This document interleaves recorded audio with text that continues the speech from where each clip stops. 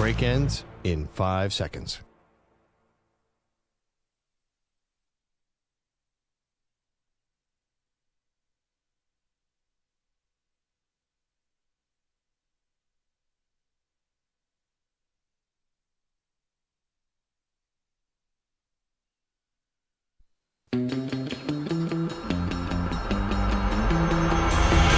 He's a violin prodigy. Her full name is Maggie the Stallion. They are Maggie and Perloff on CBS Sports Radio. Is the clock striking midnight on Brock Purdy? Oh, no. Maggie and Perloff, Maggie Gray, Andrew Perloff, CBS Sports Radio. Okay, a little harsh to say the clock is striking midnight, Perloff, but 2 interceptions in the fourth quarter as the 49ers were trying to make a comeback on the road against Minnesota. 2 picks. Minnesota wins the game. San Francisco has now lost 2 in a row. If the Niners can get that Brock Purdy game week in and week out, they're winning the Super Bowl. He was unbelievable through 3 quarters. The defense 100% let them down.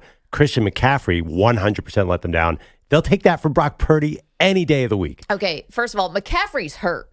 So he's playing with an injury, and he played every offensive snap of the game. I don't understand that. He's already has 125 rushing attempts. I believe his career high is like 280 or something like that. So they are using him and using him and using him, even though he is hurt. You had the defense who guys were getting dinged up in that fourth quarter. So you have some of your best players coming in and out of the game.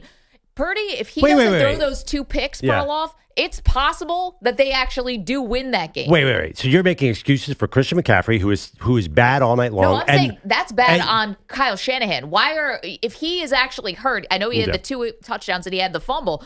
Because he fumbled at the 11-yard line. A winning running back doesn't do that. That's one thing. 2, you just made excuses for the defense. Why can't we make excuses for Purdy? Well, because Purdy is the one with the ball in his hands. Yeah. 2 weeks in a row where on the final drive last week, I know that Jake Moody should have just hit a 41-yarder, but Purdy was only 3 for 6 on that final drive. Could have gotten them a little closer, I guess. And then Shanahan called off the dogs on that last drive. He's like, we have a 40-yard chip. He ran out the clock. Okay, but 3 for 6. And then the other part is you had last night where he throws the 2 picks, and just that's the reason why they lost. No. It is. You think Brock Purdy's the reason they lost last night? I think Brock Purdy throwing those 2 picks when he did is the reason they lost last night. Well, the last pick, you can't possibly think that. They had 30 seconds left, 3 plays left on the thing. He had to throw the ball downfield at some point. He had to take a shot, didn't he? He has to take a shot, but, I mean, you don't have to throw the pick. Well, the Vikings could protect the end zone. That was an impossible situation. You're saying that the Niners defense let Kirk Cousins throw for almost 400 yards. Where did that, without Justin Jefferson, how can you possibly not put it on that defense? Listen, Kirk Cousins, we all know what this is with Kirk Cousins. We'll talk about him in a little bit. No, explain this. It was a nighttime game against Kirk Cousins. How did this happen? Well, you understand what happens with Kirk. It's never, the numbers sometimes do not tell the story. Last night they did because Jordan Addison was huge. They were able to move the ball. They were kind of targeting Charvarius Ward. They were able to move the ball, but it's not like they were putting massive points on the board. This is a game where the final score was 22-17. It hit the under by like 5 points. I mean, it's not like Kirk Cousins may have had this good statistical game, but they scored 6 points in the second half and none in the fourth quarter. So it's not like the defense was totally oblivious. It's not like they put up 40 on this defense. They controlled the entire game. From start to finish, the Niners could not get the Vikings off the field. Kirk dropped back 45 times. You know how many sacks the Niners had? I think 0. 0. That's the most dropbacks in the entire season against any team without a sack. That is really ineffective and really shocking. I cannot believe that all of a sudden the Niners cannot get after the quarterback. When does that happen? So the Niners have a formula. Kyle Shanahan is unbelievable in the beginning of the game. They run down the field and score on the first drive. This time, McCaffrey fumbled at the 11, so that didn't happen. The Vikings get a lead, and all of a sudden, the Niners had to get more conservative on defense, couldn't run after the quarterback. So Brock Purdy never had the ball in his hand, and when he did, he easily drove up and down the field. He was nearly perfect through 48 minutes of the game. Okay. He had one mistake, which was 100% on the wide receiver, Juwan Jennings, who's a scrub. Well, afterwards, Brock Purdy said that was all on me. And he's just saying that. No. He is 100% just saying that. I don't think he is, because he's saying that Juwan ran the right route and I was the one who missed him. So I don't know. It doesn't matter to me what Peyton Manning said or whatever. Peyton Manning said Juwan Jennings wiggled to the outside when he should have been cutting inside, and we saw the play. Do you think that Brock Purdy's just going to throw to a wide open space where the safety is? Of course the receiver was supposed to be there. It's called making a mistake, and I know that they're rare for Purdy, but he actually did make them last night. So when we see what we see, which is this is a fourth quarter league, and especially for quarterbacks, and listen, if you want to put Purdy in the MVP conversation, which is exactly where people like you were putting him 3 weeks ago. I do want to put him there. Well, I want to put him there. Not from the last 2 weeks. Life comes at you fast in the NFL, and the last 2 weeks he does not deserve to be in that conversation. I couldn't believe how good he was last night, to be totally honest. Through three quarters, I'm like, I knew Brock Purdy was good, but last night he was probably playing his best game of the year, one of his best games ever. Yeah, it kind of fell apart at the end. But they really should have been winning that game. There's no reason. They should have won that game by 2 touchdowns. A normal Niners team, there's definitely something off with the defense. Yeah. Normally, Nick Bosa and Fred Warner and all those guys are going to just win you the game. Now, I understand what you're saying. Brock Purdy is more of a passenger on this Niners ride. Like the bus rider, he's supposed to be he's supposed to be a placeholder. Yeah. And maybe he can turn Tom Brady and win every fourth quarter drive. But I thought last night was a really good game by Brock Purdy. Okay, so I think we're seeing what this is like when game's on the line, you're on the road. So this has happened now the last 2 weeks, but let's just focus on last night. Game on the line, you're on the road, and you don't have things perfect. You don't have the complement. This is like, the only time we saw Brock struggle really was against the Philadelphia Eagles in the NFC Championship game last year because his elbow got, totally fried in the middle of the game, and he had all these injuries. For the most part, for Purdy, while he has also been good, it's been almost perfect by NFL standards around him, with offensive line intact, with your weapons there. And last night, no Trent Williams on the left tackle side, and you also have no Debo. And that's enough to kind of throw things off kilter. So when it's crunch time and it's winning time on the road, wasn't able to get it done. Yeah, I mean, he wasn't that off kilter. He's 21 for 30, 272, 1 touchdown, 2 picks. One was kind of a desperation heave, in my opinion. 21 for 30 is not bad. 272, that's about 9 yards per attempt. That's really good. That's the other thing, too. He was getting aggressive downfield. It's a very timing-oriented offense. So when one person is not going according to plan, that's a big problem. And to me, that was not on Purdy. And I think Kyle Shanahan agrees with me. I think Shanahan is definitely not yelling at Brock Purdy today. Listen, I don't know. I'm not sure what Shanahan's going to do here, how he handles his quarterbacks after games like that. He's certainly not going to publicly air them out. I bet Shanahan's a guy who lets the quarterback go with everything and yells at every other. Right. He's the number one yeller of any coach in the league. Like, he is really hard on his players. I can't see him yelling at Brock Purdy because you would kind of kill Brock Purdy's confidence. Well, maybe, or, see, here's the thing about Brock, right? And I got criticized for this when I said I don't think he's an MVP candidate because I said, look around him, the Kittle and Debo and Ayuk and McCaffrey, they're literally called the Yak brothers, yards after the catch. Like, it's not Purdy here. He's just part of the system. And I got criticized because people said to me, Maggie, if he was a first-round pick, you'd be talking about how great he is. You're holding people, meaning me. Well, you, a couple of the weirdos, coffee drinkers in the chat.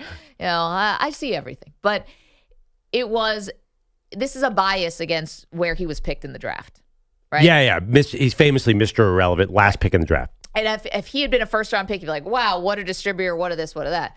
And it's like, no. This wasn't a bias. This was, I thought, people raising expectations on Purdy to where they were not, they weren't, that's not natural. Like, it's not what he is, and that's not where he's playing, that he would be an MVP. That means lifting your team when things aren't perfect. And that is not his game. He can execute Shanahan's vision. That's great. But when everything goes to pot, I don't believe that he's someone who can win the game for you. I understand what you're saying, but this is a team sport. I think he's exactly what they need at quarterback. And you understand, even in a loss last night, there's probably a little bit more there than we might expect. Like if I told you tomorrow they're going to Sam Darnold instead of Brock Purdy, even though you're being slightly shocked. Yeah, like Purdy's playing well enough to manage this team. It's exactly who they need. They win this game with running and defense normally. I honestly don't know what happened. There must have been a full moon in Minnesota. This was, to me, much more of a team loss than putting it on Brock Purdy. I understand the quarterback gets way too much blame, but I also would not count Brock Purdy out of the MVP race because his numbers are still stellar for the season. If they go on a run and win every game, like if they get hot again and Purdy plays like he did last night, I think they could win a lot of games, and he's going to end up looking much better. If they'd come away with a W last night, which we kind of all expected, did you have any idea the Vikings were going to do that last night? I didn't, but then once Addison started really getting going and that touchdown right before the half where he basically wrestles the ball away from Charvarius Ward, and they had been wrestling all night, right? And that was a really good matchup. He wrestles it away from him and runs in for a 60-yard touchdown. I was like, ooh, the Vikings came to play tonight. Yeah, it was one of those nights. I think Purdy can bounce back if the Niners go on a roll, which they're still an unbelievably talented team. They're going to get Debo Samuel back. That's going to make a huge difference. I'm not disagreeing that he needs the good pieces around him. Like he needs Debo, he needs Kittle, he needs McCaffrey. But regardless of MVP or not, he is definitely good enough to lead this team to very, very far. And last night I thought he was really outstanding through 3.5 quarters, and that is something to me. The schedule upcoming for San Francisco now on a 2-game slide. They're home for Cincinnati, who's going to be coming off their bye. Oof. Then they go into their bye week. Then coming out of the bye at Jacksonville. Oof. But then, then Tampa, then at Seattle, at Philly, Seattle again, Arizona, Baltimore. Not easy. That's tough. Yeah. And I think it's a little bit also where after they beat the Cowboys, the 49ers were on such a high, and it was almost like boogeyman stuff, where I think they were probably intimidating a lot of teams. I know it's professional football, but you're intimidating a lot of teams just by walking in the building. It's like, wow, this team on both sides, this is like magical, and they're the best team in football and all of that. Now I think it's a little of the shine has been taken off of the 49ers in these last 2 games.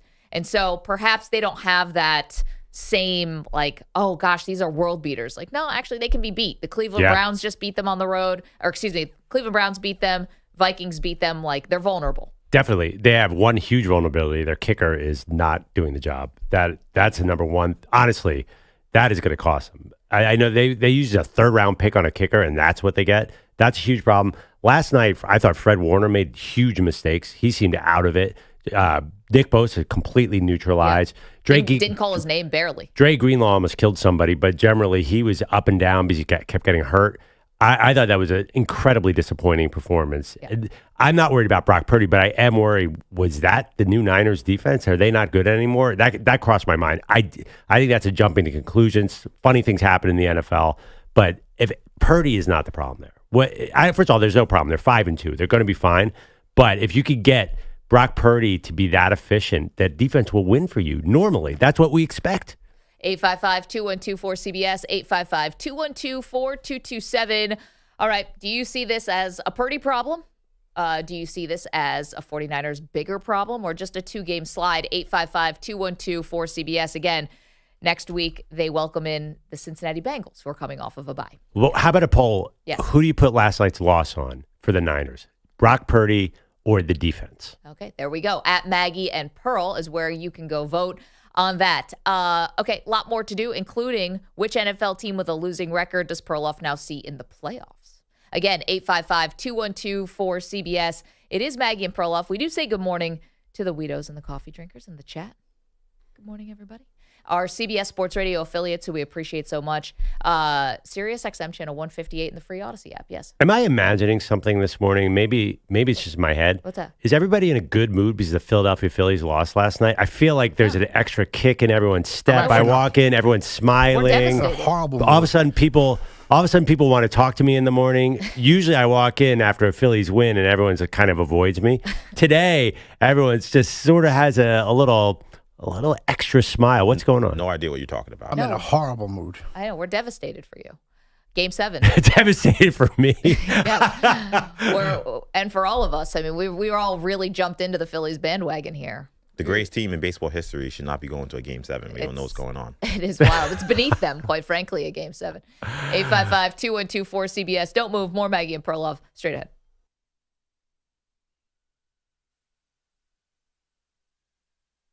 You're in a 5-minute break.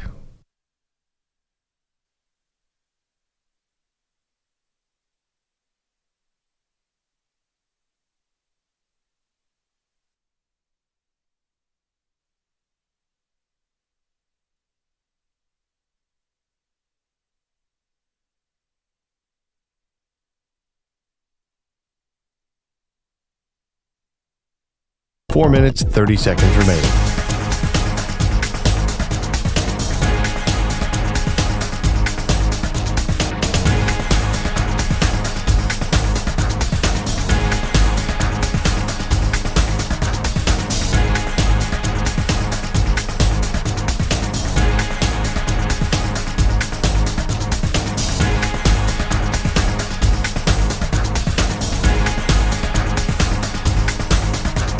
Four minutes remaining.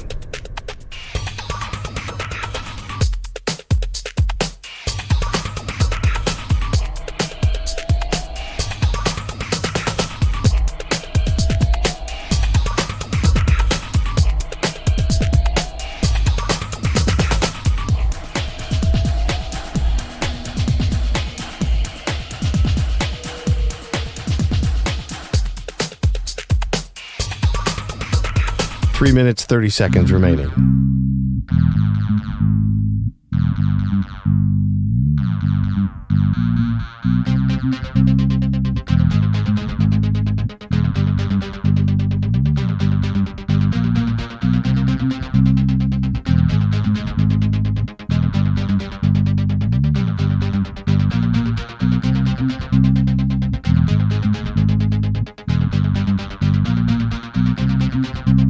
Three minutes remaining.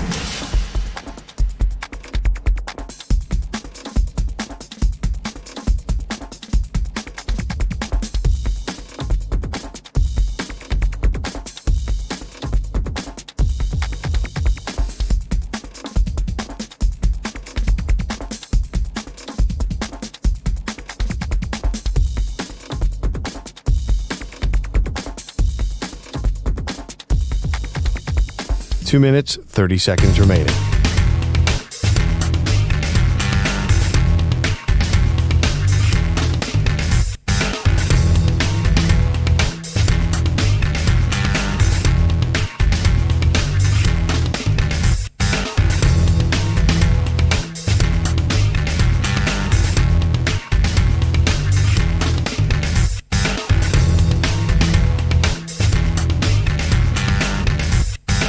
Two minutes remaining.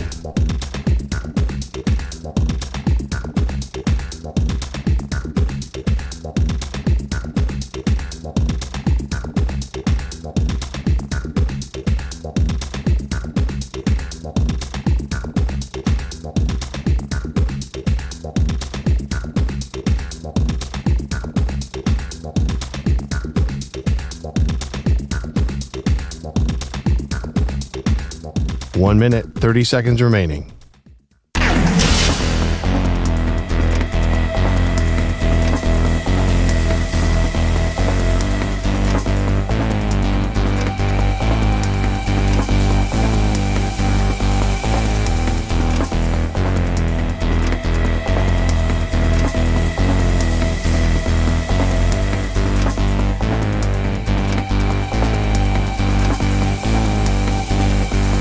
One minute remaining.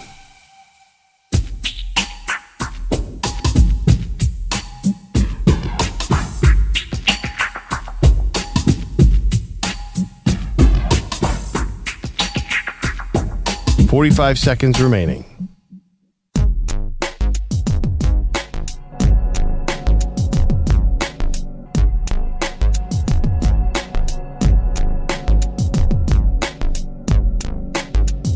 Thirty seconds remaining.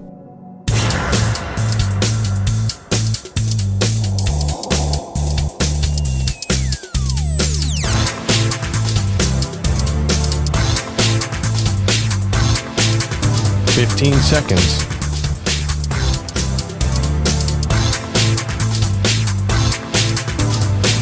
Break ends in 5 seconds.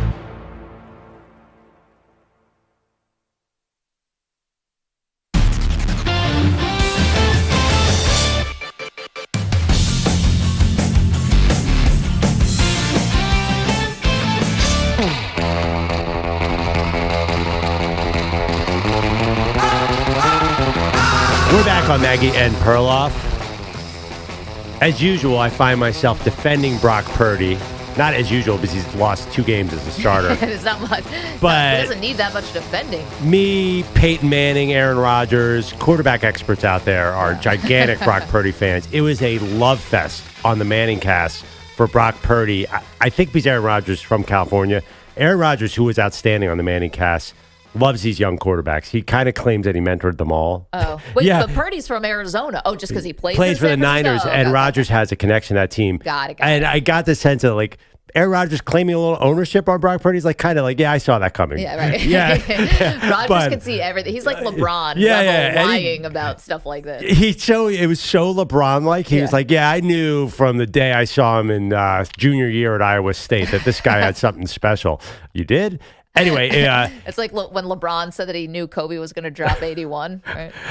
Yeah, exactly. He knew it, just knew it. But there was a lot of good for them to talk about with Purdy through most of the game. Yes, he came up short in the fourth quarter, but the debate today was that loss on Brock Purdy, who threw 2 interceptions, or was it on the defense, who shockingly got torn apart by Kirk Cousins? Give us a call at 855-212-4CBS, 855-212-4227. I say it was not on Purdy.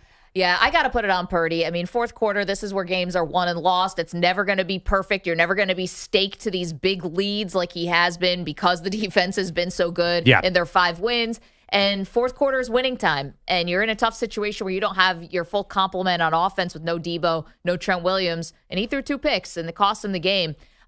Quickly, Joe, a number to back you up. Last night, Minnesota, 7 for 11 on third down. Mm-hmm. Wild. And of the 378 yards that Kirk Cousins threw for last night, 183 were on third down. Now 60 came in the Jordan Addison touchdown. But still, I mean, that's incredible on third down. All right, Steve Wilkes, the Niners defensive coordinator, that was the worst play call I've ever seen. All you have to do is keep everyone in front of you and tackle them. They would have run out of time. They couldn't have run another play. That was a nightmare play for the Niners defense. So that was part of the formula too. Again, not Purdy. Let's go to Newark. And Nick is there, wants to talk about Purdy. Good morning, Nick. Good morning, everybody. How you guys doing? I just literally was hearing you guys at the station, what you're talking about. On my way, I just literally parked my truck in the driveway. Awesome. Welcome aboard. But to tell you the truth, I don't want to really stick up for him because I'm a diehard Raider fan. However, I know you're like, nah, but we didn't say a word. A little credit we let that slide. Because if he was a number round, see what you're saying. If he was a first round pick, you guys would expect more from him. He is Mr. Irrelevant, like you said, the last pick. And what he did, he can't look. You got rid of Trey Lance, and you got rid of Jimmy G. We got that guy. Why? I don't like him. Anyways. Point being, you guys put it all on him. I think he's doing for him being the last pick in the draft, and it's not just on him. Nick, as a quarterback, you're 100% right. This is where you and I are actually going to agree. Mr. Irrelevant, this guy's killing it. This is one of the best stories we've seen outside of Brady. He's not the MVP of the league. See, that's where I was having trouble when all of a sudden he's in the MVP conversation because I think he's more a product of the people around him. But no, I'm not taking away from Purdy's story. There'll be a movie about him one day. And I agree with you on certain aspects. Like, look at his toys that he has to play with. He has McCaffrey. Debo. He has some good players on his side, and his defense is stacked. No doubt. So, and the defense didn't show up either. I have yet to watch the game. I just got off work. However, I only work with Niner fans. I'm like, me and my other boys, I got 2 other people that are Raider fans. The rest are all Niner fans. It's like in Newark, New Jersey? No, California. Oh, okay. There you San go. Jose, Hayward, there you go. Listen, Nick, well, when you watch the game, thank you for the call, and get home safely, please, after a long night working. When you watch the game, you're going to see 3 quarters of good Purdy. And then you're going to see 1 quarter of not good Purdy. Again, even the not good Purdy, I'm telling you what's happening right now in that Niners team building, they're yelling at the receiver on the first pick. I don't care about the second pick. There's 30 seconds left of the game. You and I always disagree. Quarterbacks have to do desperate things in the last 30 seconds of the game. But this is such a timing-based offense that if one part of the timing is off with the receiver, it's going to be an interception. That's what you get when you play an offense like this. Does side topic real quick. Brock Purdy and Tua, they have very similar, right? They just throw to spaces. So, and they have a lot of weapons around them.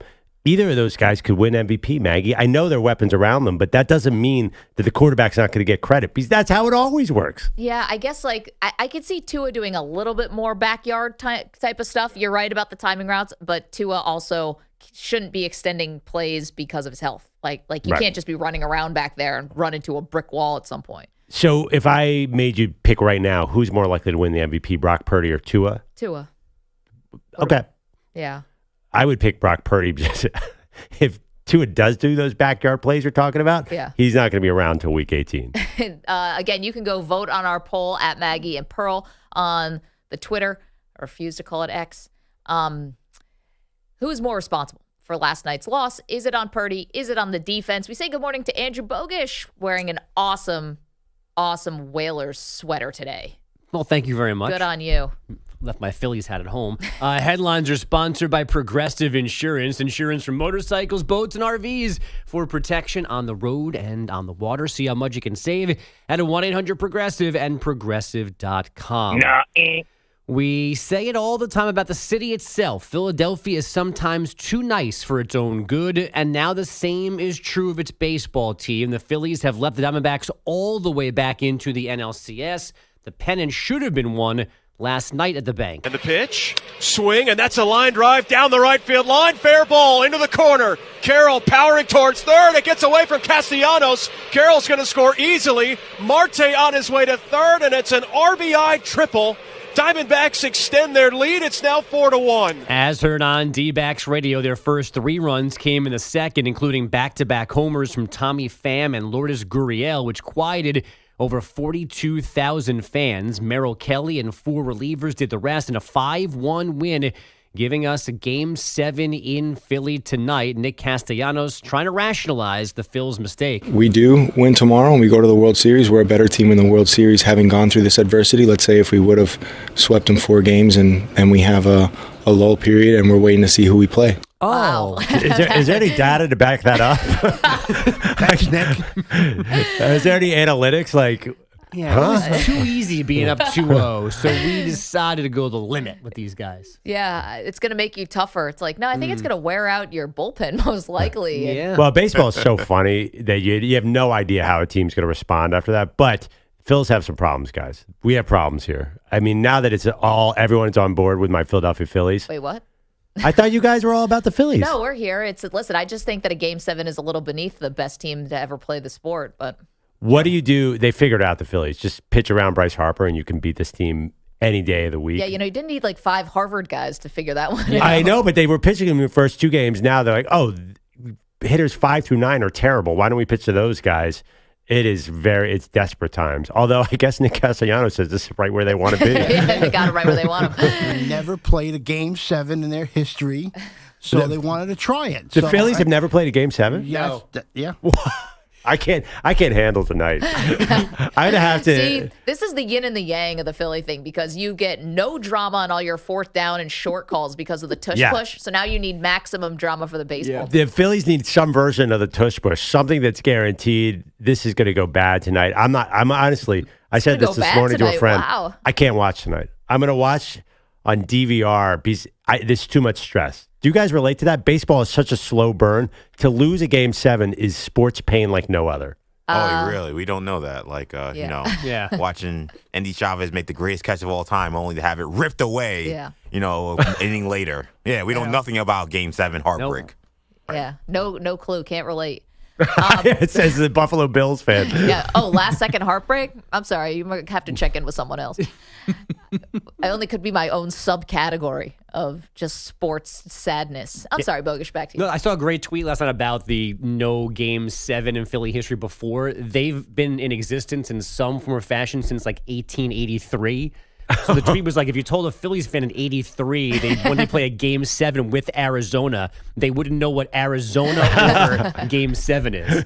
Arizona wasn't a state in 1883. They definitely didn't have an expansion team then, I guess. No, I don't think the original MLB was going to expand past the Mississippi. Yeah, remember the Southwest Territory Diamondbacks in 1883? Panning for gold out there and just being wrong. Well, I mean, they would have had a Game 7 against the Toronto Blue Jays in the '93 World Series if Joe Carter didn't hit the ball 500 feet. You're right. Is that unusual to not have a Game 7? This feels weird. I don't know about unusual, but I was surprised that they hadn't played one by now. I'm going to be honest. Anytime something new happens in baseball, I'm pretty shocked. Considering they've been playing forever. Exactly. It's like this is the first time on a Wednesday that someone is grounded into 4 double plays while everyone's left-handed. I'm like, that can't be. Had to have happened at least twice before. I'm shocked that someone found that stat. Or now I think Maggie's onto something. Maybe they're just making it up out of the blue. ESPN Stats and Info is like, no one's going to fact check this. They're just messing with all of us. Yeah, it's possible. Rangers Suarez and the immortal Brandon Pfaadt will be on the mound this evening. With the Rangers waiting, Texas with its second straight rout in Houston. This one 11-4 to win its first AL title since 2011. 2 more homers, 5 more RBI for Adolis Garcia, his manager, Bruce Bochy. We're not surprised about what he did. I've seen him do it during the year. This guy's an incredible talent, and what he did, and really we had contribution from everybody, but what he did is truly amazing. Bochy is the first skipper ever to take 3 teams to the World Series. Garcia's 15 RBI, the most ever in a series. The Astros, meanwhile, lose all 4 home games in this series to finish 1-5 there this postseason, 40-47 at home for the entire year. The Vikings, without Justin Jefferson, fought off the Niners without Debo Samuel and Trent Williams on Monday Night Football in Minneapolis, 22-17. San Francisco never led. 2 attempts to take the lead in the fourth quarter, ending with Brock Purdy picks. There was also a Christian McCaffrey fumble, and that's all you need to know, says Kyle Shanahan. When both teams only punt once, it looks like it's going to be a shootout.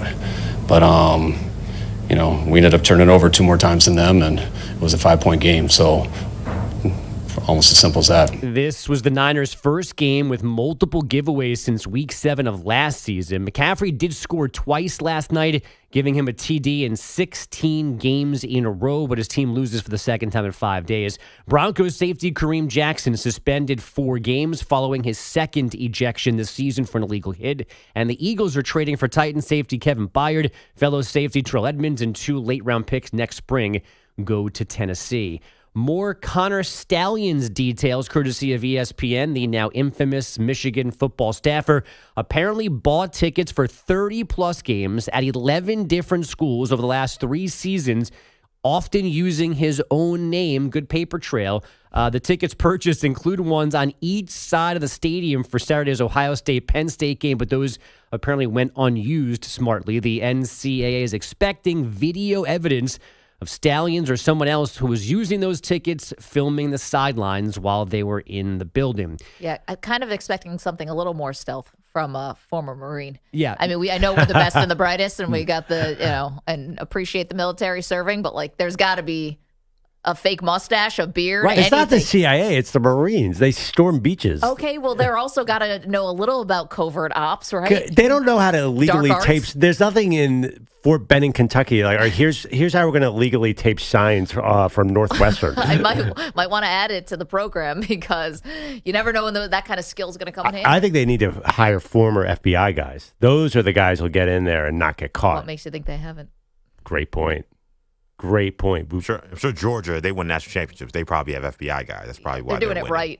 I want to know why we waited so long to drop this hammer. This is much more significant than anything else against Harbaugh so far. Why are we sitting on this info for so long? Maybe they're waiting for the smoking gun. I don't know. That's a great question because it seems like everyone has known about this. Right. All the other coaches have known about it. I don't know. Maybe a lot of teams do it. Is that possible?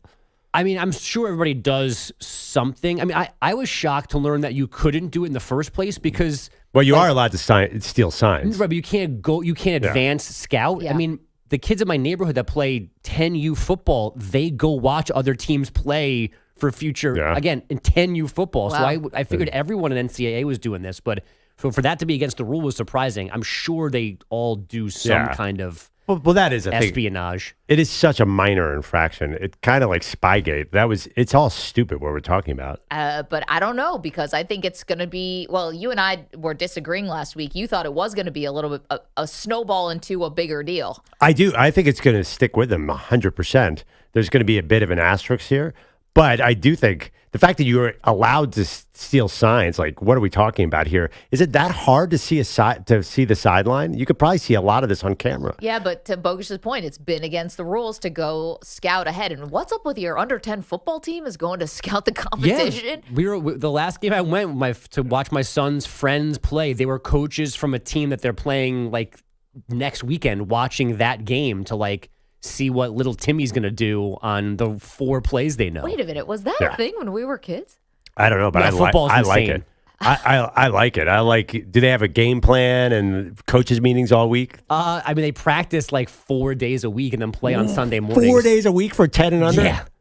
Yeah. Are we in Texas? What's going on here? You think, right?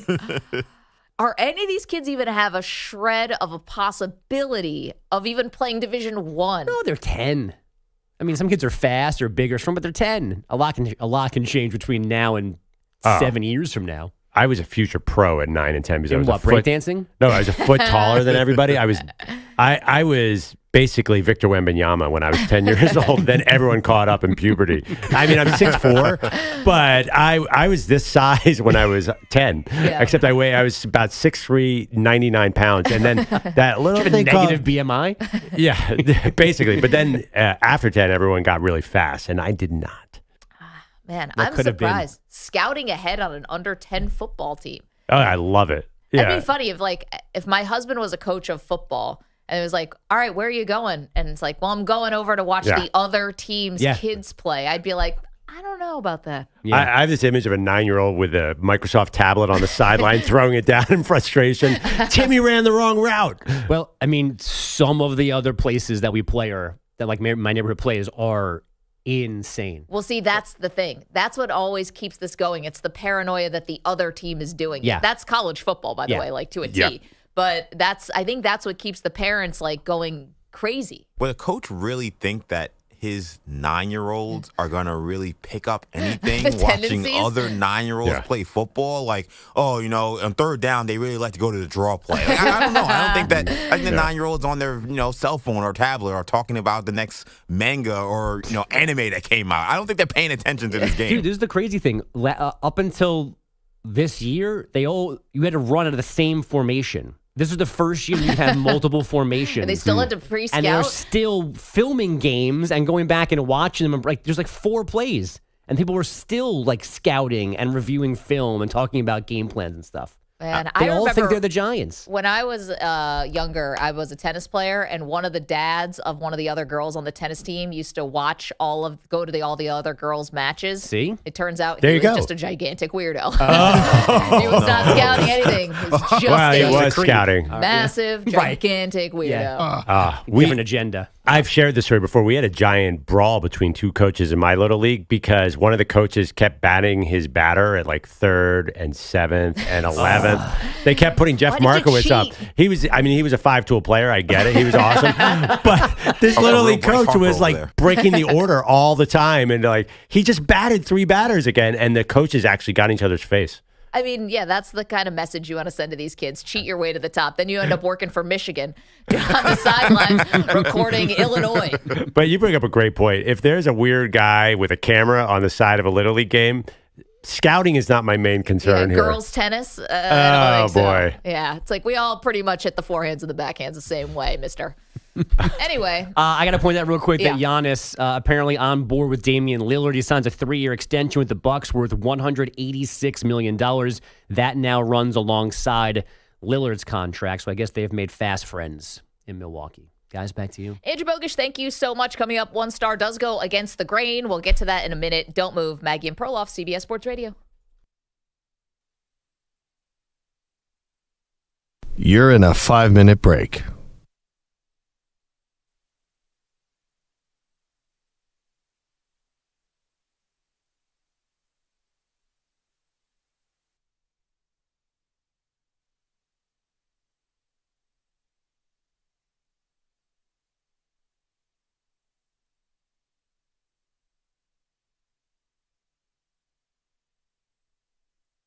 4 minutes, 30 seconds remaining.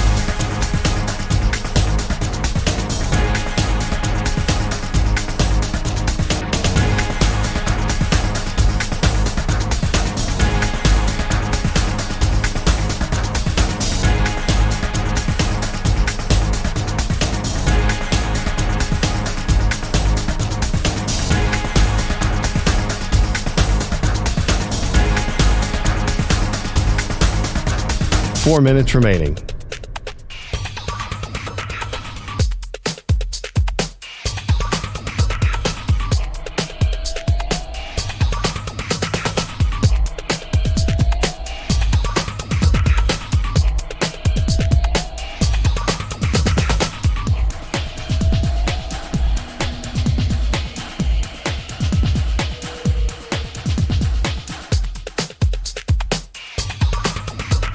Three minutes, 30 seconds remaining.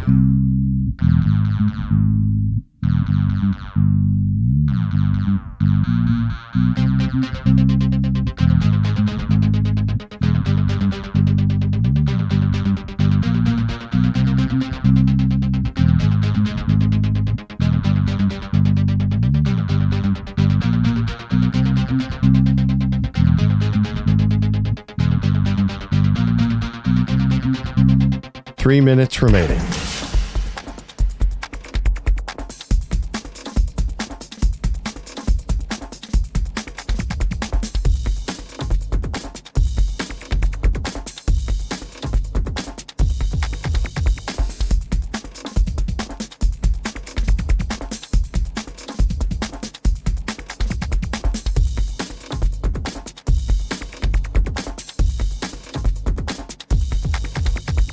Two minutes, 30 seconds remaining.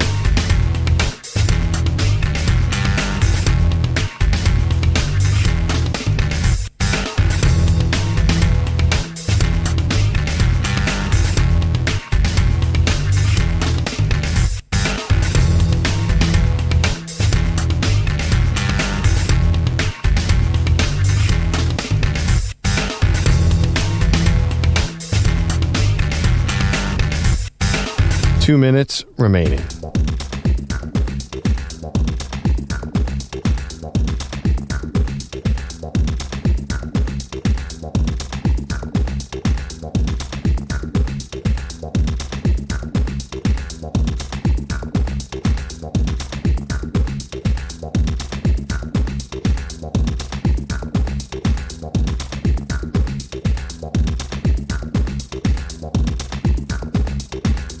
One minute, 30 seconds remaining.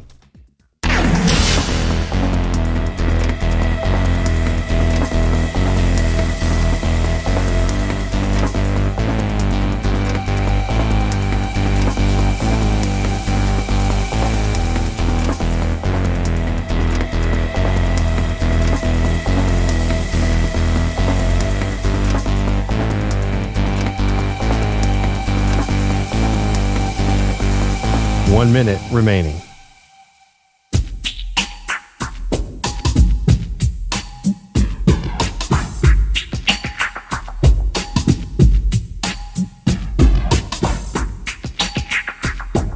.45 seconds remaining.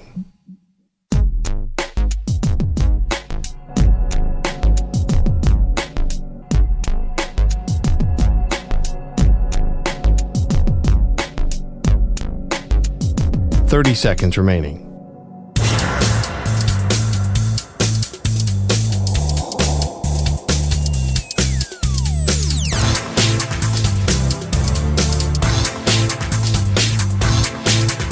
.15 seconds.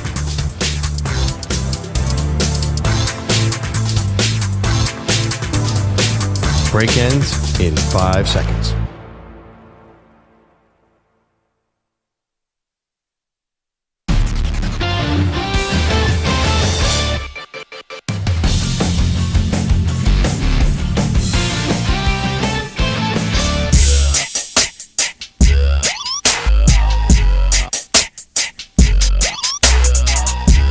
Welcome back to Maggie and Perloff. Well, you don't see this every day. Drama-free, for the most part, contract extension for an NBA superstar. Rarely happens this day and age, but it did happen yesterday where Giannis Antetokounmpo agrees to a 3-year extension up to $186 million. He's now under contract through the 2027-2028 season, which is a player option. And basically what happens now is there is like a core four, if you will, in Milwaukee with Giannis, Dame Lillard, who the team traded for just a couple weeks ago, Chris Middleton, and Brook Lopez, who are obviously older players, but they are also signed now. Doesn't core four mean a young group that can grow together like the 1996 Yankees? Well, I'm just saying these are their four. This is the core four of an old folks home at playing bridge. This is not Giannis a core is four. only 28. Core four, how long are these players you just mentioned going to be in the NBA? Well, they're hoping for what? At least until 2027, 2028, and that's the window right now to win the title. But you know, here's the thing about Giannis. I appreciate him doing this because I think for so long it was thought of that small markets can't keep their superstars. And this is, I mean, going back to Kareem with Milwaukee. Like, this is not a new thing, but that it could be harder and harder. And instead, Giannis basically told everyone from the New York Times to local podcasts this offseason, I need another superstar to play with, or I'm not going to believe that the organization is serious about winning. They went out, they made the trade for Dame Lillard. He's rewarding their aggressiveness with some loyalty, and now everything is signed and sealed for the next 3 years. Oh, I feel bad, Maggie. You and your rosy-eyed Americana outlook, small town rewarded. Have you followed the NBA the last 10 years? Guess what happens? Every superstar wants out of his contract and pushes for a trade. If these guys are too old and fall apart within a year or two, you don't think Giannis is going to say, get me out of here? I'd like to think that because the organization did move, I would say they moved heaven and earth, but actually I thought got a pretty good return on the Dame Lillard trade. And it wasn't that punitive for them. They had to get rid of Drew Holiday, but at the same time, I thought they... Who was also old, by the way. Who was also older, but I thought that they didn't have to give up like every future first-round pick from now to the end of time. This team they did pretty well with that. They have absolutely no future. So... Well, they have the present. What's wrong with the present? But you're talking about 5 years. In the NBA, we know that superstars can say, I want out of here and force trades. We see it happening with my Sixers possibly and Joel Embiid. The contract length is kind of irrelevant these days. Yeah, but Giannis is still so good, and he's young enough that you'd get a massive return even in the worst case scenario. Best case scenario, they win another title. Worst case scenario is right. They get a haul for Giannis. Right. And start over. Best case scenario is they win a title, which they've put themselves in a good spot here. But right now, they're like the LA Rams, where they could get a one title because Brook Lopez is ancient. Chris Middleton is completely washed. Well, they already have one, though. So yeah, they have one. Yeah, I know this new core. Yeah. So Damian's 33. I just worry that this team's going to get really old, and they have no way to replenish now because of their salary cap and because of the draft. They're going to have no draft picks. So Giannis, if he's left alone after 3 years, could start to grumble and say, hey, can we force a trade out of here? Okay, right now, though, I like the agency here of a superstar saying, you did this for me, I'm going to do this for you. It's almost like it feels a little more we're in this together. Yes, I know that things can change quickly in the NBA, but I do believe Giannis when he says he's all about winning. And the proof here is that he left $80 million on the table. Now, he did force the team to trade for another expensive superstar, but he did leave $80 million on the table. If he had just waited another year, he would have gotten a way bigger contract. I think that you did see him force the team to do something, and now that he knows that he can control the situation, I think there is a chance that this wears out quickly. There's the second time he's done it. Remember, he also did a little bit of a threat and said, I need help, and they end up trading for Drew Holiday, and he signed his extension after that. I see this team as a very volatile situation because they're older. So what if it doesn't work? It's going to feel really desperate. It could work and they win a title. Yeah. But also, if these guys are older, tend to get hurt or they slow down or Brook Lopez finally has nothing left in the tank, then where are we with Milwaukee? Giannis is not going to stand there alone for this 5 years if he's the only player left. I look over at the Eastern Conference, though, and I know the NBA starts tonight, so this deal got done right under the wire. But I'm looking at the other teams in the Eastern Conference, and I'm seeing a lot of flawed teams. I'm seeing your 76ers are flawed. If you're telling me the Boston Celtics, what are you getting out of Kristaps Porzingis? Are you sure that's going to work? Are you sure the Tatum and Brown combination is going to get better and better, or is it going to disintegrate? I'm looking at Miami. You never know what Miami is going to be. I'm looking at EJ's Knicks, little young right now. I'm looking at the Cavaliers, fell apart in a big spot in the playoffs last year. I could find flaws with everybody. If I'm the Bucks, I feel as good as any other team in the East. You're probably the least flawed team. I agree with that. But there's one basketball. We do not know how Damian Lillard and Giannis are going to have it in their hands at all times. That is always a tricky situation. I feel like Damian Lillard is not the perfect complement to him because they're both high usage guys. Also, another question that has been brought up: do we know that Giannis is going to age perfectly? Is he going to be a great player at 35? I don't know, but what about now? Like now they're good. It's an all-in now move. But no, it's a 5-year deal. Well, it's a 5-year deal, but I think they're trying to capitalize off it right now. Like, you're hoping to win in the next 2 years, aren't you? Because Lillard's 33. Right. So that's what I'm saying. The formula seems very short term, and this long term deal to me, so it kind of rings hollow. I'm like, long term deal? How can you have a long term deal where you're the only player on the team that anyone's ever even heard of? You and your brother. I just don't know where who's the team in 5 years? I mean, or when this contract starts to wear out a little bit. Well, here's the thing, though, about superstars and contracts, right?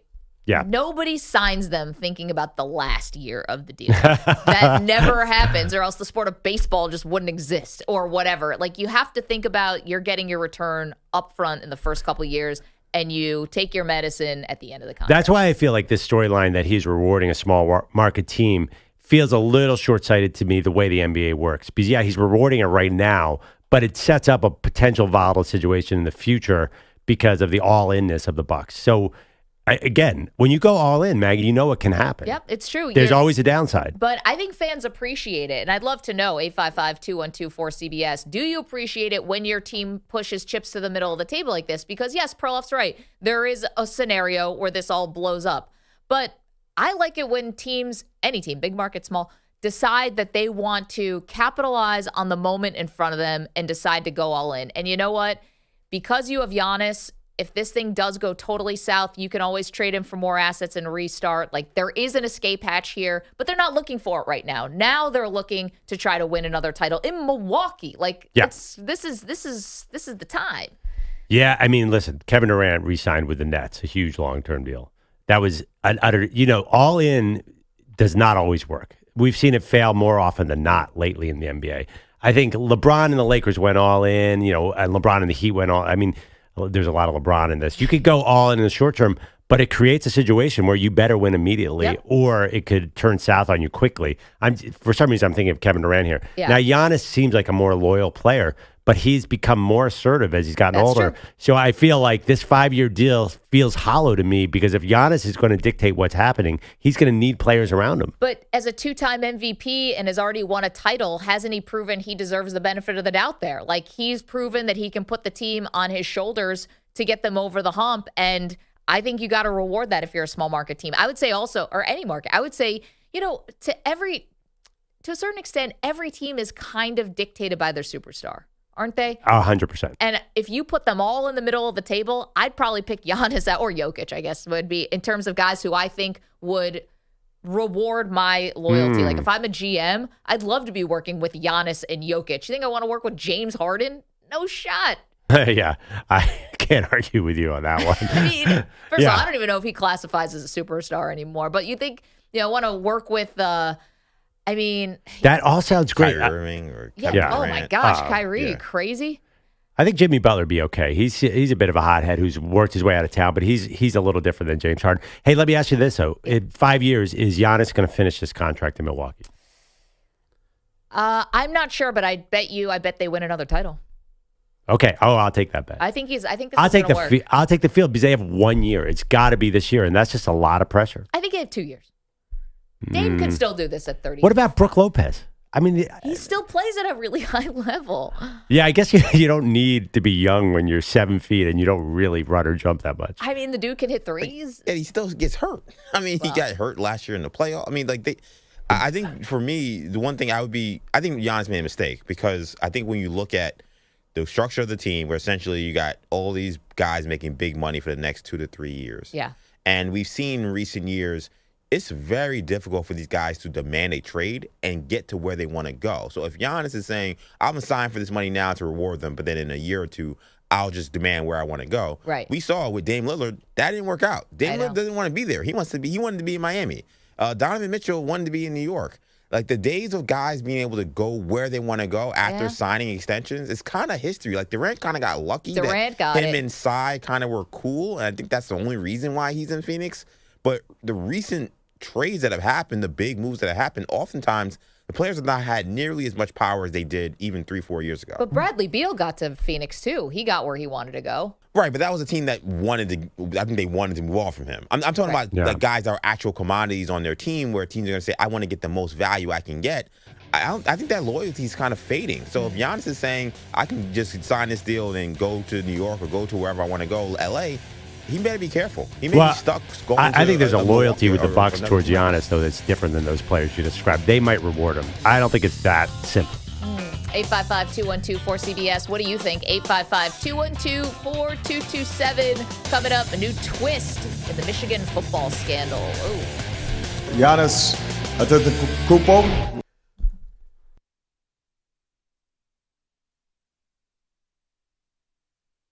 You're in a 5-minute break.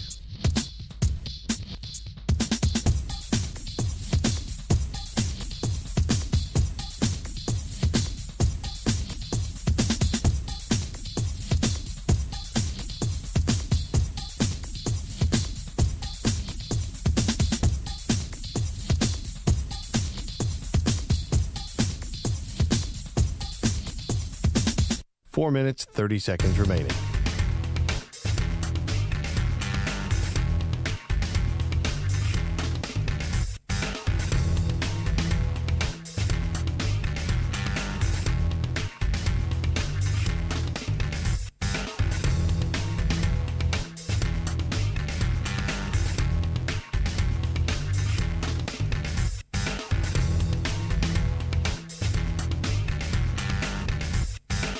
Four minutes remaining.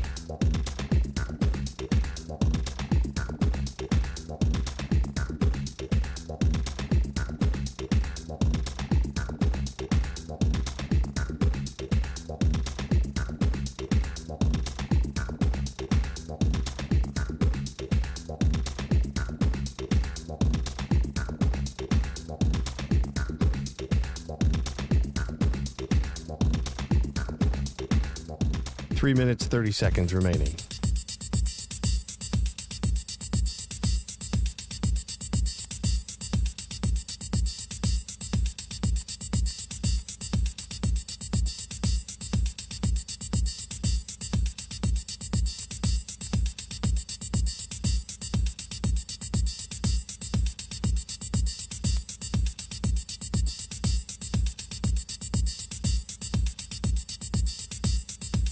Three minutes remaining.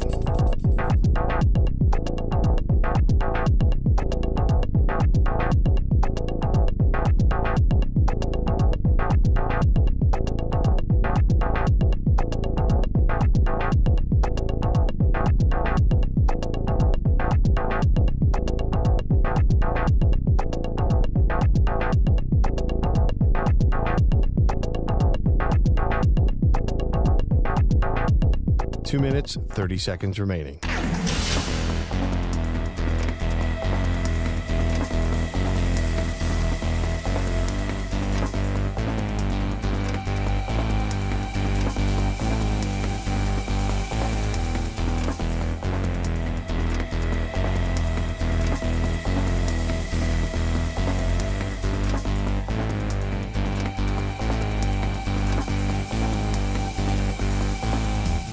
Two minutes remaining.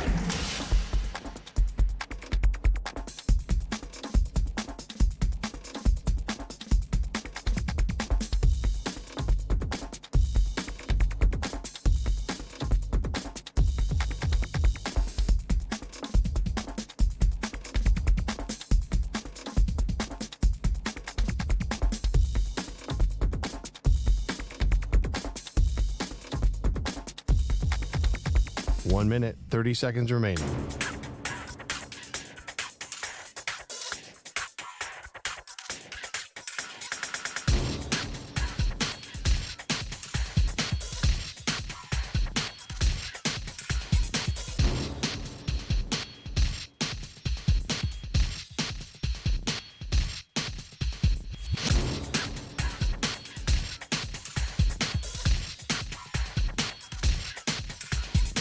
One minute remaining.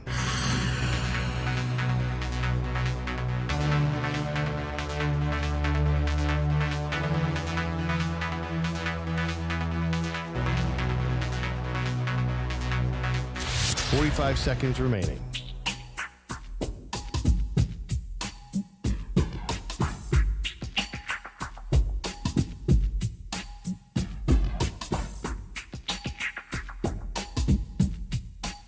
Seconds remaining.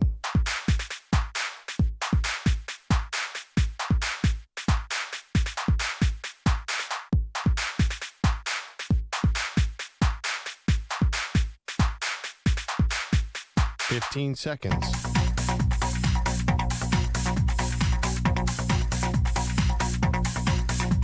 Break ends in 5 seconds.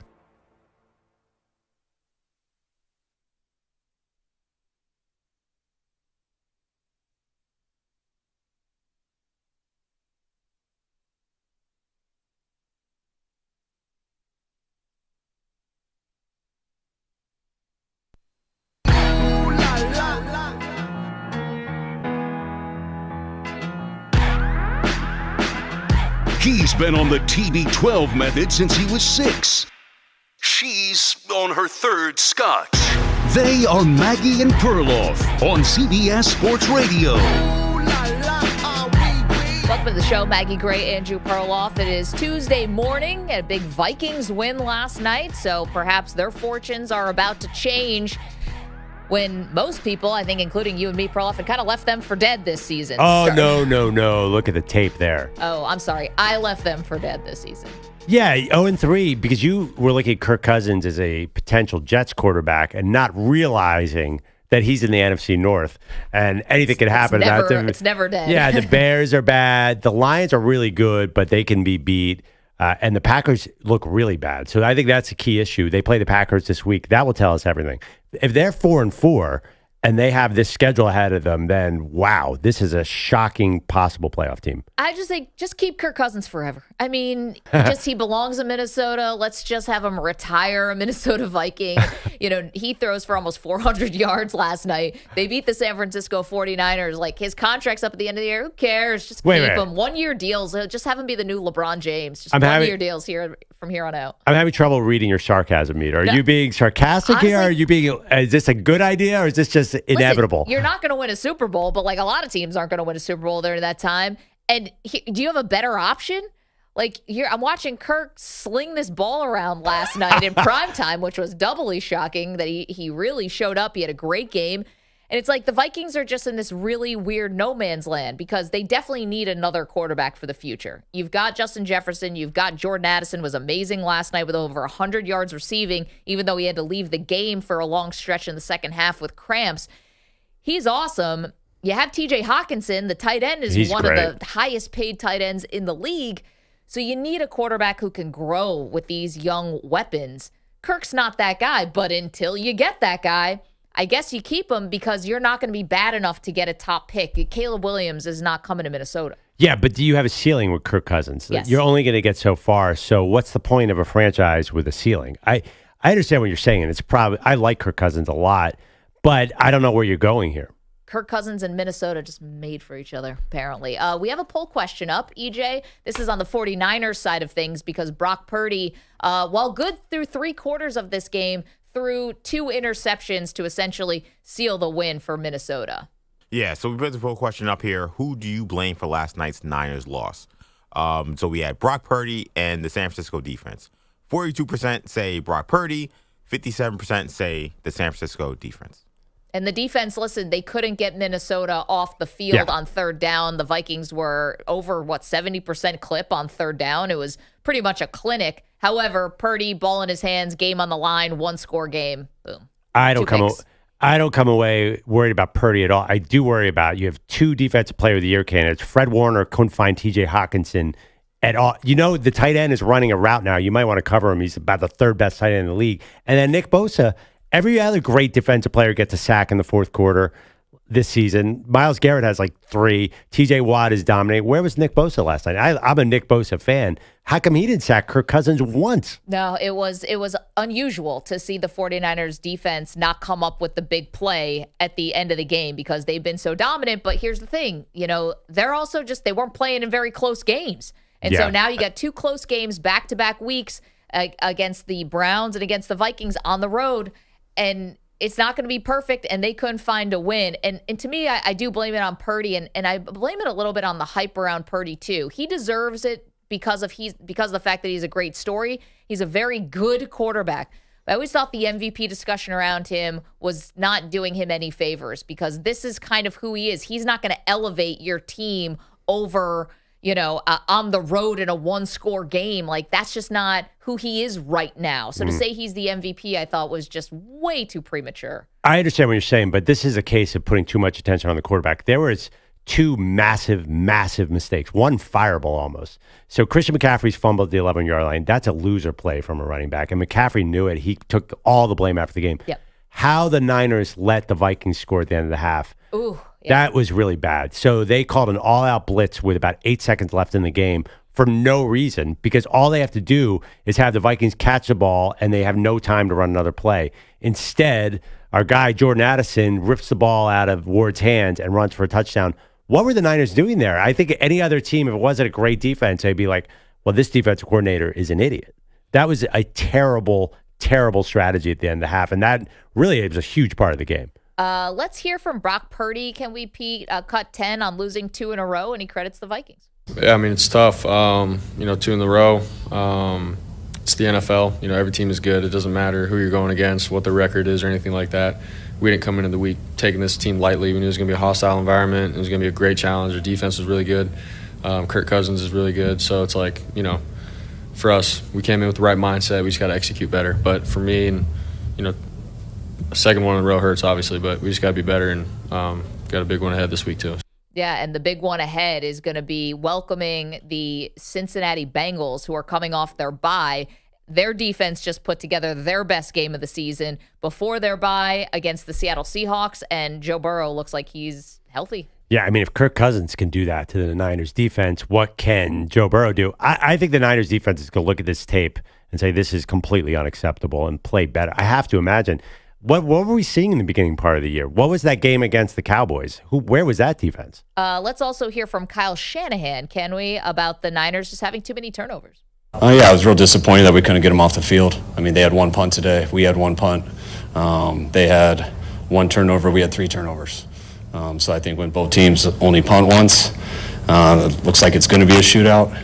But, we ended up turning over 2 more times than them, and it was a 5-point game. So almost as simple as that. Yeah, and it could have actually been a second fumble where Brock Purdy's shin has like a blade of grass on it, and they called it an incomplete pass, but that would have been a grounding. A grounding, pardon me, but that would have been a fumble too. No, that was a pass. There was no scenario where that could have been a fumble. Brock Purdy threw the ball. Watch it again. That's what they originally called it on the field, though, and then but they messed it up. So the option was, is it grounding or is it down? There's no way that could have been a fumble. I was watching the Manning cast at that, and they're Brock Purdy super fans, and they're like, there's no way that's a fumble. Regardless, though, I think the fact that the Vikings only punted once is such an amazing story. Kirk Cousins can't play at night. You force 1 punt the entire game? How does that possibly happen? I think the Niners defense is in disarray right now. This might be the most shocking one-sided. If you look at one unit, a letdown of the whole season, I think this is it. I mean, what can you explain how Kirk Cousins throws for almost 400 yards? He hasn't done that all season. Well, no, but Kirk always has some big numbers. At night? That's maybe he changes routine or something. I'm not sure. It's just like getting an extra nap in. As people now who do a morning show, I've realized the power of a nap. I wasn't sold that naps can change your life, and now I know they can. Justin Jefferson was on the sideline. Yeah, he was. They can't. Vikings all season long, the storyline is they can't run the ball. Alexander Madison on the first play runs for 15 yards. This was such a surprising letdown by the defense to me. Not on Brock Purdy. I understand you're putting it on Purdy. I get it. Quarterbacks get a lot of blame, but this defense let them down. Well, they also got some really advantageous field position, Purdy did, to try to go down to the score that would have been go-ahead, because the Vikings field goal kicker missed about a 50-yarder? Yeah, 50-yarder. But 50 yards inside. Yeah, he just hit a 54. Yeah. So give it back to him, I think, at the 40, whatever. I think also talking about the 49ers defense, 38, Perloff mentioned Nick Bosa. He said after the game to David Lombardi that there was definitely opportunities there. I could have changed the game. I need to do that with the kind of player I'm supposed to be. So clearly, like, wearing it. Bosa and that Niners defense kind of knew that they didn't show up last night. 855-212-4CBS. You can call us up, talk about the 49ers. Who do you put it on, Brock Purdy or the defense? You can also vote at Maggie and Pearl on Twitter. Okay, we're getting some details now, more details about the scandal, the sign stealing scandal from the University of Michigan. So you guys will remember this was Connor Stalions, all-time great name. He was a former captain in the Marines who was employed by the team. He's since been suspended with pay. It looks like he purchased tickets to 30 games at 11 different schools over the course of 3 years. Yeah, the man loves college football, Maggie. Can you blame him? Well, we all do. I mean, the funny part is not funny, but there is a significant paper trail here for all of the tickets that he purchased under his own name. But these sometimes are tickets that were right on the 45-yard line on both sides of the stadium. Yeah. So the question is, for somebody who makes $55,000 a year, how did he afford all these premium tickets to all these incredible college football games that he was buying on the secondary market? Like, he was buying them on StubHub and SeatGeek. These are not going to be cheap tickets. How could he have afforded this? We don't know who paid for those tickets. Maybe he's independently wealthy. Oh, come on. All right. I hear what you're saying, but yeah, I think we know who paid for them. Yes, I think we know. I think he wears khakis that are pleated down the middle. I think this came right out of the Harbaugh slush fund. No, somebody at Michigan, this is so obvious that they did it, right? Is there any doubt in your mind? Is Michigan even trying to fight this? Because the evidence has mounted up. Feels like everybody knew this was happening and everybody has the goods. So according to ESPN, there is video evidence of electronics that are prohibited by the NCAA. So recording, sidelines, and that video evidence is going to be coming out very soon. So it looks like we have our smoking gun too. Also, there's in the report that it's not always him. There are other people sitting in his seat, right? Yes, he's like farming this out at some points to third parties. So he was forwarding the tickets to other people. Now, I don't know if those people were necessarily videotaping. I think maybe they were also, or he was just buying tickets and giving them away for the kind of his heart. I don't know. By the way, we're making this sound like a high-tech affair. Recording with his iPhone. Yeah, going to the 45-yard line and just putting your iPhone up to watch the other team put in signs. Half of this stuff's on TV. It is amazing. I love this scandal because it's so stupid. It is just so dumb, just like Spygate and Deflategate, and the details are wonderful. Guy named Connor Stalions getting tickets everywhere. You bring up a great point. Like, who paid for these? Yeah. I think this is a classic scandal in the sense that no one really got hurt. There was a lot of stupid things being said, but it is going to stick to this team in a major, major way. I'm seeing them linked to the Astros and the Patriots again and again and again, and that's not going anywhere. These details just sort of cement their status as cheaters. Well, and the other part too, and I know there's a lot of reasons for this, but I mean, the last 3 years, which is when Connor Stalions started buying tickets and going to scout future opponents of Michigan, has also coincided with Michigan becoming like close to unbeatable, if not purely unbeatable in the Big Ten. So okay, that causation, correlation there, but you can see that the Wolverines were struggling to the point where Jim Harbaugh had to take a pay cut, and now over the past 3 years, they've been a juggernaut, even more than they were before. Okay. I won't go there. I won't go there. You can see where people would say, wow, what changed here? Okay, is sign stealing really that effective in college football when teams all over the country go up and they put up a sign with like Pat Sajak, Donald Duck, and like an anvil? Yeah, like is it that hard to figure out what that play means? Like the other teams should be changing their signs. If not, then there's a problem. And you think about Michigan beating Ohio State, they wear them down and kill them in the second half. I think sign stealing would be something that you would jump on immediately. That's not really been the way those games have played out. I don't know. Last year, remember Ohio State's offense was terrible in that game. Was it last year where Stroud started off really hot and then or was that 2 years ago? That was 2 years ago. Remember last year they were bad. Yeah, but now look at Ohio State's offense. It's bad. It's not so good, right? Yeah, but Stroud is great in the NFL. And he was great in the game against Georgia in the college football playoff. I'm not going to put the success on sign stealing, which is, by the way, not illegal as well. Well, what he's doing was illegal, though. So you can't travel to games if you're you're on the payroll at Michigan, which he definitely was, to go and scout future opponents. Right, That's off the chart. But how stupid are teams if they don't know that everybody's watching their signs? Well, Well, I'm just saying. These signs are not hidden. Like, they're not like the coach on TV who's hiding his mouth so he can say something. They're out in the open. They're calling signs. There's no, by the way, there's no headset. They're not calling plays, so they have to signal in the signs. That's changing quickly because of the scandal. That will, but at the same time, like, I get, you're like, why don't they just change the plays every single week? It's also college kids. Like, no, they do change the plays every single week because they know this. I mean, when you hold up that board with 4 pictures, it's not hard to figure out what the signs are. So here's a question. If this wasn't working, right? If they were getting no tangible benefit from this dude, Connor Stallions, going to all these games, why did it continue for 3 years? And up until last weekend, he was supposed to be at the game last weekend, Ohio State and Penn State. He had purchased 2 tickets, both sides of the 45-yard line, and the dude no-showed. No, it's definitely working, but this is picking off the other team's signs is happening all over the country. I mean, do you think maybe he did it illegally, but obviously you're studying the signs 100% of the time. You think when you're saying they change them every week anyway, they change them every week because these spread offenses have to signal in signs. Of course they're going to change them. Okay, but if they're changing them every week, then how is this working?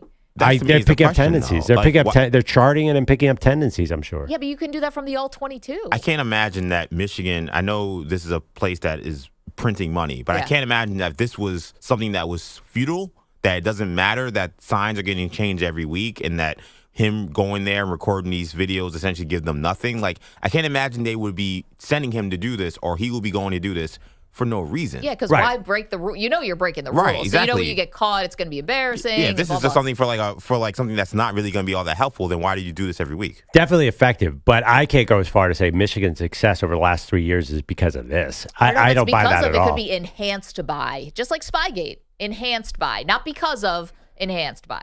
Well, okay, but this year they have NFL players all up and down their roster. They're really good because, they played nobody, but I think it's because they're an incredibly talented team. So, yes, I will not disagree with you. Like, they wouldn't do it if it wasn't effective, but I think that's an overstep to say that they're an awesome team because of this. I think it's all different things, right? It's a million different things go into winning a football game, and this is definitely has to be considered one of them that gave them an advantage. 855-212 for CBS. We've been talking about Michigan. Yeah. You're welcome to weigh in on that. We've also been talking about the 49ers. I'm sorry. They're about to thump Penn State and Ohio State without this, and then we'll see. No, but they've already been scouting. See, it's all tainted. Yeah, but now Ohio State knows to change its plays, and so does Penn State. I know, but according to you, they would have done it anyway. I think they would have. I hope they would have, but this Michigan team is very good, and they are going to do really well with or without this guy in the stands. But even you believe they would have an asterisk on this. If they win the title this year, it's an asterisk. Yeah, I mean, first of all, they should have picked a guy with a more normal name, like Bill Brown or something. And you throw it it's like the deflator, basically define the Deflategate, Spygate. I don't know what the defining characteristic there was, but Eric Mangini. There's just too many juicy details. They will get the cheater asterisk, but they're still a really good team. Why? I don't think that they're going to fall off at all here because they're set up for such success this season. I think Jim Harbaugh is going to be gone after this year, though. Count them up. This is like 1, 2, 3 scandals in less than a calendar year. None of them are big. None of them are like Michigan State style. Didn't he? Isn't there a lot of talk he's getting a huge extension? If I were him, I'd be gone. Enough of this with the NCAA breathing down your neck, or just stop breaking the rules. We've also been talking about the 49ers. Leland is in Sacramento. Leland, who are you blaming for the Niners' loss to the Vikings last night? Hey, good morning, Maggie, Andrew. Enjoying the talk this morning, but I'm blaming the 49ers. Okay. And I'm blaming the defense. And a couple things that I haven't heard discussed yet. Kind of a principle back when I played football was that success rises and falls on leadership. And another principle is you can't play better than you're coached. You think Kyle Shanahan deserves some criticism, or Steve Wilkes, the defensive coordinator? Absolutely. I think both. Kyle Shanahan, obviously he's a Jedi master when it comes to offense and scheming. But last night I saw the defensive line just charge straight ahead. They never touched Kirk Cousins. They never pressured him. He just sat back in the pocket pass all night long. I got to blame the D-line and the defense, and ultimately, Steve Wilkes and his schemes. Yeah. Leland, I think they're getting a lot of criticism today, and thank you so much for the phone call, the compliment. Kirk had a lot of time, and they were unstoppable on third down last night.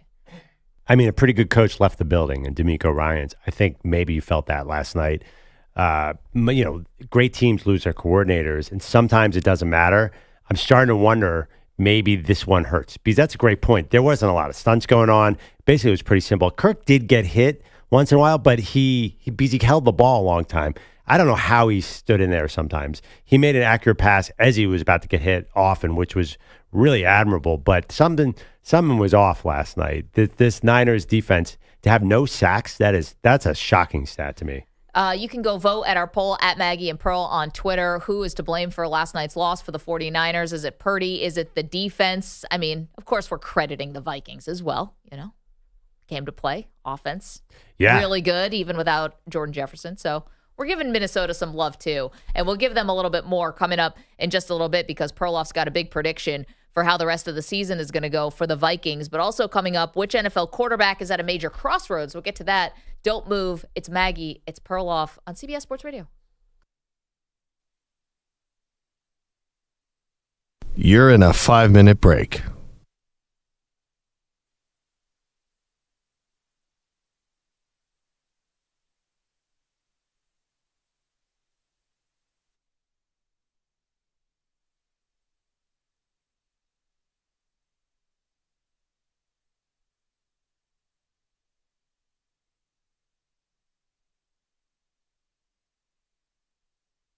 Four minutes, 30 seconds remaining.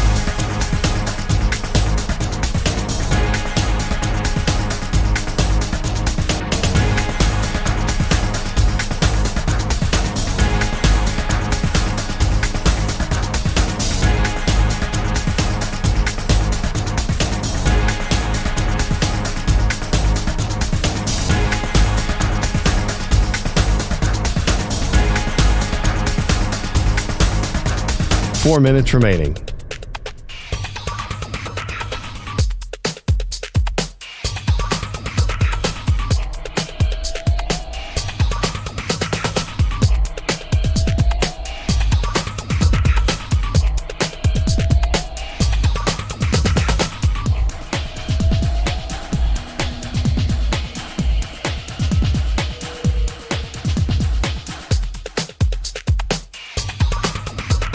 Three minutes, 30 seconds remaining.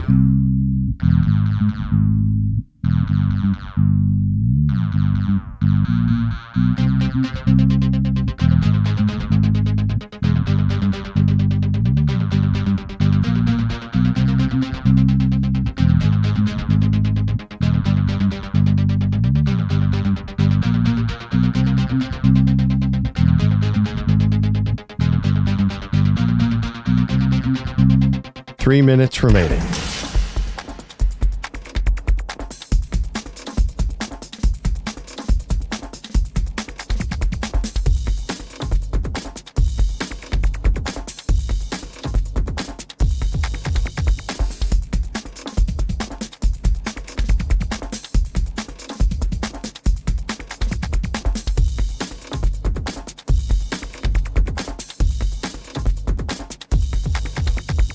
Two minutes, 30 seconds remaining.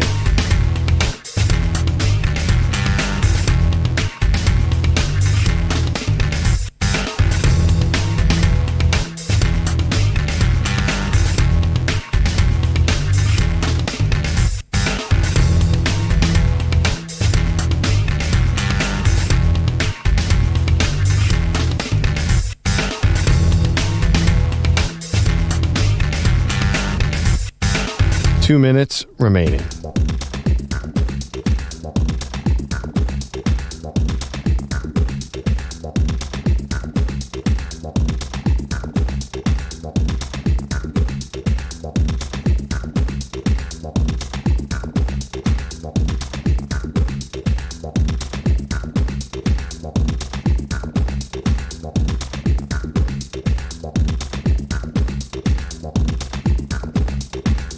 One minute, 30 seconds remaining.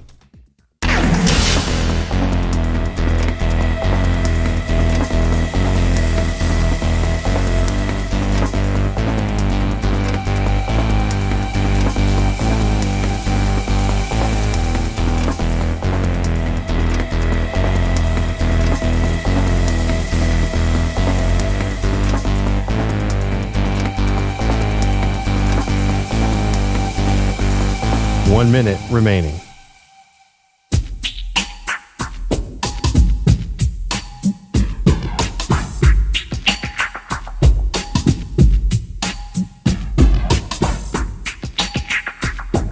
$45 seconds remaining.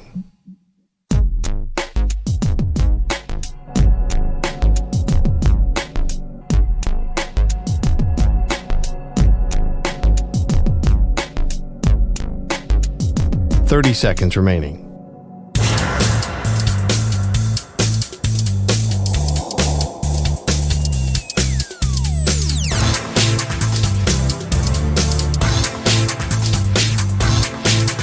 $15 seconds.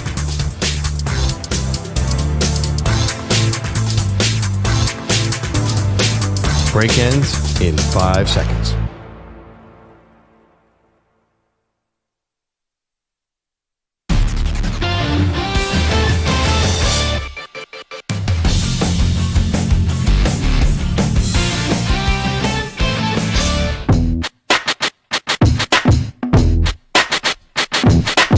Welcome back to Maggie and Perloff.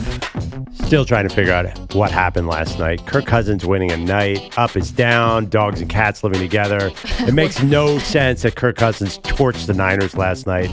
But this is a huge game. So now maybe the Vikings are out of the tankathon. No Caleb Williams. But there's a lot of teams, if you look around the league, who have young quarterbacks that may or may not be working out. So I think a lot of teams are saying, okay, the Vikings aren't going for Caleb Williams. Yeah. Maybe we should go for Caleb Williams. Feels like we're at a linchpin here for a lot of teams who don't know what they have a quarterback. Yeah, it's a great point. We'll play a little game called Are We In or Are We Out on some of these young QBs. Now, not all of them might be able to tank to get as high as number one, but should they be looking at quarterbacks? Right, you might have 6 quarterbacks in the first round. You have a lot of quarterback. You might not. We always say that. Oh, just wait. This is going to be a quarterback stacked. Yeah, but we say last year was supposed to be the quarterback year, and it just didn't happen. There were 3 in the first round, so you never know. 3 in the first 4 picks. I mean, that's pretty good. Yeah, but we're talking this year, people are like 6 to 8 in the first round. That sometimes works out, sometimes doesn't. I mean, we're not sure. But regardless, there are a lot of teams who are struggling right now that have to be scouting everybody. All right, EJ is going to throw out a quarterback. Perloff and I will tell you whether or not we're in or are we out. All right, so let's begin here. We're going to start with in Green Bay, team that's struggling, a guy with a lot of expectations. Jordan Love, Are you in or are you out? I am officially scouting quarterbacks for next year, and here's why. Jordan Love already took like a short-term deal. So you basically have him for this year and for next year, right? Right, for not that much money. For not that much money. So while I have that, this is the Green Bay way. Like, you got to have another quarterback behind your quarterback or else something's off in the matrix. And it doesn't look like Jordan Love, listen, a lot of season to go, but I would be looking out for my next quarterback, and maybe he sits behind Jordan Love for a year while Love is not expensive. There are a lot of weird things going on there. First of all, Jordan Love is the worst quarterback in the league in the first half, is top 5 in the league in the second half. It's usually flipped for young quarterbacks. Yeah, his DVOA, his analytics are incredible in the second half. So something is wrong with the play calling there. That is 100% on the coaching. How can you be so good in the first half? I mean, in the second half, it's so bad in the first half because they're so conservative. The team around Jordan Love is terrible. And that's why Aaron Rodgers wanted to get out of there. You saw the interception at the end of the game last week. Did Romeo Doubs make any kind of play on that ball at all? They are so young. They have no idea what they're doing. But I'm also out because I think they're going to be a really bad team this year. And if they're 5-12, how can you stick with Jordan Love? You have to bring in another player. Wait, what about your Love Hurts? I love Love. Love has been disappointing to me from day one of this season. It's just not. The ball is so pretty. He throws such a nice spiral every play, but he's not quite seeing the field the way I want him to see it. EJ, who's next? All right, let's go down to the nation's capital. We're going to talk about Sam Howell for the Commanders. Are you in or are you out? I'm out. So he's getting a lot of praise, and he is playing well. This is going to be a complete new restart next year. Ron Rivera has to go. We've been saying that for a long time. This is it. This is guys, it. We're serious now, So for real. You're going to start with a new coach. You're going to bring an offensive coach in there, not Ron Rivera. And I think that offensive coach has to start with a new quarterback. I don't want to see Sam Howell in this situation. I think Sam Howell is a classic sort of tweener between a starter and a backup. He's probably going to win some games somewhere. He's like one of my guys, basically. Yes, he's a high-end backup player. I don't think you're going to build around him. So if you're Washington, you got to say, this is enough of this. We have to build a champion, and that means drafting a guy next year and doing the rookie salary cap thing and being good, and it's not Sam Howell. Yeah, as Jonathan Allen said, I'm sick of this bleep, and then 50 more bleeps. And I get it, because we're all kind of sick of it. It's a team that's in neutral, which is weird because they have so much talent. And that's why I'm out on Sam Howell. I agree with you, more of a high-end backup. I guess I understand why they rolled the dice with him this year to see what they have, but this is pretty good here for Washington. Your offensive line, he gets sacked all the time, so obviously they need to be better, but it's not the worst I've ever seen. And you got Terry McLaurin, and you have Jahan Dotson, and you have a good running game. Dotson's been terrible. He's been terrible this year, but is he terrible? He was great last year, so I can't totally write him off. I just think most quarterbacks, this is a good amount of weapons and a good amount, that you have in front of you, and you're not doing a ton with it. So I'm out. Okay. All right, let's go down to the A. What about Desmond Ridder of the Falcons? Are you in or are you out? Oh, this one kills me. It's a really stand for this guy during the whole draft process. The Cincinnati story, I loved it. But what was it? Another 3 turnovers in last week's game.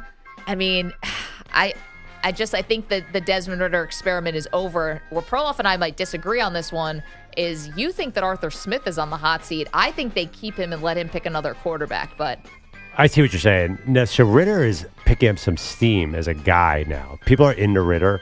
I don't get it. Last week a terrible game. Well, he was actually really good in that game. The fumble at the end, the Atlanta found ways to keep the other team in the game. Basically, they were up. I think they were up. It was 10-10. He was running in the end zone, and he fumbled at the 1 yard line. Ridder did.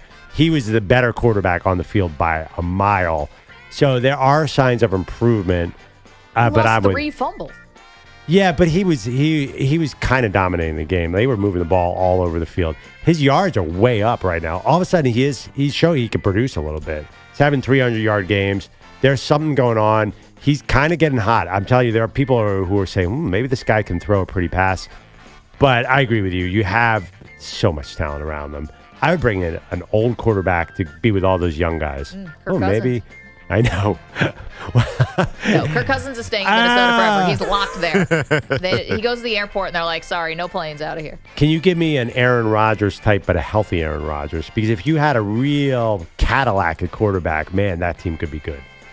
I don't have anyone for you. I don't have another Aaron Rodgers for you. Can you give me Tom Brady going from New England to Tampa Bay? They wanted to sign Deshaun Watson. Who they should have signed was Lamar Jackson. Yeah. They had a shot at an Aaron Rodgers type player, and they blew it. Totally. Last one, EJ. I think they should have went to Lamar, by the way. Also, last one here, going to Cleveland. So a little bit of a difference one here. Deshaun Watson, in or out on that situation? I am fully in. And I'll tell you why. Because you have no choice, Maggie. I don't want to hear it. You signed the dude for $230 million. This isn't Desmond Ridder. This isn't Sam Howell. Yeah, it's been awful. I mean, it hasn't just been bad. It's been terrible. Yep. But you're 4-2, and I've got to tell you right now, even when he's in there, he does not look good. He's going to find a way to win you games because the defense will win, and Deshaun Watson he's not a dumb quarterback. He knows how to play conservatively.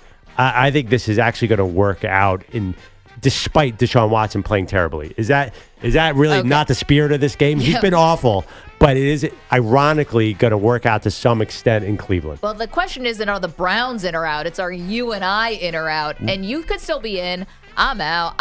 Listen, it's not even the off-the-field stuff is always going to be there. You have to couch it and caveat that stuff. He's just been bad. I mean, this is not who you signed up for when you traded 3 first-round picks and gave him the largest contract ever. I mean, forgive me if I want to see it look a little better. First, can I see him on the field a little more? And then second, that might not be his fault. But then secondly, when he is on the field, can I see him look better than a high-end backup? So to me, I mean, he's 3-1 as a starter, Maggie. That doesn't lie. I mean, yes, he was 1 for 5 and for no yards in one of those starts. Dude's 3-1. Yeah, it's like just, because Myles Garrett blocked a field goal and did everything possible to win that game. Winning is a quarterback stat. It's just a low bar for what you have to do a quarterback in that spot. So the funny thing is, as terrible as that contract was, as awful as that trade was, if he gets to the playoffs, I feel like Cleveland fans are not going to be mad. Okay, did you guys notice this during the game? There was so much to get to yesterday. This one fell through the cracks. But so Deshaun was in the game before he got knocked out. So he's on the sideline. The game's in Indianapolis. And he was like wearing the big coat. Oh, interesting. I did not notice that. Like he looked cold. Wow. And I'm wondering, like, is that when your sweat dries on you and you kind of been working out and then your sweat dries and you're just sort of cold? Maybe. Yeah. Maybe drank a lot of cold water. You ever do that? And that makes you cold as well? And then you need like a big coat? Well, EJ and I were wondering how that dude cleared concussion protocol. No idea. His head bounced off the turf like a basketball. That was a terrible hit. Yeah, I don't know. Sometimes it's like I want to believe that these independent neuro people are... They have to be doing their jobs. I'm not going to call them out. But yeah, like how does someone pass? Because I was wondering, is a sign of a concussion being cold? I have no idea because he didn't. Is that true? Actually, he was smiling. He looked great. No, I don't know if it's true, but I'm saying maybe that I can't believe that he cleared the concussion protocol at all. I love your issue is why is that dude wearing a coat inside? Yeah, it's a little weird. How about the sunglasses? How about the sunglasses inside last night with Debo and Justin Jefferson with a sunglass off? I think they both pairs of sunglasses were $1,000 each. Oh, I'm sure. I will say though, I feel like, and I've been in baseball stadiums during night games where the lights are bright, and maybe I went to the game and it was dusk. Like I don't like immediately have to take my sunglasses off. Like it's really bright in a stadium. Like I'm okay with stadium lights. You being in a stadium saying, okay, I'm gonna keep the sunglasses on. I think that's no problem. You have sensitive eyes. Get out of here. Yeah. No, they were trying to look cool. No, I mean, no, they were trying to look cool. I'm saying, no, I don't think it's like so egregious where you're going into a dark restaurant and sometimes people are wearing sunglasses or places where, like, a stadium is extremely bright, way more brighter than most indoor places. It was Russell Wilson and Ciara at the U.S. Open, both wearing sunglasses at night. And I was like, Yeah, I'm giving them a pass. The lights at Arthur Ashe Stadium, they get kind of bright. I'm reflecting off the tennis court. Ciara full pass. Russell Wilson, no. I think if you're in the entertainment industry, you can do it. Yeah. If you're an athlete, I don't love it. Bogus is here. Headlines. If it wasn't for the Phillies being on the cusp of another World Series, this would be the best story in sports right now. The Rangers and now the Vikings fueling that Creed renaissance. Kirk Cousins told us last night that Higher was playing loudly in the pregame locker room. We go to pray in the corner of the locker room with any guys that want to pray, and we go prayer, over here, and so we had to turn the Creed off. And Harrison Smith made a great point. He said, "Guys, this is the prayer," and I thought that's pretty good. So yeah, we'll keep playing. But they keep playing Higher, and I'm going. Creed has a lot of hits. They got a good catalog. We don't have to only play Higher, but they're taking us higher, so we'll take it. God is yet to confirm if Creed is official gospel music, but I'm going to go with Kirk for now. Cousins throwing for 378, a pair of scores to Jordan Addison. Thanks to that inspiration. Safety Cameron Bynum picked off Brock Purdy twice in the final 5.5 minutes to seal a 22-17 stunner over the Niners on Monday Night Football. You like that? Here's Vikings head coach Kevin O'Connell. Tonight is about these players. I just can't say enough.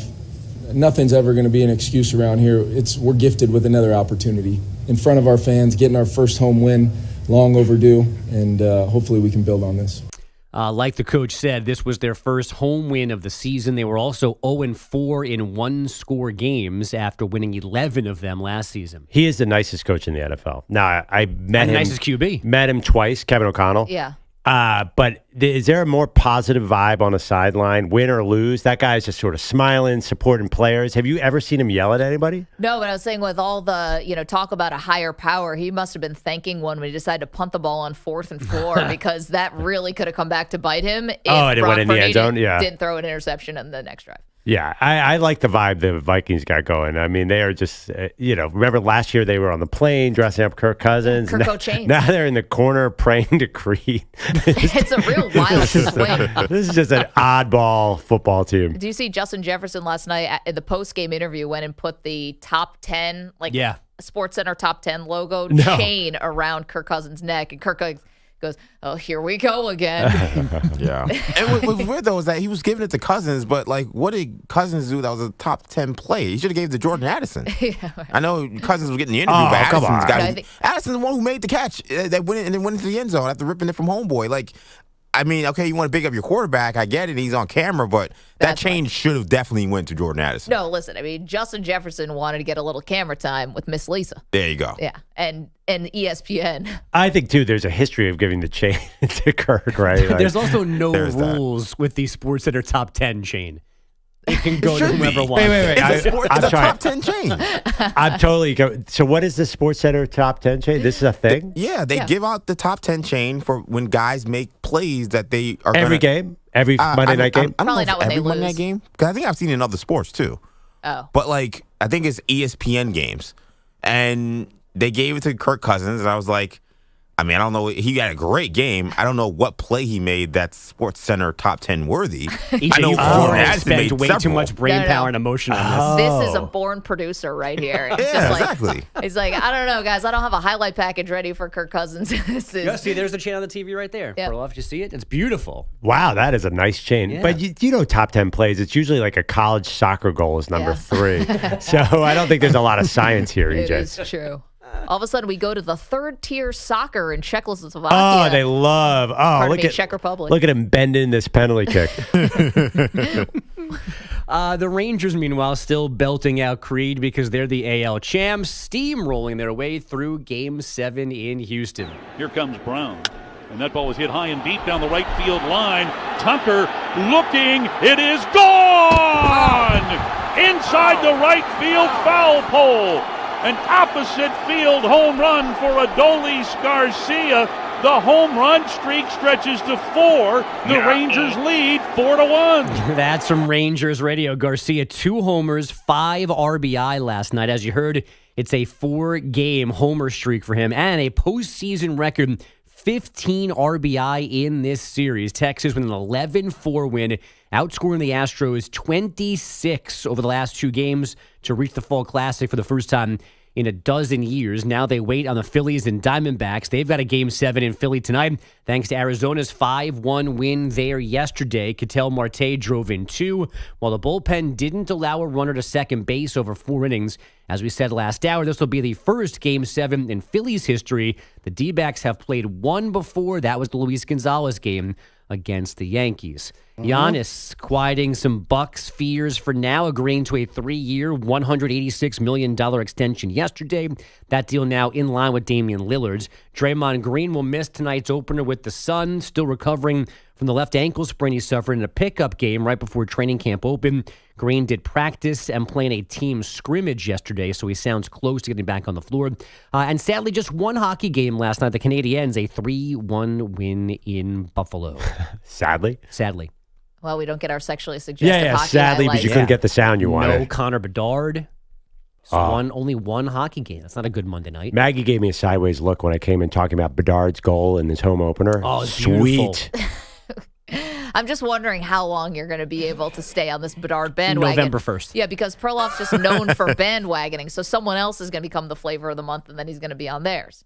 You can't take Wemby because, you're going to have to take a long I drive. know. soon. I want to. Trust me. I really want to. But I'm all about Scoot Henderson now. Well, you have to be, because you've made your bet here with our show bet that if Wemby wins Rookie of the Year, you have to drive to San Antonio to apologize. I have to be honest. I'm banking on that 65-game limit. That to win an NBA award, you need to play 65 games, right? So you're rooting for an injury. No, I just think Pop is going to rest him a lot. I think something minor. I don't think he's rested 17 times. A turned ankle. The dude's 7'5". How are those ankles going to support that? So again, you're hoping for physical failure. A minor accept it. physical injury. So not long term, just No, enough no, to no, save just you. Something for him not to do something historic like winning, Rookie of the Year. I want to see him play 64 games and then be awesome, but lose it at Scoot Henderson. His dreams get crushed. Yeah. Perlin wants them day to day, not DNPs. Right. But Maybe a also week to some week. DMDs. Yeah. But Maggie, you're the one who said Popovich is definitely going to play it slow with this dude. Well, listen, he's basically the creator of load management. Yes. But that was for Tim Duncan, who was on like his last leg. I think for these young guys, they're probably going to play. And I'm also just really hoping they play. Yeah. Because I'd love to see you drive into San Antonio to apologize. We'll see. And especially now that I'm not invited. It's a long season. So it's going to be me and Bogish back here holding down this part of the studio with EJ and Pete on the other side of the glass. And I can't wait for you to get to that breakfast place and it be closed. the breakfast tacos in San Antonio. Every time we talk about this bet, I get hungry. These breakfast tacos are so good that I understand why everybody wants to come with me. Except you, Maggie, who hates car rides. No, I don't like to drive, to work every day, let alone to go on a 27-hour road trip. No thanks. Okay, 855-212-4CBS. Thank you, Bogish. Coming up, one of the greatest of all time's got a new goal in life. So what is it? We'll fill you in next. Don't move. Maggie and Perloff, CBS Sports Radio. You're in a 5-minute break.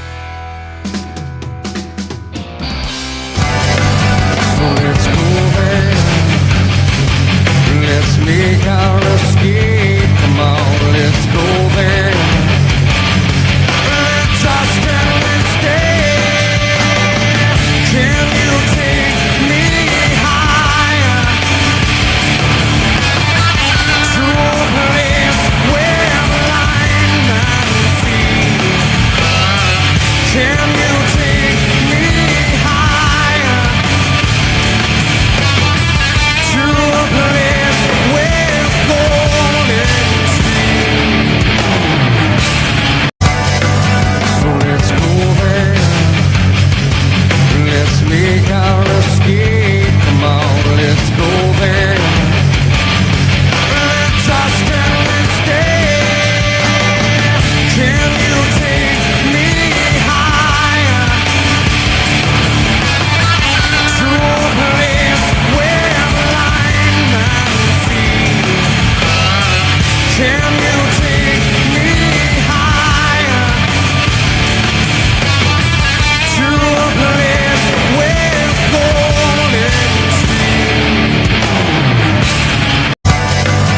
Everybody's calling. Let's make our escape. Come on, let's go there. Let's just stay. Can you take me higher to a place where blind man see? Can you take me higher to a place where golden streams? So let's go there. Let's make our escape. Come on, let's go there. Let's just stay. Can you take me higher to a place where blind man see? Can you take me higher to a place where 45 seconds remaining.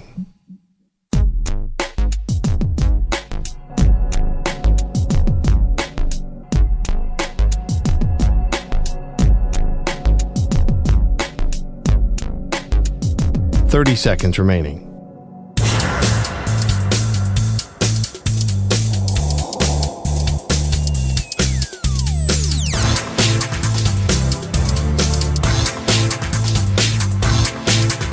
$15 seconds.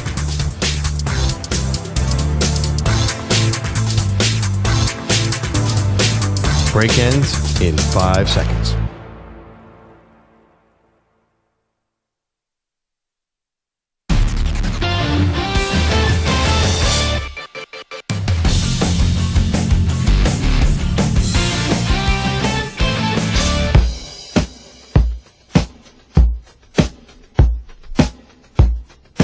Welcome back to Maggie and Perloff. New morning show here on CBS Sports Radio. So the NBA season tips off tonight. You got the Lakers and the Nuggets first, then Suns and Warriors. But of course, LeBron has to start the season, year 21 for him, off with some kind of talking point. Yeah, of course. So it can't just be about the basketball at this point, because it's got to be about so much more, whether it's individual milestones or whatever it's going to be. The latest, of course, is playing alongside Bronny James. Now, Bronny, of course, had a heart condition that was quite serious that he's recovered from. He's expected to play at USC this season. But yesterday, the headphone company Beats put out a commercial with LeBron James and Victor Hovland, same. And Savannah James is voicing a lot of the, I'm just kidding. Norwegian golfer? No, sorry, not Victor Hovland, the soccer player, Victor Holland. Thank you. It's the double A. The blonde, yes. Even he's surprising. What's he doing at this commercial? Erling Haaland. Yes, what's his name? Erling Haaland. Where'd I get Victor? Well, Anyway. Victor Hovland's actually a really good young Sorry. golfer. I just butchered that whole thing. Anyway, it's LeBron with a young Viking soccer player and they're saying like how LeBron has pressure and the young guy has pressure for two totally different reasons. Got it. Right. Okay. Or they're being doubted by people for two different I can see why you would mess that up because that makes no sense. But keep going. It's a stretch. Whatever. They got two famous athletes in a commercial. So LeBron is there, and it's about Savannah kind of writing this love letter to him. And for the soccer player, it's the father doing the voiceover. And Savannah makes a mention of how you want to play with Bronny, but then also says, and then do it again. And then up comes a picture of Bryce, who's 16. So here's what it sounded like. Tell them you're not done till you play with your son. Then do that again. Okay, so when she says again, that's when 16-year-old Bryce's face now comes on the screen. It's like, wait a minute. How long does LeBron actually want to play here? They were sort of sending this coded message through this headphone commercial. Yeah, I mean, there's nothing coded about that. That seems like they're sending the message that LeBron is going to play with Bronny.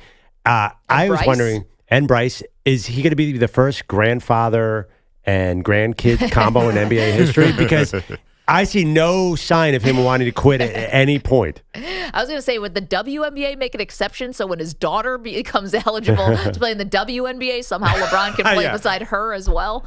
I mean, listen, we know the only other thing he can do is analyze NFL games. The guy can play basketball and he can analyze NFL games. What's he going to do with his time? I mean, the football season's only in the fall, Maggie, so maybe he plays after the Super Bowl.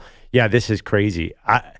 I am now. I thought we were going to do NBA hot takes later in the show. I was thinking about doing this is LeBron's last season, but I don't think so. And I know it's just a commercial, Maggie, but that's his wife saying that. No, well, I mean, it's a voiceover. They're trying to sell, they're trying to move merch here, move product with the headphones. But here's the thing, right? Let's talk about this.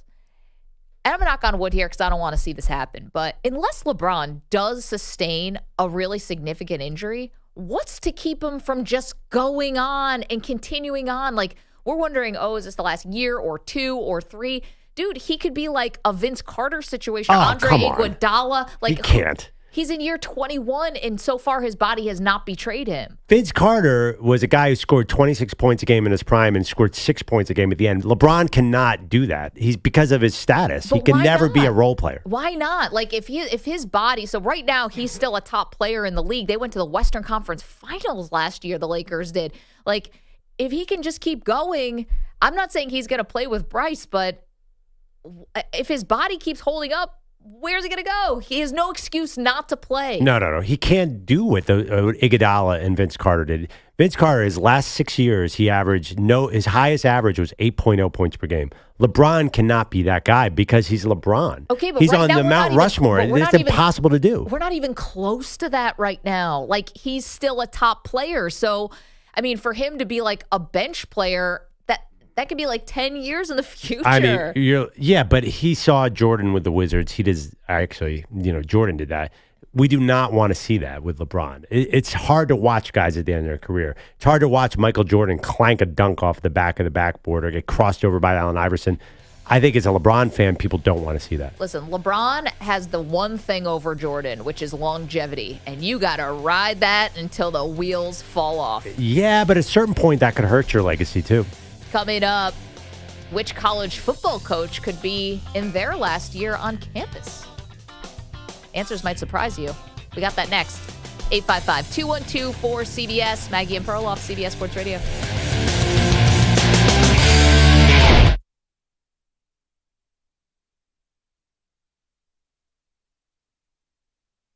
You're in a 5-minute break.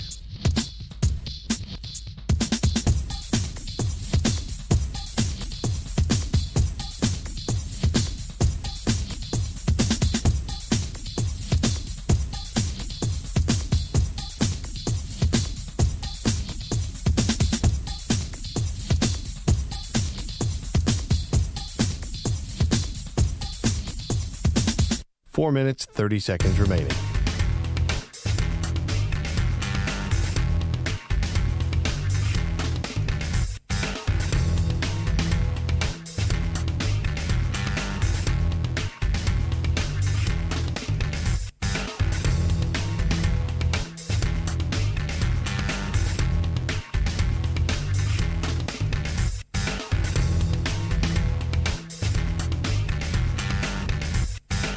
Four minutes remaining.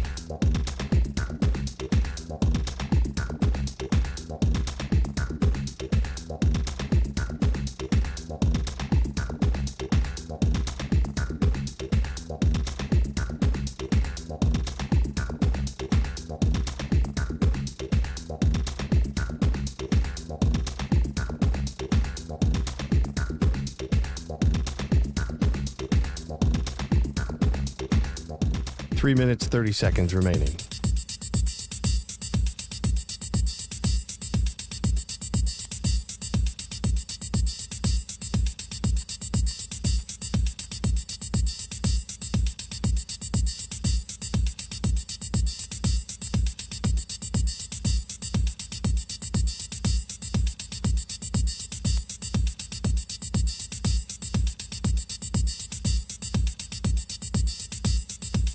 Three minutes remaining.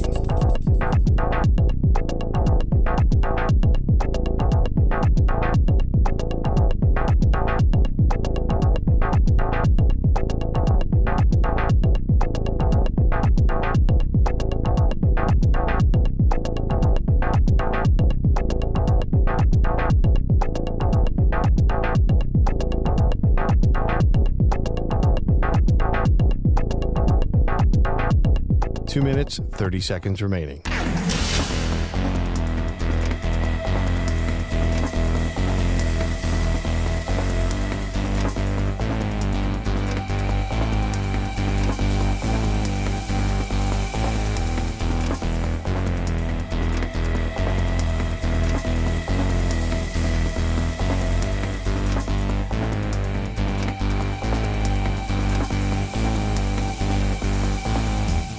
Two minutes remaining.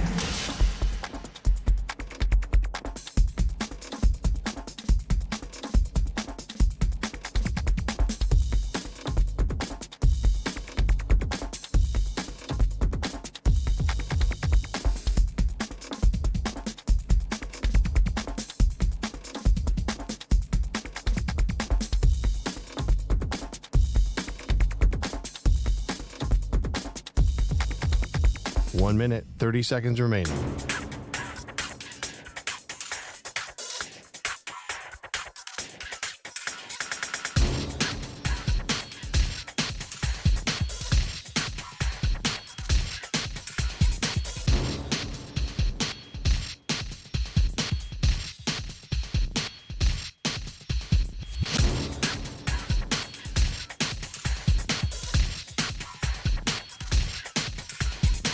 1 minute remaining.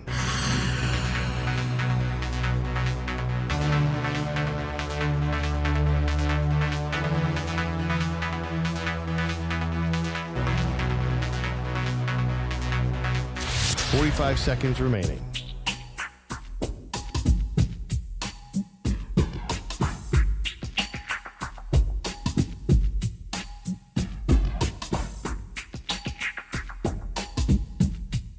$30 seconds remaining.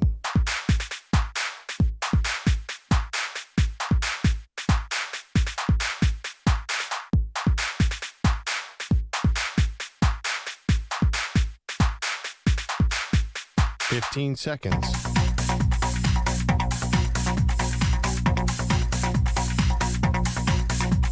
Break ends in 5 seconds.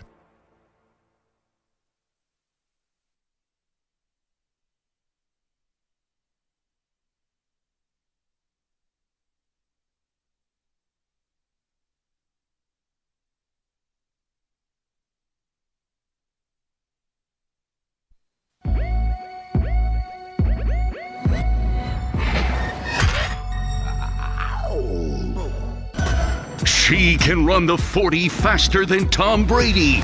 He got a perfect score on the Wonderlic. They are Maggie and Perloff on CBS Sports Radio. What a combo. And last night, what a combo between Kirk Cousins and Jordan Addison. That was the key in a big upset victory over the 49ers. The 49ers were about a 6-point favorite, 6.5, I think, at one point. And the Vikings took it to them. 2 fourth-quarter interceptions from Brock Purdy is part of the story. The other is what the Vikings did to the 49ers defense on third down. They were amazing on third down. 7 for 11. Kirk Cousins threw for 378 yards on the game, but 183 of those came just on third down alone, including an incredible pass to Jordan Addison that he wrestles away from the cornerback, Charvarius Ward, and runs 60 yards into the end zone right as the half was expiring. It gave the Vikings a massive lift. Yeah, I mean, that was fluky. There's the Vikings last year, all the flukes worked out for them, including that crazy win over the Bills last year. Sorry, Maggie. Yeah, but that was fluky. And early in the season, the luck did not work out for the Vikings. They finally started losing fluky games. Guess what? They're back to winning fluky games. And just the way this works out, not only are they not tanking, they are going to the playoffs again. Wow. Kirk Cousins How'd you get playoffs, though? But you can't avoid this. So next week is a big, big game at Green Bay. It's on the grass at Lambeau. This is not ideal. But Green Bay's so down right now. I feel like Green Bay is closer to a tanking team than at Atlanta, New Orleans, at Denver, Chicago, Vegas. I mean, come on. Yeah, there are wins here. I'll grant you that. The easiest. They actually ranked 24th in the league in easiest strength of schedule. Then at Cincinnati, tough. Detroit, I think that's a toss-up in Minnesota.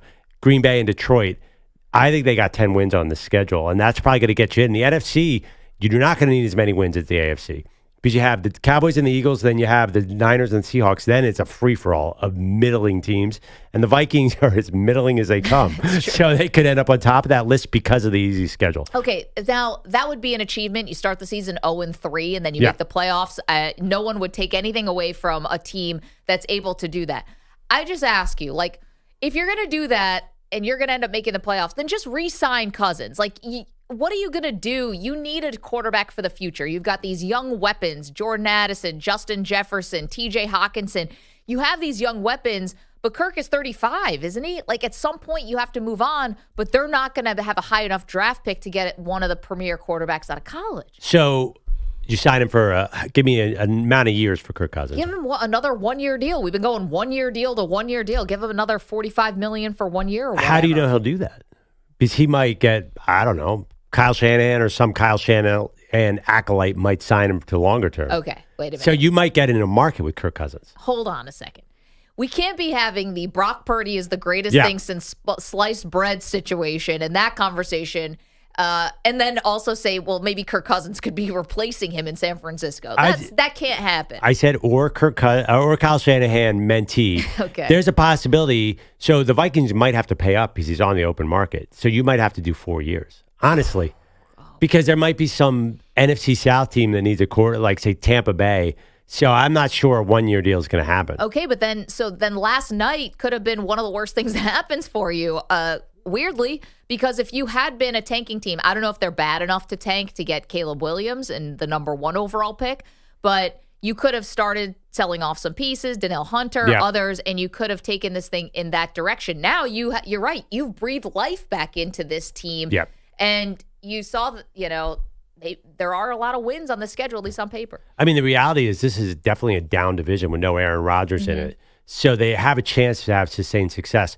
How about you keep Cousins, but you draft somebody at 25? Or, if they draft, say Bo Nix falls to the 20s, say they get him at 23, will anyone notice if Bo Nix is the quarterback next year and not Kirk Cousins? Let's be honest here. Perloff loves the quarterback switch. Yeah, they are very, very similar. They kind of look alike. I think that could be seamless. But no, in all seriousness, they have to draft a guy because Cousins is 35. So if they sign him, they have to figure out a way to not make it a long-term commitment. Okay, but at the same time, you just get in this fight here between the Vikings, long-term and short-term. And the short-term, maybe they use this as a springboard, and maybe they do make the playoffs, but are they a Super Bowl team? No. The ceiling of Kirk Cousins is the second round. It just doesn't feel like this team is built to go to the Super Bowl. That's why I think the perfect world, if you and I could sort of engineer this, we'd send Kirk Cousins to Atlanta with all those weapons, a young team who just wants to make the playoffs, and have Minnesota restart with all their weapons with a younger quarterback. But it's a big ask if you're a 10-win team to be like, all right, and now we're in the market for a quarterback. It's like, well, congratulations, you're going to be picking really late in the first round. So. Yeah, it's a tricky situation. I mean, if they do get in the playoffs, they're going to be the lower seed of the playoffs. They're going to sneak in as a wild card. I don't think they're a challenge to Detroit. I was saying Detroit's 5-2. They already have a big jump on them at 3-4. But there's been 4 teams since 1990 who've made it at 0-3. Now that we're in the 17-game schedule, I think there's going to be more and more teams. You cannot write off teams. We do that way too much. I think there's a lot of indoor games. I think if Kirk can win at night, maybe he's past some threshold, Maggie. Do you think that's the turning point? Finally, a Kirk Cousins primetime big victory? Yeah, I mean, next thing you know, Andy Dalton's going to be winning at night for Carolina. Don't get crazy. So Wentz is going to get a job. Carson Wentz is going to get a job. Yeah, right. The whole world's going to turn upside down. Yeah, Carson Wentz is going to get a job and be the best teammate ever. Yeah. Night is day is night. Yeah, that'd be a good exercise. What would be the most unexpected things? I mean, last night, my mind is blown by what happened last night. Explain to me how the Niners did not get a single sack all night. This is the Niners defense. Remember we were talking about them like the 85 Bears just 3 weeks ago? Well, I think at one point you did have Fred Warner had to leave the game. Yep. And you did have Dre Greenlaw had to leave the game at one point. So you did have guys who were a little banged up in the game. Yeah, those are great players. Dre Greenlaw is really emerging. Yeah. I just think that this was kind of a fluky loss because Ward had 2 50-50 balls. One he intercepted, one he let up for a 60-yard touchdown. I still am not quite sure how this all happened last night. I'm going to write it off for Brock Purdy. You see more of he's got to put the team on his shoulders in the fourth quarter, or at least play better. If he's going to be in the MVP conversation, again, I'm not taking anything away from the Brock Purdy story. It's great, and it's hard not to be a fan of what he's doing. But at the same, I thought the MVP talk around him was always crazy. That is a guy who is benefiting from being in a great system and having good players. And you saw when things aren't exactly perfect, what happens. Like Nick Bosa said, we got to learn how to win the grimy games. And that's where if you actually have an MVP caliber quarterback, then he's part of the solution there. And last night, Purdy in the fourth quarter was not part of the solution. He was part of the problem. And he threw 2 picks, so he's got to wear it. Still got great numbers. I mean, he's gonna end the season with really, really high passer rating. So the MVP race is kind of crazy now. There's no surefire guy. So he's 5th or 6th in odds still. I think the race is wide open. It would be a surprise if he won. But you guys got guys like Tua, and you got guys like Jalen Hurts and Lamar. Like, who knows how their season is still leading the. I think they're bored of Mahomes. See, I don't think Mahomes gets the voter fatigue. Because everyone acknowledges that he's the best quarterback. So right, but it's hard to have the fatigue. But doesn't he have to keep getting better and better for him to get another MVP? It's like Michael Jordan. Like, what can you do to really stand out? It's a narrative award. And is Patrick Mahomes the story this year? No. I don't think anyone is saying Mahomes because he's just and also his numbers are a little bit down. I don't think everyone's saying Patrick Mahomes is carrying the Chiefs in a new way. Well, I mean, the numbers to Kelsey are up because you said that he's playing better because Taylor Swift's in attendance. That's the thing. That's the story of the Chiefs. It's not Patrick Mahomes. Patrick Mahomes is just doing his thing. Oh, it's Taylor Swift is taking too much oxygen up. She and Kelsey. Yeah, I mean, is anyone talking about, wow, I can't believe what Patrick Mahomes is doing this year? He is great. I think he's leading the odds now. I think he just passed Tua after the Dolphins loss. Well, this is what's going to happen. Whenever, just like last year, there was really not a great challenger for Mahomes, so you just give it to Mahomes. It's like the tie goes to the runner. You know, the tie goes, or last night, the tie when a wide receiver and a corner are locked up for a ball, the tie goes to the wide receiver, right? Like, you will, all things being equal, Mahomes is the guy who will get it. How about this is a year that we give it to a non-quarterback? What if Tyreek Hill sets the all-time record? Very, very plausible. I just feel like the voters never do that. They never do Yeah, that. the Heisman didn't go to a wide receiver for many years. Then Devontae Smith came out of nowhere and did it. That's true. Maybe if there's no better candidate or a defensive guy, maybe if Myles Garrett plays like he did on Sunday every week, maybe Myles Garrett gets in there. Something unusual. I know, but they got to win a lot of games for him to be Yeah. MVP. If they do win, it's going to be because of him. It is all because of him, yeah. So he would get the credit. 855-212-4CBS. You mentioned the Heisman. Let's go to college for a second because we have a couple questions about big-time college coaches. And the question is this it? Think about it. Couple college coaches, could this be the last year either at their current school or their last year coaching? All right, EJ's going to throw out a couple names for us. We'll tell you.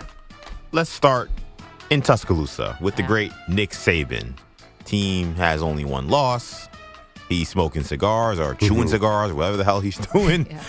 Is this it for Nick Saban? This crossed my mind the other day. Saban is having way too good of a time for a team that is not this, not a shoo-in to win the college football playoff, right? Guys, the smiling, saying he likes riding the roller coaster.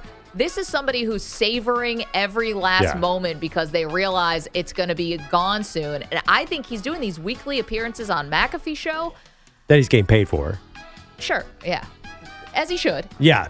And I think he's looking at this like, hey, this is going to be my last dance here, and then I'm going to go into broadcasting. I'll join College Game Day. Yep. I'm going to join a hit show. I'm going to be great there.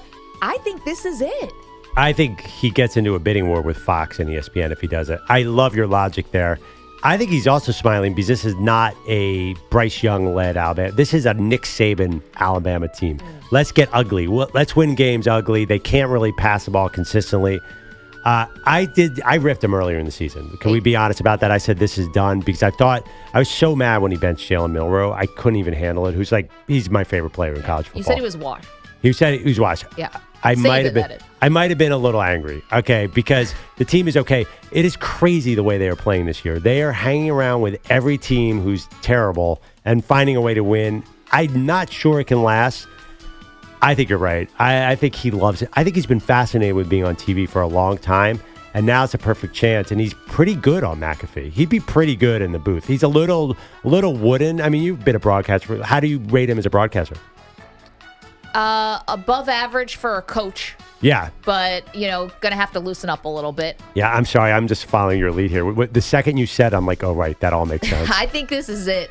Too many smiles. All right, EJ, who's next? Okay, let's go down to Clemson. What about Dabo Swinney for the 4-3 Tigers? Man, okay. You're telling people to jump off the bandwagon. That's not a good place to be. Sorry. He's signed up till 2031. I think people lose sight of how ridiculous it is that this dude won 2 titles in Clemson, South Carolina. Clemson is not Alabama. Clemson's not Florida State or Florida. It's a small school in the corner of South Carolina. They had no right to ever be this good. Dabo has a lifetime there if he wants it. To me, there's no such thing as a hot seat for Dabo Swinney. Okay, well, then they were cosplaying as a dynasty or close to it, because how do you describe the success that they had going from Deshaun Watson to Trevor Lawrence, and you were expecting that you're going to be able to keep that up. Yeah, well, a little thing called the transfer portal came along and sort of gutted them. And Dabo decided not to use it. It's his fault. He's old school, but it doesn't matter because Clemson cannot possibly replace Dabo Swinney. Okay, I think he's telling people and kind of sending a message when he's saying, hey, maybe we need to lose a few games to jump off the bandwagon. you guys better start appreciating me. And here's the thing. When you start going and taking on the fan base a little bit, like, hey, you should be happy for what we have, not just complaining all the time. That can always be a little bit of a recipe for a coach to get a wandering eye. So, well, there's only one wandering eye. If the first coach leaves, then is it going to be Dabo? But I'm not sure Alabama's so high on Dabo right now. I could see him leaving this year. I think it's going to be out after this year. Yeah, but him. Okay, so that's different. You're saying he's leaving. I think he's leaving. Not that he's getting fired. Okay. I think he's going to leave. Show bet on that one. I don't see that happening. Who's next? Okay, let's get to Lincoln Riley down at USC. Is this it? He gone.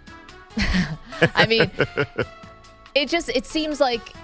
Listen, I'll take the USC insiders. I don't want to put too much stock in just one report, but the reporter did say they vetted it through like 3 different people, that there is some smoke around Lincoln Riley wanting to leave with Caleb Williams. Wherever he gets drafted, he would like to go coach him in the pros.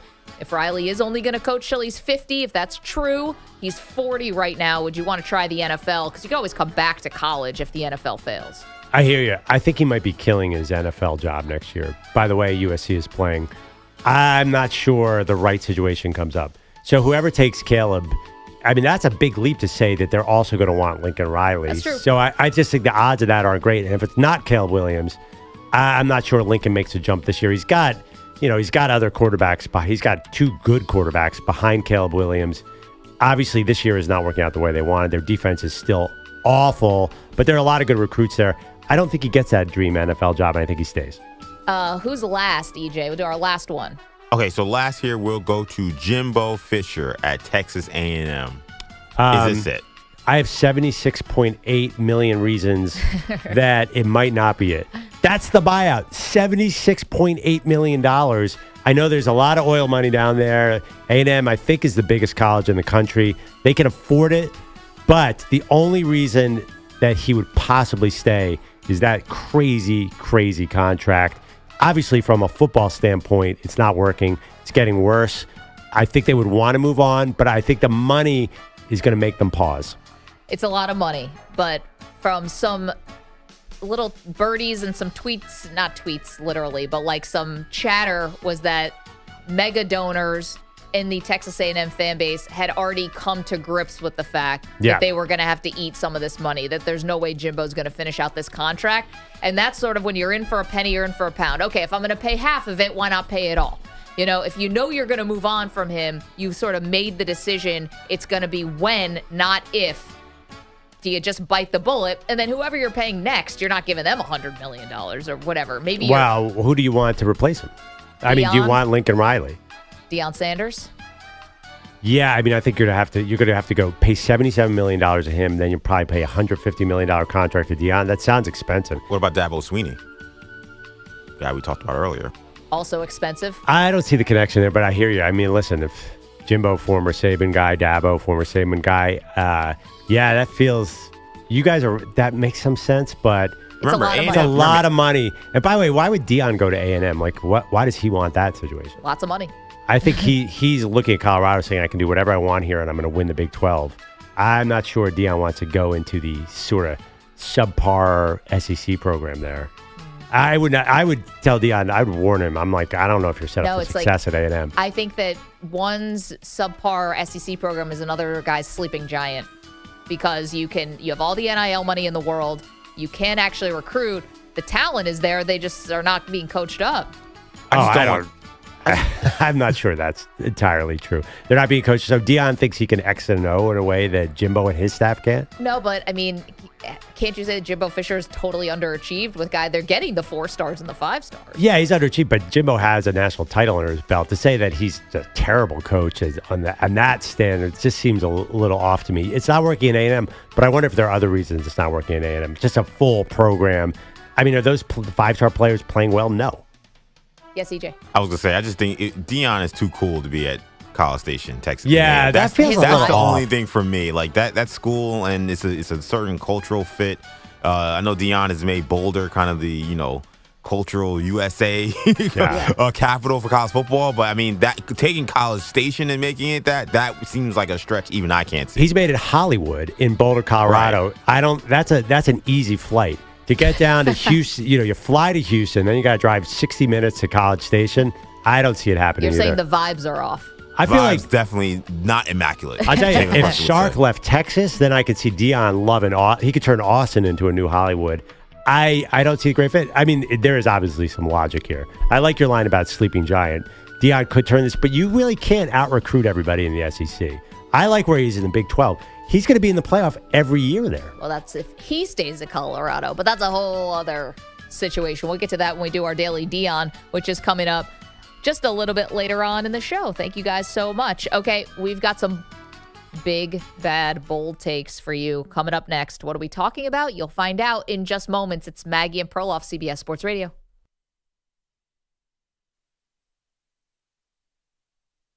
You're in a 5-minute break.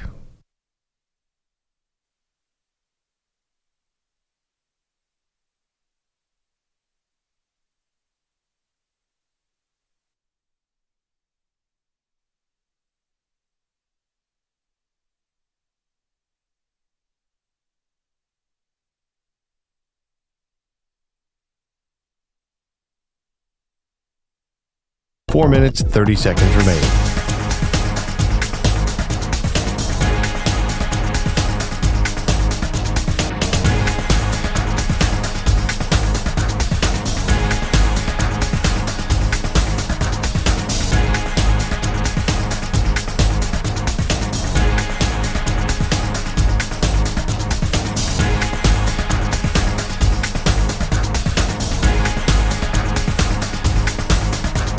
Four minutes remaining.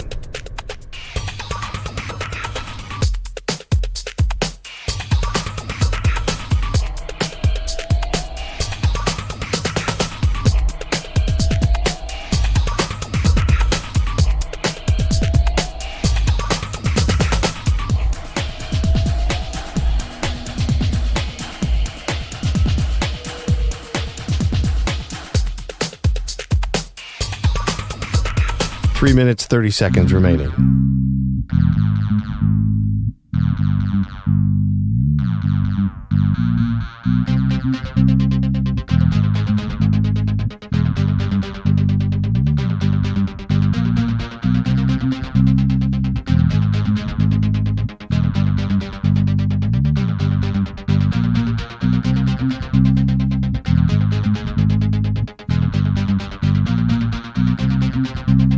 Three minutes remaining.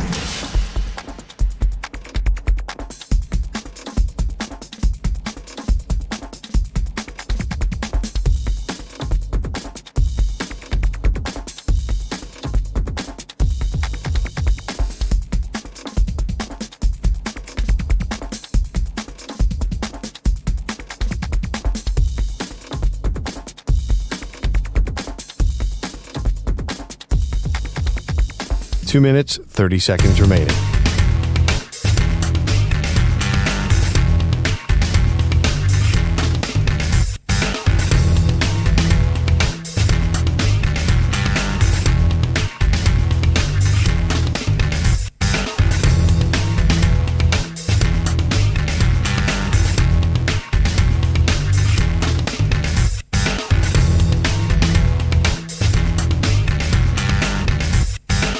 Two minutes remaining.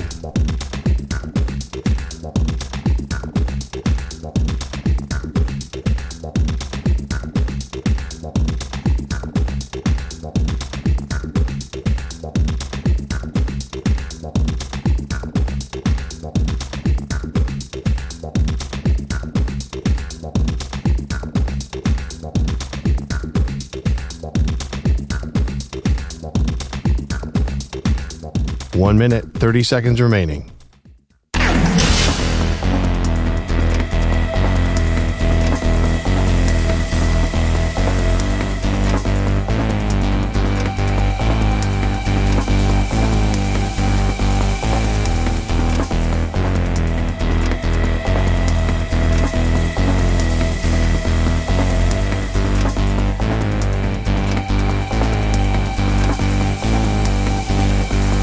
One minute remaining.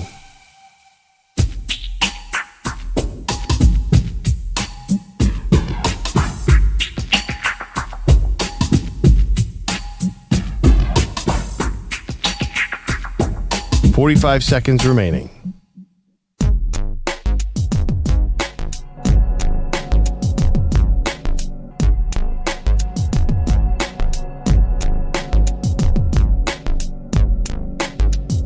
Thirty seconds remaining.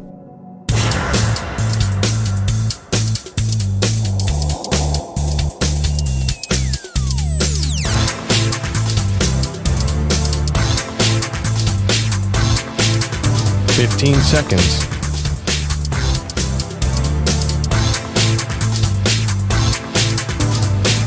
Break ends in 5 seconds.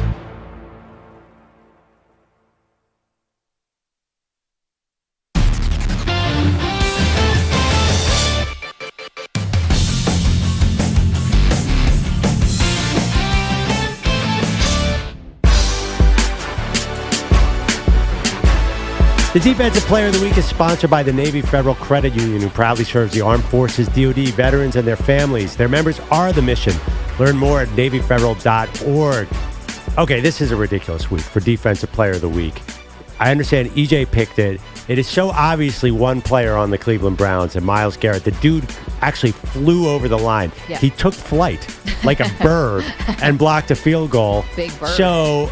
But if I'm EJ and I'm picking the Defensive Player of the Week, I'm going against the grain and doing something not obvious. So I think it's not Myles Garrett. That's your guess? Not Myles Garrett? Not Myles Garrett. I will go instead. What do you think? TJ Watt would probably be the other standout defensive Yeah, he was pretty darn good. Performance. Yes, I'm just going the field. The field is the Defensive Player of the Week because it's not Myles Garrett. Wait, was Myles Garrett last week's Defensive Player of the Week? He too? might have been. I think he Bellotti was. picked it last week, right? No, EJ did. Oh, yeah, I did. No, I did Bryce Huff last week. Oh, right. Jets Oh, homer yeah, pick. that was ridiculous. Yeah. Okay. Oh, sack and a half against your Eagles? That I was know. obvious, actually. Good One player. of the best weeks of the season. What? How about last night? Cameron Bynum. Bynum. Yeah. With the 2 picks on Purdy. Could be last night's pick. Wow. I'm going to go with Garrett. Yeah, I'm going with the field. This week's Defensive Player of the Week is Cameron Bynum of the Minnesota Oh, yes, Vikings. another win for me. So he got, Wait a minute. he had 2 picks in last night's game, including the game sealer. And I'm picking Bynum also because he did the worm after the interceptions, and it was a fantastic worm. And as a wrestling fan, shout out to Sky Tuhati of Too Cool back in the day, hitting the worm like that after those picks and all those pads. Very impressive stuff by Okay, Bynum. I think I got a show. We got a challenge here. Mm-hmm. Who amongst us can do the worm? I will fail at that. I'm out. You can't be out.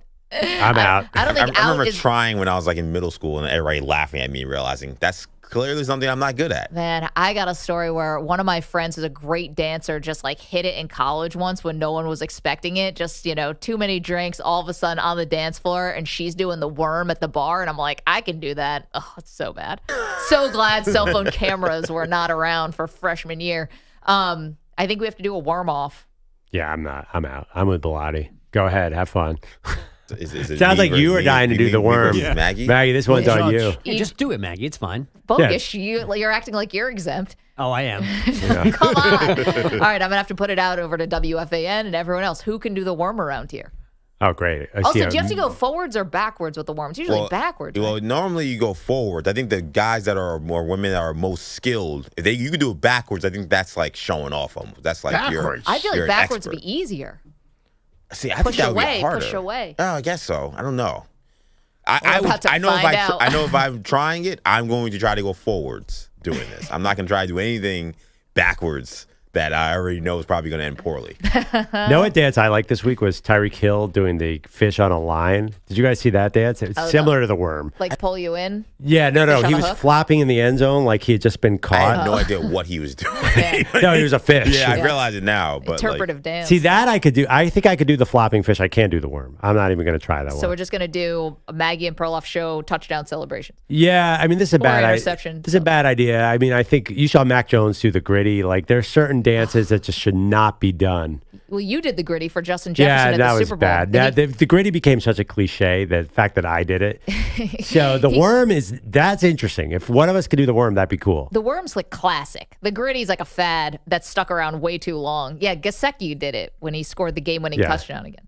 Yeah, no, Mac great Jones. ever, by the Mac way. Jones kind of ran over him and grittied with him, and it was very, very sad. In fact, I almost wanted to take the win away from the Patriots. All right, credit EJ going with the interception celebration is a reason. I'm down for that kind of logic. Yeah, exactly. I mean, look, Myles Garrett had an unbelievable game, and look, those are the kind of games he's been having all season, but he didn't hit the worm twice.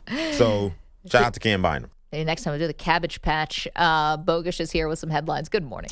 Good morning again, guys. They lost all 3 home games and returned to Houston facing elimination. Then the Rangers took Game 6 of the ALCS in a rout and kept hitting to start Game 7. Here's the 1-0 pitch to Seager. A swing and a high drive, well hit right field. That has hit a mile. That ball is history.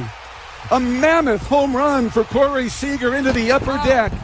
And the Rangers grab a 1-0 lead in the top of the first. Courtesy of Rangers Radio, Texas tacked on 2 more in that first inning to knock out Christian Javier before the frame was over. Bruce Bochy very thankful for that Seager swing. He hit that home run. That's as much emotion as he does show emotion, but he really showed it when he came in. He fired up the whole club. So I agree that seemed like it just got us going, and it got contagious. Especially with Adolis Garcia, who clubbed 2 more homers, drove in 5, his 15 RBI, a single series record. The Rangers cruising into their first World Series in 12 years, 11-4. This is the second 7-game series ever without the home team winning once. The Astros on the wrong side of both, and now their manager contemplates his future, but Dusty Baker was not going to discuss that last night. I'm not that kind of dude. I don't want to steal a spotlight or anything from these guys.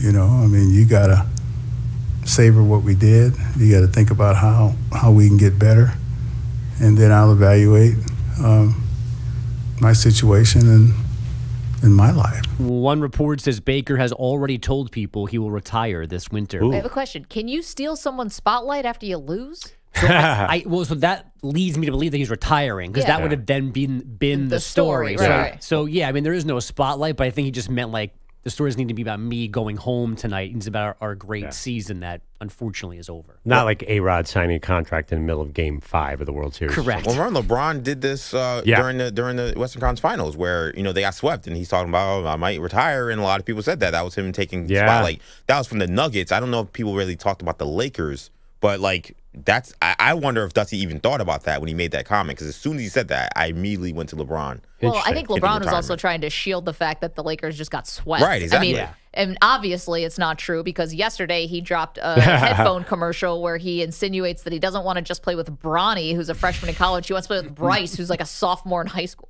Yeah, and that's his stiff arm for Rob Pelinka too. Always I might just go home. So get me the friends I want for next year's team. We need to make a show policy. What's that? Are we going to be the kind of show, now that we're in the mornings, that's going to make fun if it's the Diamondbacks and the Rangers of that matchup and how Rob Manfred is losing sleep over this? Are we going to do that? Because I'm down for that. If anyone wants to make fun of this matchup. Is this you taking the spotlight away from the Phillies and deflecting off Well, what I'm would just be saying, very disappointing? You're only Game 7 in the history of your franchise, and you would have lost it. Well, I just think that Rob Manfred is going to be in the home plate umpire's ear saying that's a ball on Bryce Harper. I think the MLB is panicking a little because the Diamondbacks are an 84-win team out of nowhere. The Rangers are a bunch of sort of free agents collected. There's just no mojo with this team. Okay, so here's what's really at stake in this Game 7. If you want to talk real talk, the power of the Philadelphia crowd. Because you just saw the Astros lose at home, all those games. You're talking about a Game 7, first ever in history. You're talking about the Phillies are the most likable team ever. Philly crowds getting tons of respect because of how loud the ballpark has been. If you lose this Game 7, Philly crowd theory goes belly up. I totally disagree. You guys will be shocked at the speed which they move on to the Eagles. It'll be. We're not. The Diamondbacks will not even be able to pop the champagne before every single person in that crowd is thinking about the buyer at safety. This is a Eagles house. I'll tell you, the Phillies are playing pure house money. It's because they you guys always don't ever process your feelings, and you end up throwing batteries at Santa Claus. There are no feelings. You got to mourn it. This is an extra present on Christmas that the Phillies are deep in the playoffs. This is not important to any Philly. It is deeply not important. This is not New York. You're wearing a Phillies hat. Yeah. Exactly. What are we I mean, talking we're about? into it. I'm too nervous to watch tonight, but it's so easy. It's not New. You guys know New York. New York cares about baseball. Philly could care less. You are preemptively trying to guard yourself for the feelings of eventual letdown that could happen tonight, and it's not working. We can see right through it because when the Eagles lost the Super Bowl, Perloff was there at the game and then came back the next day, took the red eye, and was like, "It's not that big of a deal." I got the Phillies. It's almost spring training. It's spring training. We love baseball in Philadelphia. You just do this. Well, that was a joke. But, I mean, come on. Do you really think if you put a truth detector or a lie detector on a Philly fan and you said, I'll give you the Eagles in the NFC title game or the Phillies win it all, 80% are picking the Eagles to go to the NFC title We're game. talking about tomorrow. right now. No, I'm telling you. How are they going to feel tomorrow? They're not serious baseball fans. And I say that with love. Wow. They're just not. I mean, David Sampson, the Marlins president, who said this is a bandwagon town. Yes, of course it's a bandwagon Phillies town. Do you ever talk to anyone from Philly? Nobody's wearing a JT Realmuto jersey to a wedding. They're wearing Brian Dawkins jerseys. It is a football town to the core. What kind of heathens wear any jersey to a wedding? Oh, Brian Dawkins jerseys is formal wear in Philly. Fill them in, Maggie. Weddings, funerals. Disgusting. You can wear Brian Dawkins jerseys anywhere. It's totally acceptable. I mean, seriously, did you ever hear me talk about the Phillies 3 years ago when they had 81 wins? They sunk. How about this? Then if you are not going to care if they lose the first ever Game 7, then you are not allowed to celebrate tomorrow. Or taught yourself as this great home field advantage. You can't do either of those things. You're banned from talking about the Phillies tomorrow if they win. Okay, I mean, has it played out that was there any home field advantage? Okay, fine. That's fine. I don't care. Can I talk about the Eagles? You don't get to celebrate. That's totally fine because, first of all, I want to win a championship. I'm not going to celebrate an NLCS. This team is a championship or bust. They lost in the World Series last year. Why are they celebrating? You don't care at all. Well, I'm just saying that beating the Diamondbacks would not be that great of achievement. You guys think you can get to me? I'm impervious on the Phillies losing. Because There's you just keep nothing. moving the goalposts. Yeah, right. There's nothing. You're trying to be this moving target about whether you care about the team. Honestly, you guys are really reading Philadelphia wrong. This is like the JV team winning a title. This is a Philadelphia Eagles town. Look, Philly. The Phillies let the Diamondbacks play in this series. They let them win 3 games. Because they really don't care about it. This is about the Eagles. So if the Phillies win, it's okay. It's great. Wonderful. But if they don't, it's great too. So Nobody's crying if the Phillies win the World Series. Everybody in that town is crying if the Eagles, when the Eagles won the Super Bowl, they win another one. Okay, this is the emotional bind that sort of makes Philadelphia. Then you are a fraudulent sports town. And honestly, I feel bad for, and it's crazy to say this, but I feel bad for the Mike Schmitz, for the Jimmy Rollins, for all these great Philadelphia legends. Apparently no one cares about them. Back then, that's a different thing. I'm saying, that's the organization. That's like me saying, but now the saying I NFL don't care about the Knicks, and then you're saying, well, what about Clyde Frazier? Like, well, I was back in the day. Like, but you this own is all those guys. 2023. Baseball used to matter. Now that it doesn't matter, it's all football. But it's supposed to matter for you when you're a fan of the team. And last week, you were telling us this beautiful connection between Bryce Harper and the fans. What fans? What's the connection that if nobody cares, connected to him? One of the great moments of Bryce Harper's Philadelphia career when he shows up at the Eagles games. I mean, this is, first of all, I'm now clumping all together. They're all basically Eagles fans. The Eagles were at the game last night. It's just not the same. It's not the most important team in the city. That's the fact of the matter. And don't anyone in New York calling us a fraudulent fan base is ridiculous. New York, by definition, is a fraudulent fan base because it's split in two because they have 2 teams. It's not their fault. But this is one of the worst sports towns. Fraudulent. It's such a front-running fraudulent stick sports. with them. It is such a fraudulent front-running town. Jet fan, they're fraudulent. They literally picked the worst side. Or front runners. Do you know America hates New York fans even more than Philadelphia fans? Fine. Because at least we own it. You have so many fraudulent teams too. I think that poll would be closer than you think. Well, I mean, there are the Knicks though. They are disliked. I think that if you put up a poll, who's the more disliked sports town, New York or Philly? I think you are with getting the last 10 minutes of your you're meandering defense of your team. All right, let's get some more headlines in. Enough about Philly and New York. Where were we? Oh, yeah, the Rangers will host Game 1 of the World Series on Friday, no matter who wins this meaningless Game 7 in Philly tonight. By the way, if you think there's a town that doesn't care about baseball and cares more about football, Watch when the Rangers win this World Series. Again, stop redirecting other places. I'm just saying. David Arlington. I'm no just one saying brought that up the is Fort Worth Megaplex, whatever it's called. If there is a Cowboys practice on TV, that will get more ratings than a Rangers World Series. That's game. fine. They don't tout themselves like you guys do.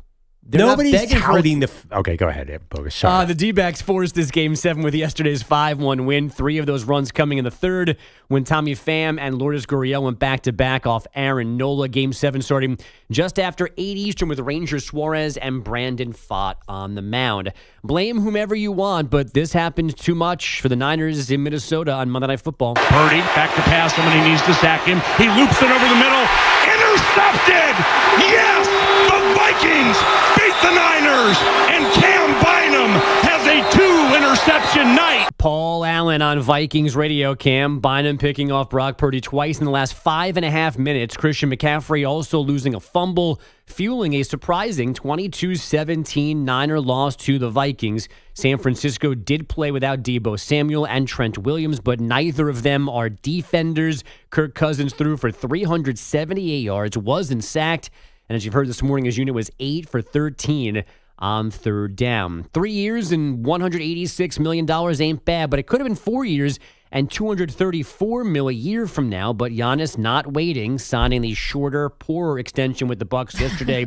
There is also a player option for the 27-28 campaign. Giannis Antetokounmpo. And the NCAA reportedly expecting a delivery soon of stadium surveillance footage showing Connor Stallions or one of his minions filming sidelines from their seats in the crowd. The infamous Michigan football staffer apparently bought tickets for over 30 games at 11 different venues over the last 3 seasons. He usually used his own name, sometimes transferring the tickets to somebody else to do the alleged sign stealing. Guys, back to you. You know, I don't care about the NCAA, but what if the Big Ten said Michigan can't go to the title game? That would be. But even though if Michigan beats Ohio State and doesn't go to the Big Ten title game, then does it matter? I think they could still be in the Final Four. Oh, I don't know. Because that Big Ten title game is usually not great. Because I think they're still in divisions in the Big Ten, so they'll play like the Wisconsin version. Correct. Yeah. So I think you could still get in. But is that where we're headed, to some really serious ramifications? We know how these punishments work. Michigan will get punished in the year move. Maggie and Perloff, CBS Sports Radio. You're in a 5-minute break.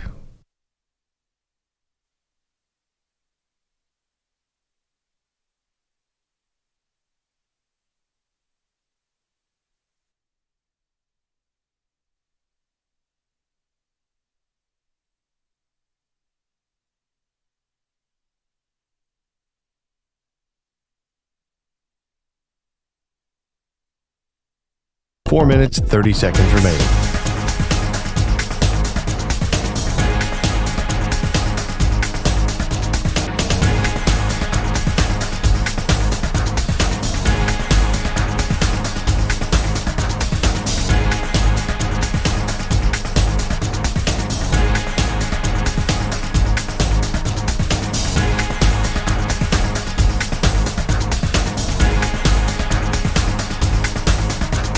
Four minutes remaining.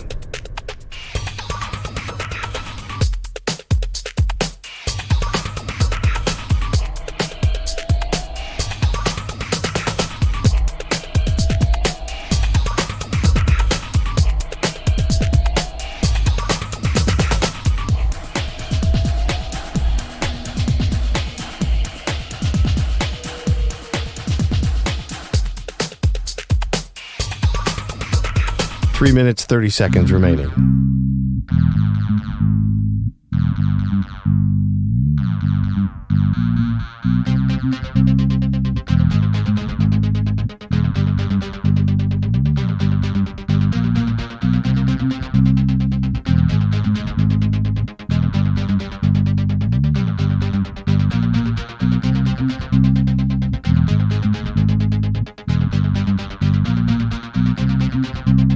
Three minutes remaining.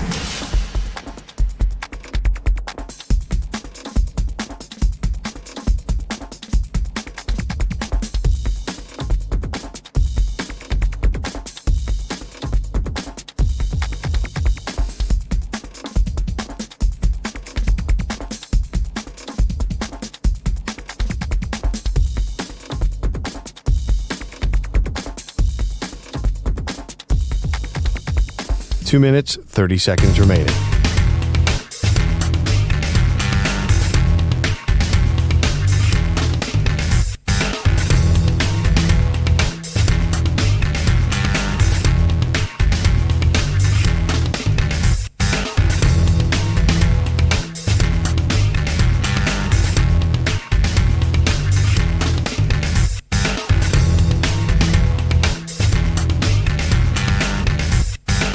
Two minutes remaining.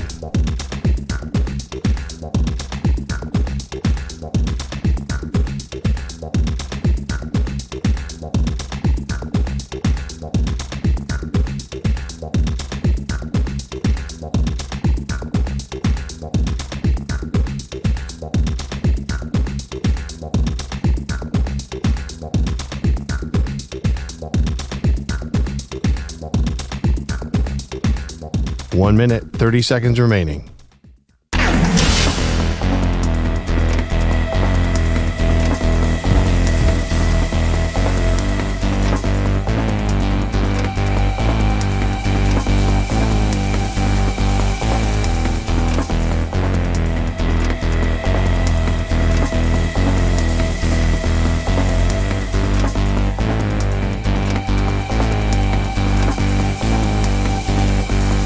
One minute remaining.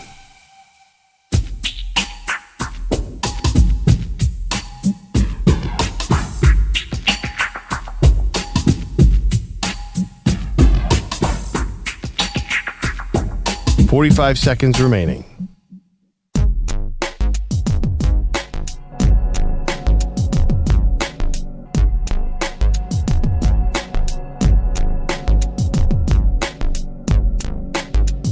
$30 seconds remaining.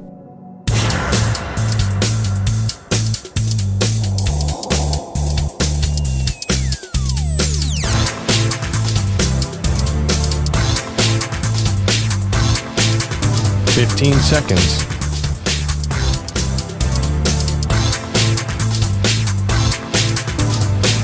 Break ends in 5 seconds.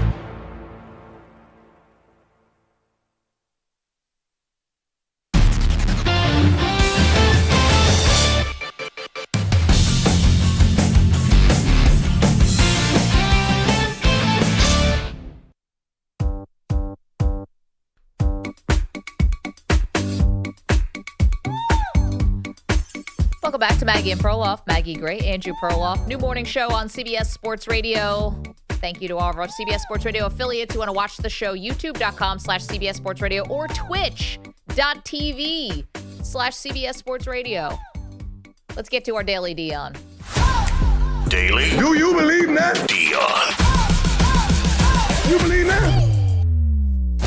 This portion of the show is brought to you by Wesley Financial. Stuck in a timeshare and want out? Contact Wesley Financial Group now and get a free timeshare exit information kit at wesleyfinancialgroup.com. Colorado on a bye, Perloff, after the stunning loss to Stanford. So how does Deion Sanders blow off some steam? Wasn't expecting this.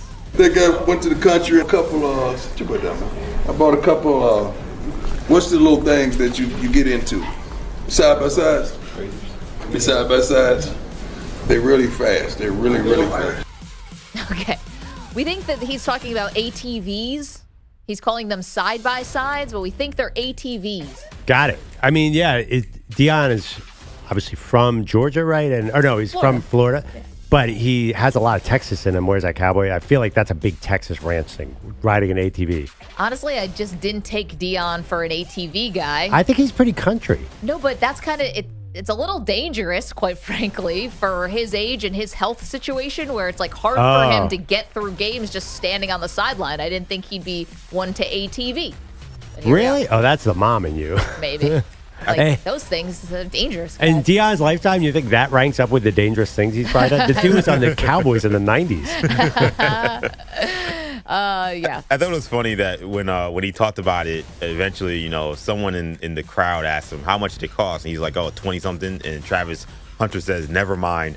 And he's like, you have NIL money, sir. You can buy these. Does he have $20,000 in NIL money? He said, I mean. Travis Hunter's got well over $1 million. He could definitely spend that. I know, but it's good on him. He's not buying ATVs. This is a showcase showdown here. I mean, it's like his savings probably, hopefully. Yeah. Deion said he was being smart. He said, remember that when your family starts to ask you for money later in your career. Yeah. By the way, you guys see the spread and the money line on this game? It's UCLA's 17-point favorite, and it's a plus 625 money line. I like that. I mean, I know UCLA's defense is really good, but this seems a little rich. I know Vegas doesn't know how to bet on the Buffs, but I understand they're struggling. 17 points against UCLA, who can't do anything on offense. Where's the game? It's in UCLA. Yeah, that's probably it. I don't know. I feel like Colorado, maybe, it's such a pendulum. Are we already too far down on them? We got way too high on them. Now we're getting down on them again? Well, loss to Stanford will do that to you. Yes. So we kind of have to, we're in wait and see mode now for Colorado. That's interesting, though. It's a pretty big spread. Can I make I don't want to say I'm patting myself on the back for this. I'm definitely not. I'm just noticing that I might have been the first person in history to pull off a certain achievement. Like, honestly, I feel like the Guinness Book people should find out about this. We should tell them, and I might get like a certificate or something. Wow. What did you do? I am willing to bet anything that I'm the only person in the history of the human race who walked into a Costco, did not purchase a single item, and walked out. And you have a membership. I have a membership. I'm on my mom's membership. Nothing stood out to you? There wasn't a great deal on sponges? Nothing jumped out to you? There was 100 great deals. You didn't buy a churro? I didn't buy a churro. $1 hot dog for your kid? Yeah, I didn't also buy like a shrimp platter or a battery-operated bike. I didn't buy a shower curtain or a mattress. I didn't buy anything. Everything was on sale. I could have gotten a Christmas tree. I mean, anything. I didn't get anything. And I walked out. Why not? I think I'm the first person in history who's ever walked in and walked out and not bought anything. What happened? Why didn't you buy anything? There's great deals all over the place. You want to know what? I got overwhelmed.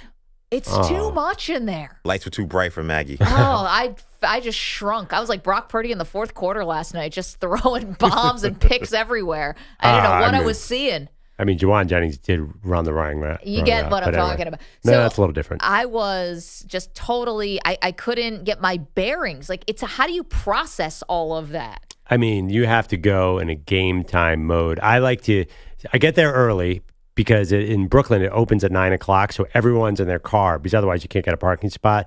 I put on a hype music and I get fired up. And then when you get in there, you have to use NASCAR principles with your cart. And the Brooklyn one, you can't be afraid of contact with the carts, Maggie. Wow. Like you gotta be aggressive. Otherwise you get stuck, in the laundry detergent aisle and you can't get to the good stuff. Okay, you know what I'm talking about, DJ. Oh yeah, I'm a big Costco guy, and it's not. Look, you gotta be built different to shop at Costco. And Maggie, maybe you come with me and Andrea. We'll get you some stuff and we'll show you the ropes. How about this? Can I just get like a roadmap? Can anything be labeled? Like nothing's labeled in any of the aisles. I'm flying blind out there. And also, you talk about having the NASCAR mentality with the carts. I couldn't even get the cart. I had to just abandon the cart. It's a huge cart. It's a huge cart. Yeah. Nothing was in it. And I just left it. Yeah, you're lucky you found a cart. I mean, the one in Queens, like, good luck getting a cart. Even that's a whole fiasco. I live in the suburbs. So I'm deep suburbs. So, like, the parking, the cart, that's not the issue. I'm fine with that. I don't have to do anything on the way in. It's just once I get in there, all of a sudden I was so disoriented, and the lines are super long. So I can't just walk out with, like, socks. And I'm going to wait on the line that's basically a football field long. Such a great bargain on socks, though. It would be so awkward to go up to that little guy or person who, does the marker on your receipt and you just sees one bundle of socks. Yeah. That guy probably would think you're a weirdo. That guy who marks my pockets probably. Like, no way you're just walking out of here with socks, lady. I don't understand. So they check your receipt when you're walking out of Costco. They mark it to see that you don't have anything that's not supposed to. I have 40 items in there. They never even look at it. That's all for show. I think it's definitely just one of those things where it's like, if you see a receipt that has two things and you have a whole cart, they realize something's wrong. Or if the person looks super suspicious, like they're looking down in a way or something. To me, it's like the equivalent of having a sticker that says you have a alarm system at your house, but you don't really have the alarm system. Yeah, you're paying for the sticker to kind of deter people. It's like someone's going to stand here at the door to deter people from trying to scam. People I know do that. What, the sticker? Yeah. People I know do that. Don't say who. I'm not going to say who. I have a solution, Maggie, Rogish? and it might help you too, EJ. Online Costco is the greatest thing that ever happened to me. Everything you can get there, you can have shipped to your house and avoid the chaos. But I can't get the hot, warm churro. Oh, yeah. Or the hot dog. Or the $4 rotisserie chicken. Yeah, like that. Okay. That's what the Costco trip is about. What about the samples? For me, ever since, when I really became addicted to Costco, when I couldn't get toilet paper during the pandemic, I'm like, I am never going to let toilet paper run out again. I actually have a closet full of Costco toilet paper. It's you. You were hoarding the toilet paper. Coming up, Brock Purdy throws those 2 picks in the fourth quarter, but as the clock's striking midnight on the young QB, we'll get to that next. Don't move. Maggie and Perloff, CBS Sports Radio.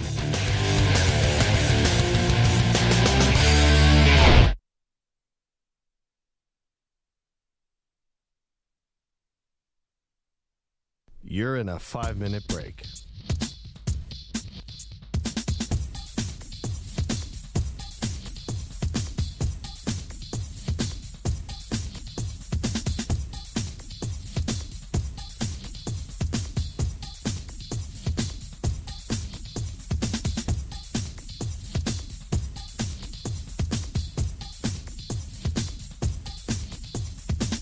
Four minutes, 30 seconds remaining.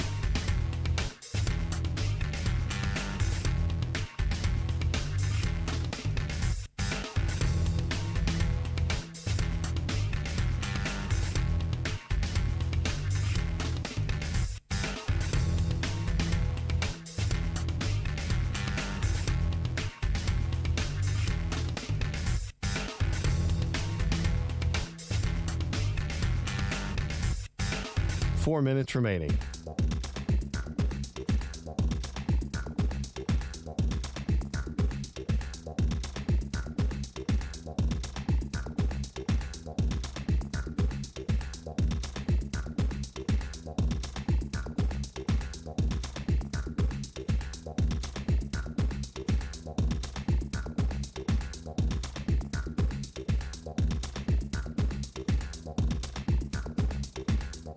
Three minutes, 30 seconds remaining.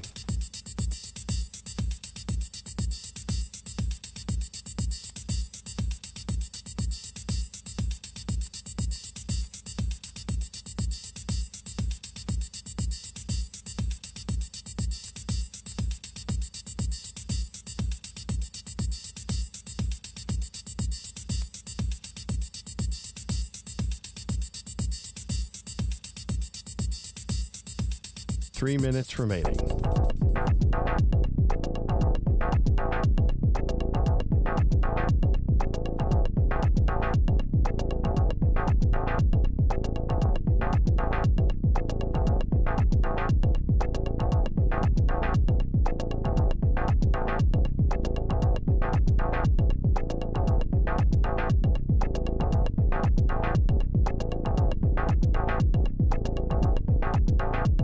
Two minutes, 30 seconds remaining.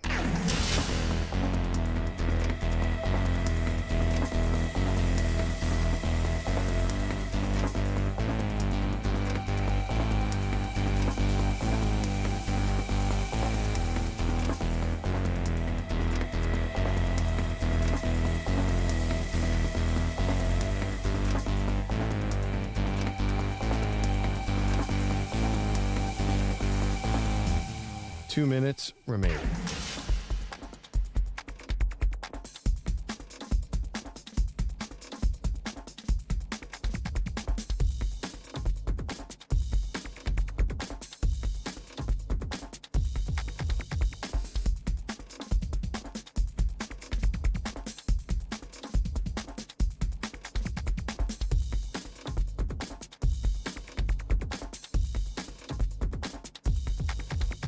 One minute, 30 seconds remaining.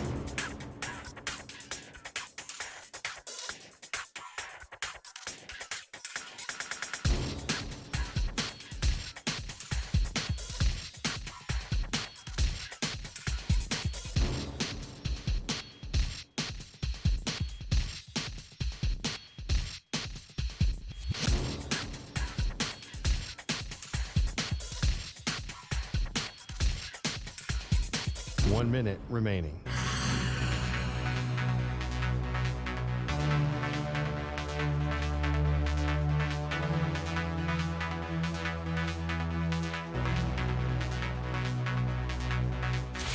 45 seconds remaining.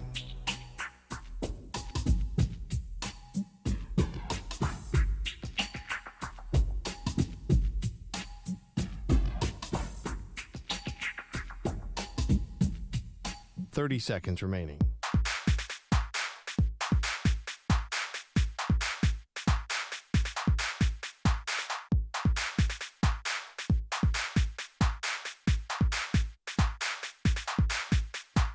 Seconds.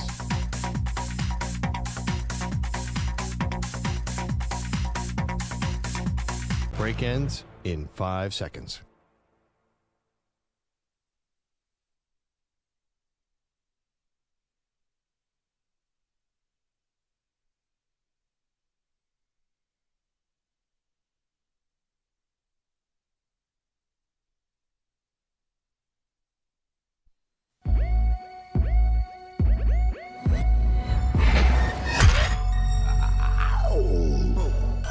He's the reigning Fortnite champion. She's a Call of Duty legend. They are Maggie and Perloff on CBS Sports Radio. Welcome into the show. Maggie Gray, Andrew Perloff. We're not expecting that barn burner of a game last night. Minnesota and the 49ers. The Vikings end up winning. The score wasn't crazy. It was 22-17 was the final score. It's not like it was this score fest, Perloff, but a lot of points left on the board. I mean, Minnesota should have scored a lot more, and San Francisco gave away points too. You're so right. Special teams not really on its P's and Q's. We had a couple turnovers, including a fumble by Christian McCaffrey early, and then 2 interceptions from Brock Purdy late as they were trying to come back from a one-score in a deficit and trying to win a one-score game. And it's interesting because, first of all, Minnesota, now their season looks a little bit different because they just had this big, now signature win, whereas before maybe you thought they'd be sellers at the deadline or their, future really at a crossroads. Well, now, they're kind of back in the mix in the NFC. And then for the 49ers side of things, 2 straight losses where they just looked very mortal. And beyond that, the Brock Purdy for MVP, those people are getting a little quiet today because Brock was good through 3 quarters, but when things are not perfect, you saw in him trying to make a comeback on the road, and he threw 2 picks. I mean, he is a big reason for why they lost last night. I don't agree with that. I mean, first of all, they should have been up early in the game. The first pick is not on Brock Purdy. The wide receiver didn't run the right route. He waggled. Purdy. Yeah, of course Purdy's going to say that. But the wide receiver, Jennings, was coming down the seam, and he faked to the left. So by the time Purdy hit the spot, he wasn't where he was supposed to be. The second one, with 30 seconds left in the game, he had no timeouts. He had to hurl the ball downfield. And the Vikings guy made a good interception. I mean, can you walk away from last night's game and say Brock Purdy's not a good NFL quarterback? Because I saw a good NFL quarterback. An efficient, accurate, playmaking, scrambling quarterback. Okay. I think everybody was on board with saying Purdy is a good quarterback. It's when Purdy got elevated to the MVP conversation is where you lost people like me. Why can't he just be good? Why can't it just be he works for this system, he's got great weapons around him, and he's facilitating it? He's not the rising tide that lifts the boats because when things got muddy or grimy, as Nick Bosa described this game as yesterday, it's not like you were getting elevated play from Purdy. Because a good quarterback on the best team in the league wins the MVP. You don't have to be great. If they're 15-2 and he has the highest passer rating in the league, that puts him in a good position. He's second behind Tua in passer rating. So I think having great stats on a good team, I don't think that MVP voters ever distinguish. But is that really who gets the MVP? Patrick Mahomes gets the MVP. Well, Aaron because they're Rodgers the best gets team. the MVP. Yeah, because they're the best team. Like Rodgers, the number 1 seed usually gets the MVP. No, but those 2 guys aren't good quarterbacks on good teams. They're all-time great quarterbacks. Well, Matt Ryan got an MVP. Cam Newton got an MVP. Lamar Jackson, I think they were, what was their record that year? 14-2? I know, but who did he have around him? He wasn't on a great but his numbers were moderate, and he was a good quarterback on an unbeatable team. He didn't have, his stats were not blowing anyone away. He had a lot of running touchdowns. But generally, I think if you're 14-2, you have a great chance for your quarterback to be MVP. Right, but Purdy is not the same as what Cam Newton did that year, right? He's same as Matt Ryan in some ways. I mean, there's very deep similarities there. Okay, and Matt Ryan is an MVP, but I mean, it felt like an outlier season. He was a good quarterback. That's it. Yeah, I know. That's what I'm saying Brock Purdy is. I know, but they were an unbeatable team. That's the one, whereas usually they're giving it to Mahomes or Rodgers or Brady or Peyton Manning. I mean, these are the guys who are, we think of MVP candidates. Yeah, but I think not an outlier in Matt Ryan. If the Niners really went on a run and were 15-2 this year, then I think people are going to give Purdy a lot of credit because his numbers are super gaudy. He was, even last night, he was just hitting pass after pass after pass. And you're like, how is this little guy throwing that pass? I think, Aaron Rodgers usually won it, but they were 13-3. That record, quarterbacks get a lot of credit and a lot of blame. I think what you're doing now is giving Purdy too much blame for last night's loss when this was a completely unexpected defensive meltdown. Well, the defense was not good, especially on third down, and perhaps there's been a little bit as chipped away at what was thought to be an unstoppable defense. I mean, they were riding super high after beating the Cowboys 42-10, and now back-to-back losses to a backup quarterback in Cleveland when they lost with P.J. Walker, and obviously that great Cleveland defense, and then they lose last night with Kirk Cousins, who put up a real monster game. Him and the connection with Jordan Addison, it's like the same as like Justin Jefferson. It's almost like there's no drop-off because those two were great. And Jordan Addison wrestling a ball away from Charvarius Ward and then running it in 60 yards for a touchdown was an incredible play right before the half. I mean, what the Niners were doing on defense, I think they look back at, if for some reason this game cost them home field, they're going to look back at that play and say, what were we doing? All they had to do was stay way back, and then the Vikings were going to run out of time. It was a really indefensible mental gaffe by the coaching staff. On the defensive side. Yeah, and Steve Wilkes. Like, basically to do an all-out blitz in that situation made zero sense. There's no explanation for it. I wonder if he talked about it after the game. There's just nothing positive could have came out of that. All night long, they were sitting back in the zone, and Kirk was throwing underneath. If he had done that, the half would have been over, and the game would have been manageable. So I think the Niners are going to look back on this one and say, we gave this game away. Let's hear from Kyle Shanahan, shall we? He talked about how the Niners had too many turnovers. Yeah, I was real disappointed that we couldn't get them off the field. I mean, they had one punt today. We had one punt. They had one turnover. We had 3 turnovers. So I think when both teams only punt once, it looks like it's going to be a shootout. But, we ended up turning over 2 more times than them, and it was a 5-point game. So almost as simple as that. Brock Purdy now 3 interceptions on the season. He had 4 all of last year, of course, in 9 games. So 7 games this year, 3 picks. I mean, this is what life is actually like in the NFL, right? I mean, I think it looked like it was kind of perfect for Purdy, and he was the perfect guy, or is the perfect guy, to quarterback things when things are perfect. You had no left tackle last night. You had no Debo Samuel. And what happened? It was a really, I mean, he's 21 for 30. In the balanced game. 21 for 30 for 272 yards. That's pretty good. It is, but where are the points? Well, I mean, McCaffrey fumbled at the 11, a field goal kicker missed it. He never got the ball back. I mean, how many drives did they have in the entire game? Basically, Minnesota controlled the entire game, and he had 1 punt the entire all game long. That's pretty impressive by the offense. To come away from that, I'm telling you, if they get that Purdy game every week, I mean, who's going to beat that team if their defense is playing a normal game? 855-212 for CBS. We've got a poll question out there, EJ. What are some early results, please?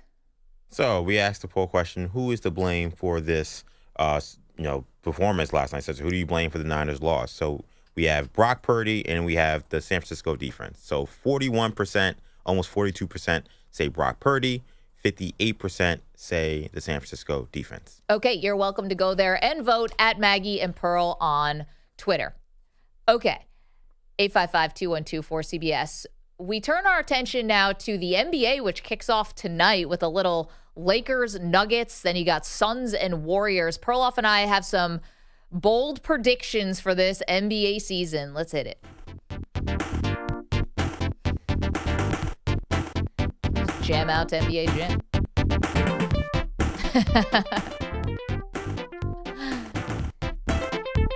Seriously, we're not going to give you any NBA stuff. We're just going to listen. Oh, okay. Perloff, you go first. Okay. I will start with the Los Angeles Lakers. Austin Reeves is going to be an all-star this year. I don't know if this is a super hot take. It feels like a hot take. He averaged 17 points a game in the playoffs, 21 points per game in the Western Conference Finals, which they got swept in.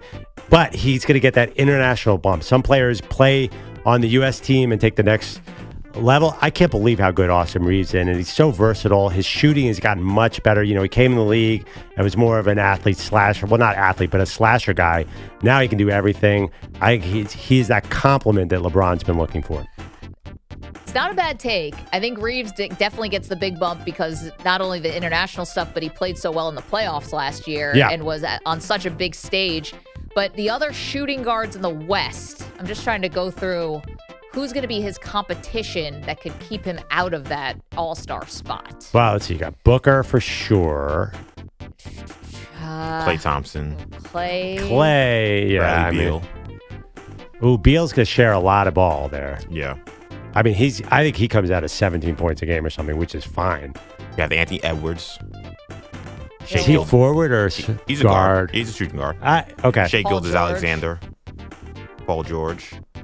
All right, well, think about that. Paul George. I mean, listen. Whoever you think the shooting guard is of the Mavericks, whether it's Luka or Kyrie. Got some injured guys. Got some injury guys on that list. Okay, well, you mentioned Klay Thompson, so that's going to take me to my first pick, which is Klay Thompson. This could be the last ride here and the last dance for the Warriors as we kind of know them with this championship core. I think this is the last dance here for this iteration of the Warriors, and I think that not only will Klay Thompson be on a different team next year, I think this is it for Steve Kerr.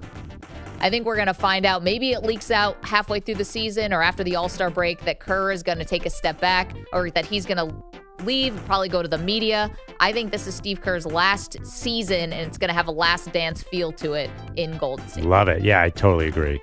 I don't know about Kerr, but I agree that it's going to have a last dance feel. The question is, in the last dance, you have to win the title, or it's not really a last dance. Yeah, I think the Bulls set up last dance has to be a title. I think it's the title for them. Oh, okay. Yeah.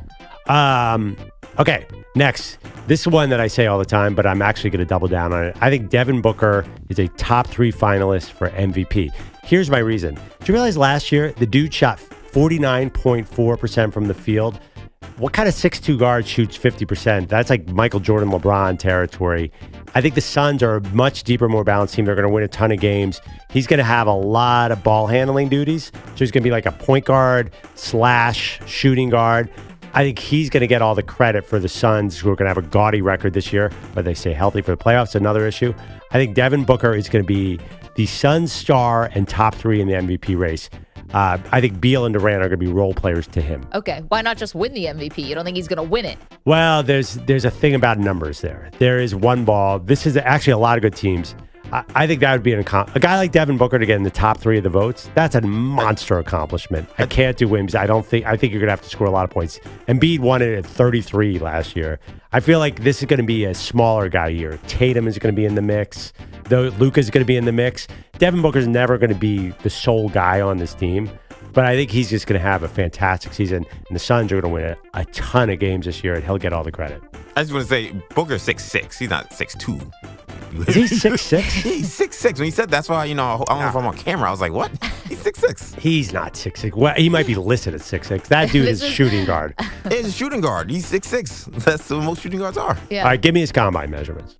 I'll get that. I get that to you. We'll find those while I give you my third take. My third take for this NBA season. Wait, my third take or my second take? My second take. I'm going against Perloff here. I think the Suns are the latest super team that's going to disappoint. I think this is way too injury prone. They had to spend and invest so much into these 3 guys of Booker, Durant, and Bradley Beal. They have no depth. Traded Ayton. Yep. I just do not see this super team sort of, going against what we've seen recently, which is super teams are just not the thing. So yeah, I think they fail. I love getting rid of Ayton. That is such an addition by subtraction, especially defensively, because teams were pulling him outside. Now, Nurkic, how many games am I going to get out of him? If I get a lot of games out of him, then they're getting those W's. Okay, third take. Go ahead. All right, this kills me. And I don't think EJ's going to like it either. I'm telling you who's going to come out of the East. Boston Celtics. And everyone says, Porzingis is going to get hurt. It's not even that.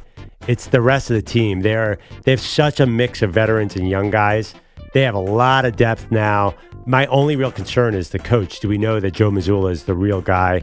I think Boston is setting up because every other team that's a contender has more of an implosion possibility to me. I think that Damian Lillard and Giannis, there's a lot of age on that team. That could implode. The Heat have all sorts of roster issues. Tyler Hero is unhappy. I feel like the Celtics are deep and talented. The coach, again, the only question, I think the Celtics are coming out of the East, not the Bucks. And I'm sorry because I love the Bucks. Man, stacked team. My final prediction for this NBA season, gas up the Honda. Perloff's going to be driving to San Antonio to apologize to Victor Wembanyama. Perloff said if Wemby wins Rookie of the Year, he will drive to San Antonio, hold up a sign in French, apologizing to Wemby. That's happening, pal. Gas up the Honda for Wembanyama? That rhymes. I didn't even think of it that way. That could have been the slogan for the Spurs last year, the tank slogan. Yeah, right. Gas up the Honda for Wembanyama. Well, now we have it. So there let's you go. Get it printed on some let's shirts. Trademark that. I know. Not that I think a lot of people are going to try and use it elsewhere. Also, can we trademark something that has Honda in it? It's kind of their name. Yeah. Anyway, those are 3 NBA bold takes. And as for LeBron, the take is another good season from LeBron, who will never age and never stop playing. I think we're going to notice it this year. We noticed it a little bit last year. You're going to see the age. There's going to be certain drives where you'll be like, first of all, LeBron's going to conserve his energy. Yeah, but I think it's going to be, it just becomes more and more obvious. Ooh, that's an older NBA player because he's LeBron. So anything that's not spectacular kind of stands out. Any step back, sort of fadeaway 3 when he could have gone to the hoop, that's old LeBron now. But when he does go to the hoop, it looks a little slower than it used to. I mean, that's, of course. I mean, we forget that he is a human being, that at a certain point he's going to slow down. It feels like he won't, but it has to happen. I wonder if he plays 65 games, though, to be eligible for any potential postseason awards, just in case. Yeah, that does sound like LeBron. I think that'll be really interesting to evaluate this season. We'll come in the morning and say, like, here's an old LeBron play. I'll show you. He'll have a fast break, or he'll drive to the hole and he'll hit a layup instead of dunking it. I'm like, a young Miami Heat LeBron throws that down so easily. I think it becomes more evident this year than even last year. And we saw a little bit of it last year. Yeah, I mean, it is 21 years in. All right, do we have Devin Booker's official combine stats? I'm seeing 6'5". I saw 6'4.5".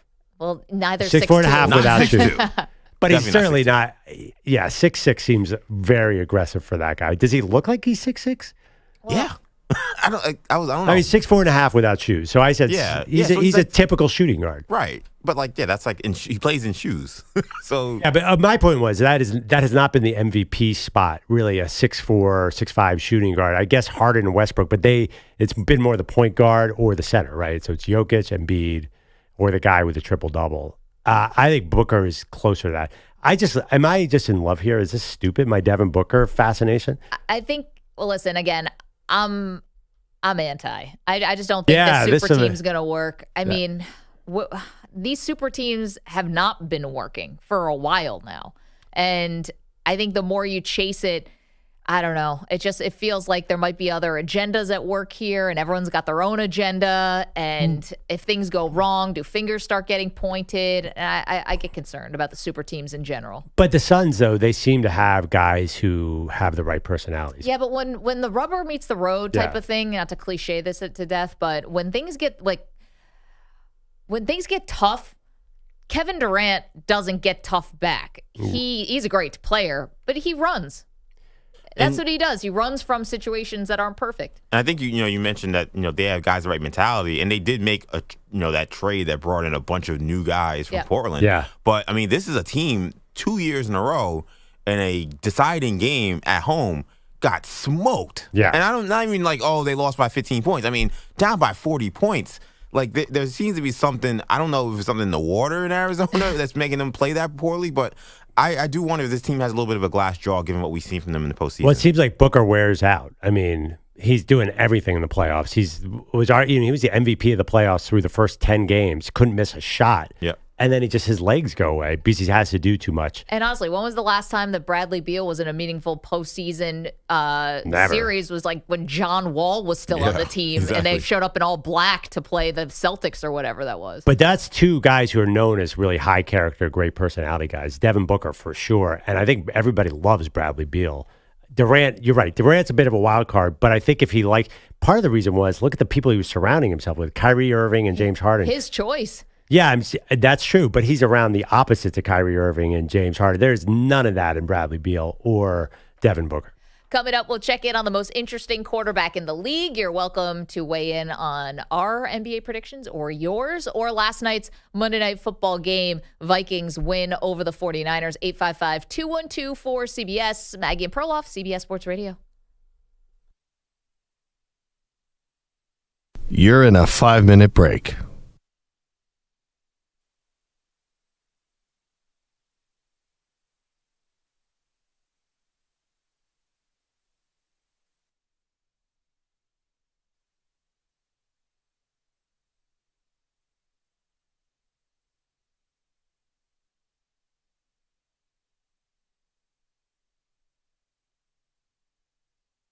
Four minutes, 30 seconds remaining.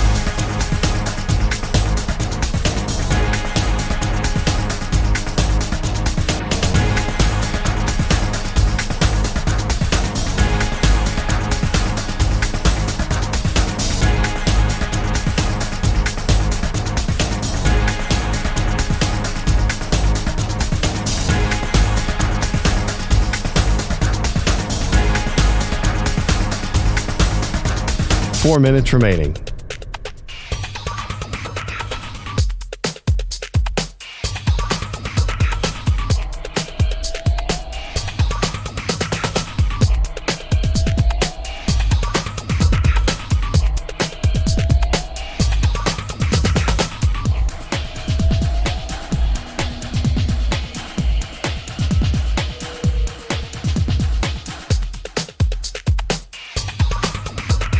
Three minutes, 30 seconds remaining.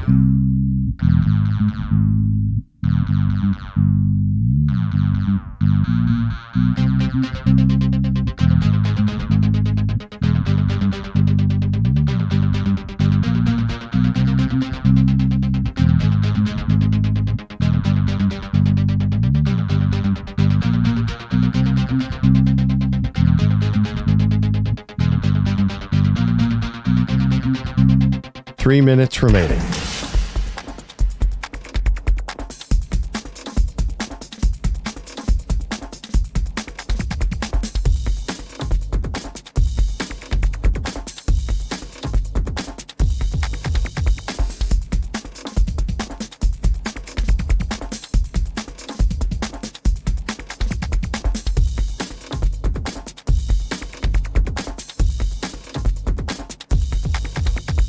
Two minutes, 30 seconds remaining.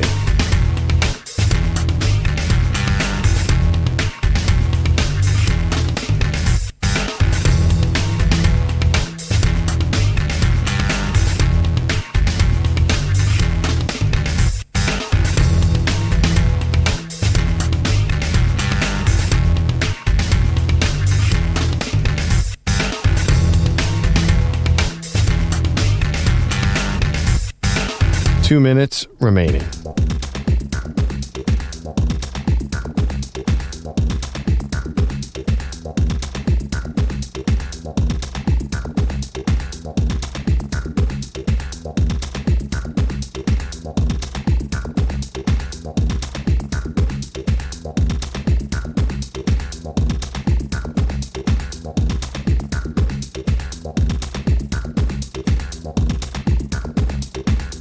One minute, 30 seconds remaining.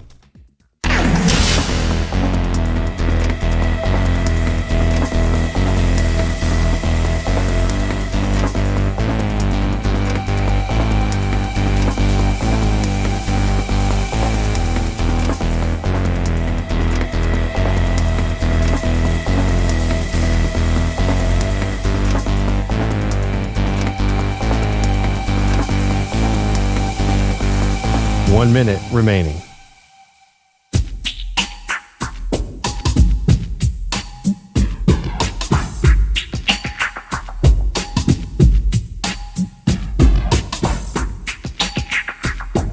.45 seconds remaining.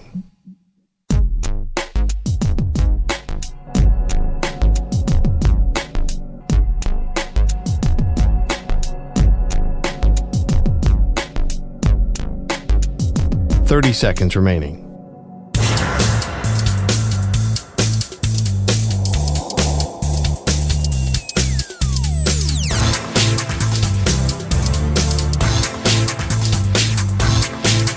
$15 seconds.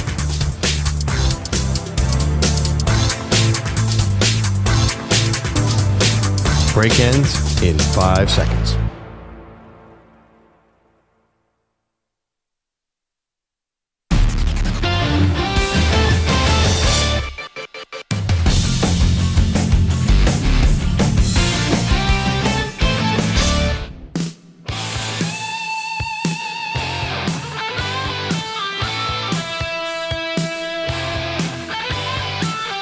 Welcome back to Maggie and Perloff. Gosh, I'm so excited for NBA to start tonight, but I got to tell you, those predictions we were just making, Maggie, we got to remember those because we were taking some swings there. Okay, so quick recap before we move on. I can tell you for mine, I think this is a Warriors' last dance. And they're going to win the title. And that wouldn't surprise me. And then Kerr retires. Okay. And Klay Thompson is probably on another team. I think that Sun Super Team, another big failure. That one's more reasonable. Okay. And I think Perloff will be driving to San Antonio to apologize to Victor Wembanyama for not thinking he could win Rookie of the Year. I got the C's in the East. I got Devin Booker, top 3 MVP candidate. It's so soft that I didn't go MVP. There's no way he's winning MVP. And Austin Reeves in the All-Star game. That one I'm excited for. I think it's exciting that there's another Laker star. We'll see it tonight. I'm telling you, that guy can play. I'm shocked. No, he is really good. Can we check in on Aaron Rodgers, please? What the is Aaron Rodgers up to today? Well, last night, technically, he was a guest on the Manning Cast. Aaron Rodgers said the goal is to come back this season. I think for me, you always have to set a goal. Otherwise, you go kind of crazy. And so the goal is to definitely come back. There's a lot of factors that go into that, but I got to get to a point where I can protect myself and do what I do. There you go. So he's, I guess, doing this just because he needs a goal. I get it. You need a carrot out there for all this rehab. I'm sure it's tedious, but he keeps raising the expectation on this. Perloff, I'm wondering if it's kind of disappointing if he doesn't make it back now this season, even though it seems impossible. Based on his tone there, though, he did sort of simultaneously dampen the expectations. He kind of said, okay, I don't know if this is realistic, but I have to set this goal to motivate myself. Here's the bottom line. If the Jets are still in playoff contention, why are they going to put out a guy who just came off an Achilles tear? They have to be good enough to win with Zach Wilson.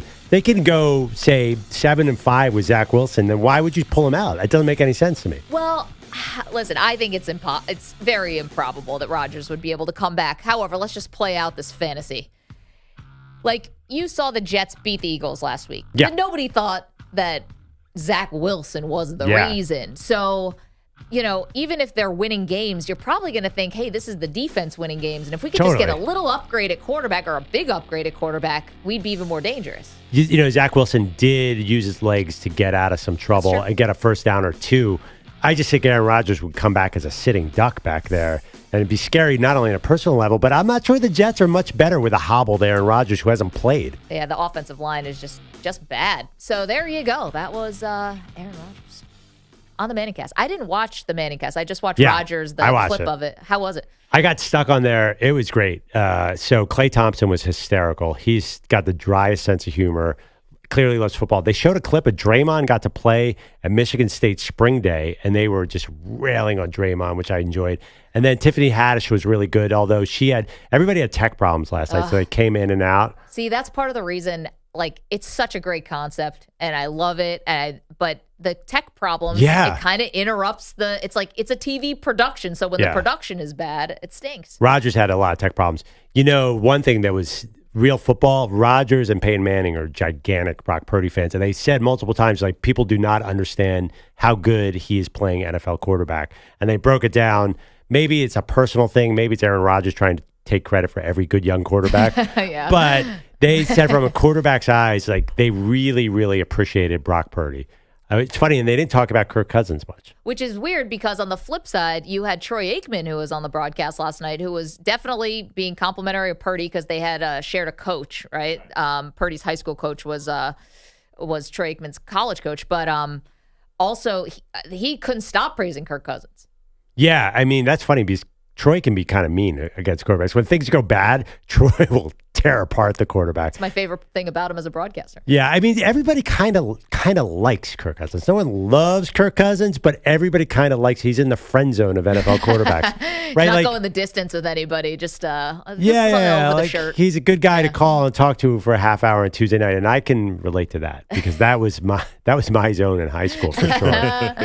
Andrew Bogusch is here. He's got some headlines. Guys, they don't win close games this season. They usually don't win in prime time, but the Vikings did both of those things last night. Cousins on 3rd and 6. Big blitz like Pete said. So Cousins fires over the middle, and it is caught by Addison.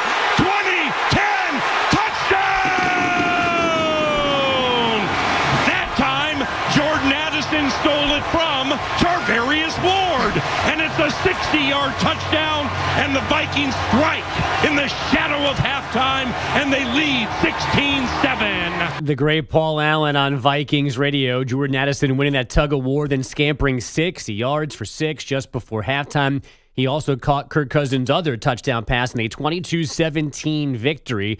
Brock Purdy, meanwhile, picked off twice late in the 4th, so his team loses for the second time in 5 days. We came in with the right mindset. We just got to execute better. But for me, and a second one in a row hurts, obviously, but we just got to be better, and got a big one ahead this week, too. That's against the Bengals. Oh, sorry. Didn't you think in the first half when you're watching Jordan Addison and Charvarius Ward, it's like, I'm watching the next great, this is like Marshawn Lattimore and Mike Evans. I'm like, but they don't play in the same division, so we don't get them twice a year. I'm trying to think of other good wide receiver corner battles. That's funny. Even last night, I asked myself, how good is Jordan Addison really? I didn't come away, and I know he had a huge game, but he's kind of small. Yep. Like I don't know what made him so good. I couldn't quite figure out why everybody was open on the Vikings. He must be better than I realized. Yeah, well, I think it's they clearly try to go more after Ward than they do Lenore on the other side. So like, they're testing him a lot more because every time someone's making a play, it's always Ward who's there trying to defend it. Feels like they're trying to target him a little. I mean, I know this is. I think Kirk Cousins makes receivers good, and that doesn't mean that Kirk Cousins is so good. The guy just throws this soft, catchable ball. If you're an athletic wide receiver, he gives the receivers a chance to make plays. Mm-hmm. I think he deserves credit for that. That's why he's your Olympic QB. Right. Yeah. That's why he's my flag football. Yeah. Oh, yeah. And by the way, put Jordan Addison on that team now because he's shifty and small, but he seems like a slot guy. I don't understand. I don't understand the thing that happened last night. I don't know how Kirk Cousins kept doing that. How at a certain point, Jordan Addison, I figured they could stop him. Anyway. Broncos safety Kareem Jackson gets a 4-game suspension after getting ejected from a second game this season for an illegal hit. He's also been fined 4 times for unnecessary roughness. The Bears say Justin Fields is doubtful for Sunday night with the Chargers because of that dislocated thumb, and the Dolphins are the pick for the in-season version of Hard Knocks. 7 games. Oh, sorry. One quick. I'm so sorry to interrupt you. Did you see, the Hard Knocks reminded me of this. Did you guys see this story from the Wall Street Journal yesterday that Peyton Manning and LeBron are going to team up their production companies to do a Netflix-style show? Remember Quarterback with like Kirk Cousins, Mariota, and no one will do now, and Patrick Mahomes. Yeah, that no one will do now. They're going to do an NBA version. Point guard.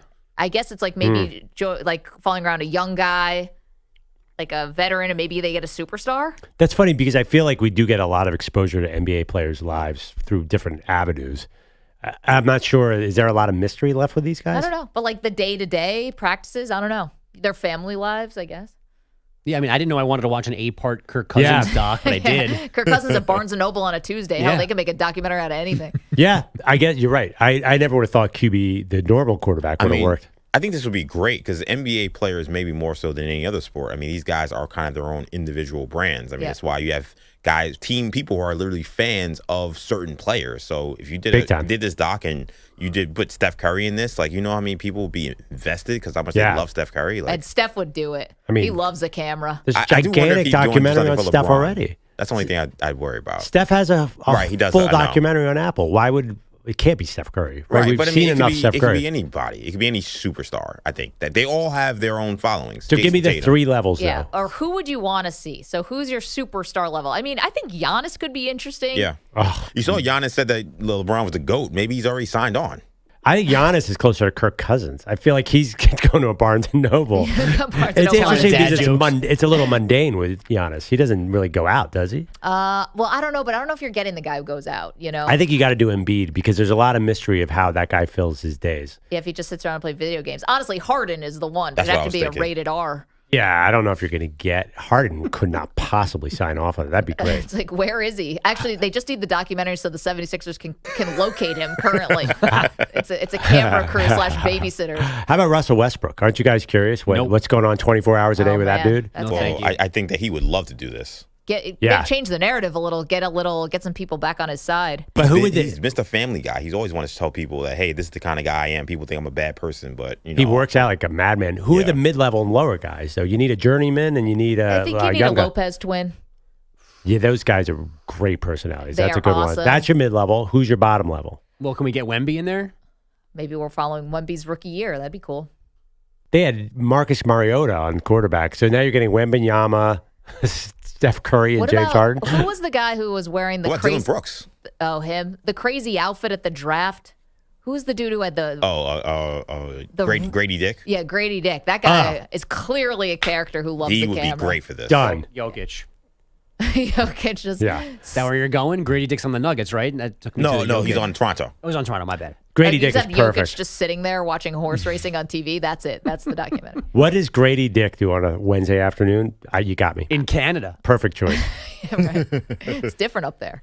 7 games, 7 road wins. The Rangers AL champs for the first time since 2011 after running away with Game 7 in Houston 11-4. They scored 3 in the first, 4 in the fourth to take control of that one. Adolis Garcia, 2 more homers, 5 more RBI. He's on a 4-game homer streak. His 15 RBI, the most ever in a single series. All of that happened after the Phillies let the D-backs live for another day. Arizona, a 5-1 win. So now they play a Game 7 in Philly tonight. Our manager, our favorite manager, Torey Rurudo. We earned the right to play in that game, and I'm proud of the guys for that. So I want them to enjoy it. They're excited. But at some point tonight, we're going to probably turn the page and set our sights on their starting pitcher, set our sights on what our job is, and make sure we get a good night's rest. That starting pitcher is Phillies lefty Rangers Suarez. It's Brandon Pfaadt scheduled for Arizona. By the way, if I was Merrill Kelly, I would have hit him with a garbage can after being pulled last night. He thought about it. Totally ridiculous. Yeah, there was was it me? I was lip reading. There was a bad word said by the manager right there. I think he told him, to something off. Yeah. That after the guy who had a great game for you, that seems unfair. But I guess everyone's like, oh, I want my pitcher to get mad when he's pulled out. But do you want your pitcher to have a curse fight with your manager? No, but I didn't see Lovello leave that with some kind of remark over his shoulder. Yeah, like that's what I thought I saw a curse word, but... Oh, definitely. I mean, but that's one of those things in the moment, right? And then you get over it because you won. And it worked for last night. I think going into Philadelphia, going into this environment, I want my pitcher to be on that kind of edge. Yeah. I have no problem with that is a scary place to play, knowing how that crowd's going to be. To me, he should be cursing at me if I'm taking the ball the way he was pitching. Yeah. I mean, I think the great pitchers act like that, right? Right. I think so, because they believe in themselves over anybody. But don't forget, he let him pitch the 6th inning in Game 2, and that's when he gave up 2 more homers. Yep. Now, he wasn't going to face Schwarber and Harvey, just did. And then the 4 bullpen guys were great. So I'm assuming they're all good now. So this guy that's starting for the Diamondbacks, how do you say his name? Pfaadt. Brandon Pfaadt. He was 3-9 with a 5.72 ERA, and he's starting Game 7. This is out of nowhere. This is so bizarre to me. And he mowed the Phillies down last time. Yeah, which is, again, them playing chess, Diamondbacks playing checkers. They purposely didn't hit him that day, knowing he'd be back for a possible Game 7. So now he thinks he's got their number, and tonight he is not. I have a good sponsorship for Brandon Pfaadt. It's spelled PFAADT. If Travis Kelce stops doing the Pfizer ads, Pfaadt PF for Pfizer. All of a sudden, he shows up with multiple Band-Aids. Yep. Jump right in there on that commercial. If he wins a World Series, why not? Because who else spells their name PF? No, thank you. That's a dad joke on Brandon Pfaadt. That's really all I got out of my scouting report. That's your baseball take for today? I think this Diamondbacks team is so random. The guy with the purple hair. I've watched all series, and I'm really having trouble getting a hold on who they are as a team. because all I think about is you guys mispronouncing the manager's name. That's sorry. I did it once. Corey And now, I did it one time, and now it's been a running joke for a month. Yeah, you see the guy. I think half our audience is like, oh, there's the guy, Roro. It's what throws me off is actually the first name. It's Tori as opposed to like Terry or something. Or Tony. I keep thinking it's Tony. Yeah. But I know, but he played in Major League Baseball, I know. so I should probably know this. Tony Rurudo. Tony Rurudo. That's interesting. Tyson Badgett. A lot of people are calling Tyler Badgett. Yes. A lot of people are calling him that. I think Maria Taylor did it the other night. Yes, she did it. And I've done it too. Yeah, you're right. It's okay. I mixed up Jordan Addison and Justin Jefferson earlier yeah, you today. called him Jordan Jefferson. I was just creating a super wide receiver named Jordan Jefferson. And I've got whoever you traded for yesterday, the Eagles, Kevin, Keith. I always mess up his first name. Is it Kevin or Kelvin? I think it's Kevin. It's not Kevin. Keith, which I always want to call him, but I think it's Kevin. It's definitely not It's Kevin Byard. For some reason, I want to call him Kelvin. Oh, I want to call him Keith Byard. That, by the way, is that's like hockey. He's a Right. five-time That's Pro Bowler, right? He's a borderline Hall of Famer that no one on earth knows anything I know, about. but now Edmonds is gone, and he was the one who was at the Phillies game saying baseball's lit. With DeAndre Best clip. Swift. I'm sorry, he's a Byard's two-time All-Pro, two-time Pro Bowler. Is that the point now where when Howie Roseman calls you, you need to just hang the phone up? Yep. Because he's going to steal from you. Yeah, I know. It's funny. We came in this morning. Maggie's like, all right, well, if the Eagles get Byard, who are my Bills getting? Yeah, DeAndre Hopkins, let's go. Make the It's call so right funny now. that's who you want is DeAndre Hopkins because I thought it'd be a cornerback would be the Sure, first name. That too, yes. Also that. I just whatever Tennessee has to give, get it. How about Daniil Hunter from the Vikings? Cool. More pass rushers? Yeah. I'm gonna say no. I just don't know if they have the money to pay. You seem pretty comfortable giving up the future. Sure. What future? I've seen the future. It's bleak. I've seen the future and it's a playoff disappointment. Yeah, I know how this ends. Don't And worry. she's seen the past. She needs a bright future. Yeah. She needs an influx of Daniil Hunters. It's all bad. Giannis and the Bucks celebrating the new NBA season with a 3-year extension said to be worth $186 million. He could have signed for more money and more years next offseason, but now his deal lines up with Damian Lillard's. And again, just one game on ice last night in Montreal, a 3-1 win in Buffalo. But the NHL has a gimmick going tonight. Every team is playing, starting with Capitals Leafs at 6 Eastern, ending with Vegas Philly at 11. I believe this is the first time every team has been in action on a weeknight. Yeah. Wow. We better get some sexual innuendo hockey highlights tomorrow, Bogus. There's almost too much. It's like the NCAA tournament. It's like a game is starting every 15 minutes, Yeah. like you just said. So the first one's at 6, 6:30, 6:45, blah, blah. And they're doing a red zone type thing on some ESPN channel. Okay. While the Tonight. NBA begins its season. Yeah, that seems odd to me. I feel like Lakers Nuggets are going to get a big draw tonight. Yeah. Maybe Again, baseball. It's a two-screen world. Your TV can be on NBA, and whatever your second screen can be on that red zone thing. Get Probably not a parts ton that of way. crossover. NHL and NBA fans seem you like one or the other. No. No, I don't think so. It depends. I'd love to know if we say there's a 2-screen world because, like, in our world, you have to have 2 screens or maybe 3. I wonder how many fans who don't work in sports actually have double screens.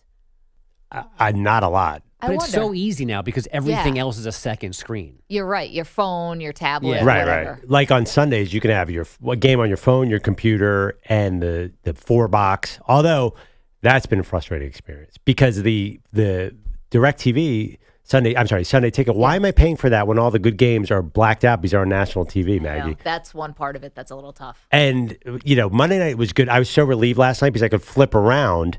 I could go to baseball to football because I was on cable, and I didn't have to get out of the Amazon app.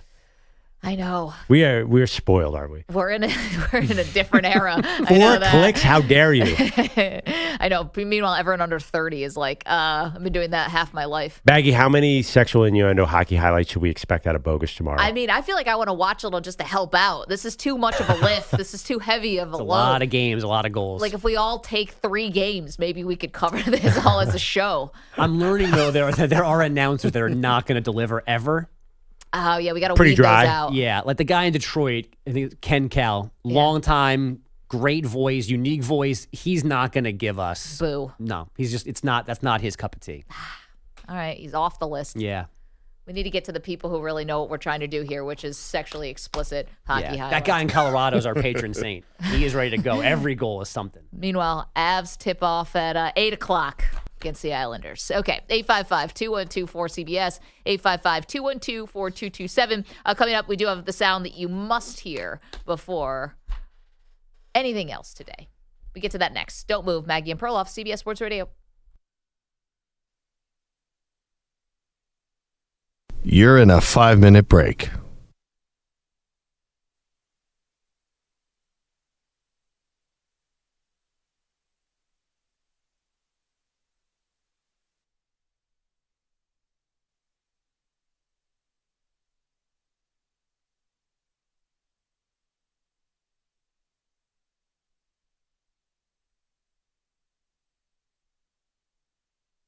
Four minutes, 30 seconds remaining.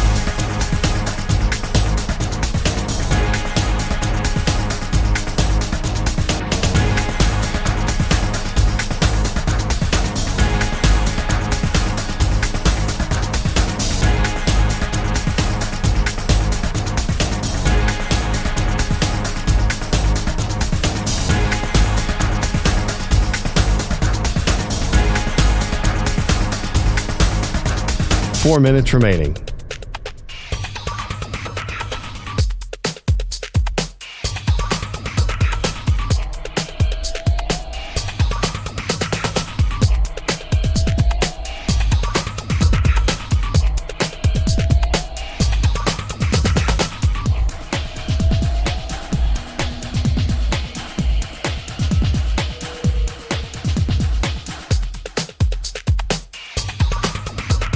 Three minutes, 30 seconds remaining.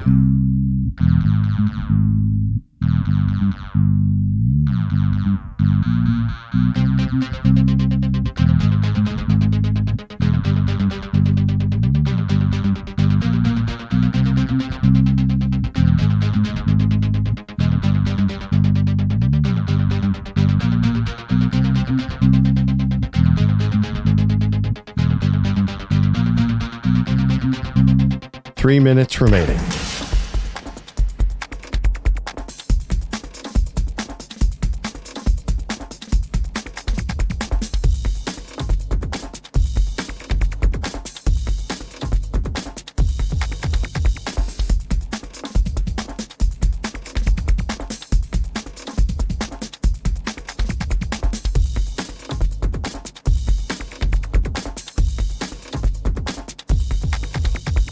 Two minutes, 30 seconds remaining.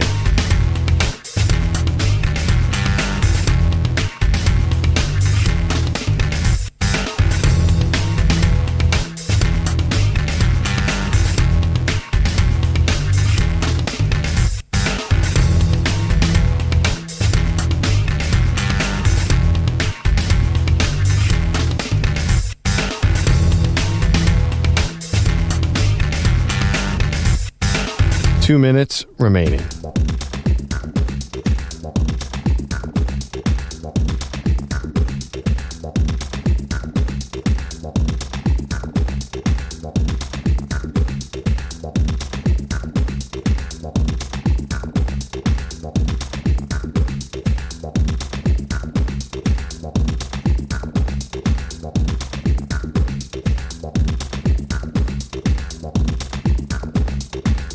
One minute, 30 seconds remaining.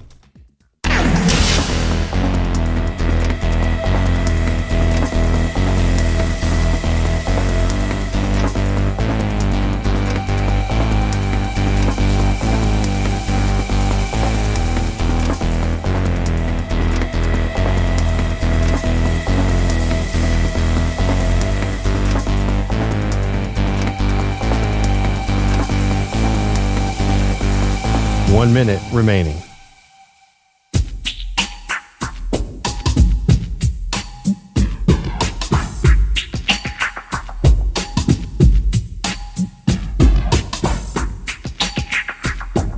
.45 seconds remaining.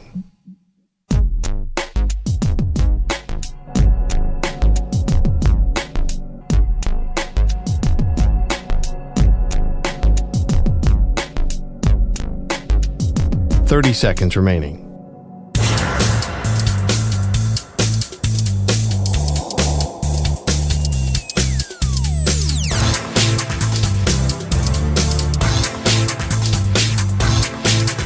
15 seconds.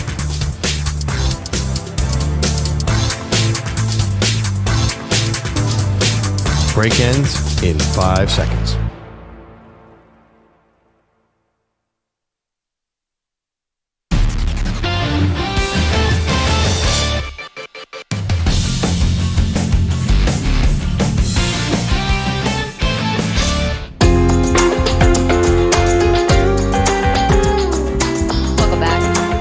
Maggie Gray, Andrew Perloff. Just because the Cowboys are coming off a bye doesn't mean we're going to forget about them. Micah Parsons on his own podcast, this is courtesy of Bleacher Report. Perloff supporting one of your theories, whether Travis Kelce is playing better because Taylor Swift is in attendance.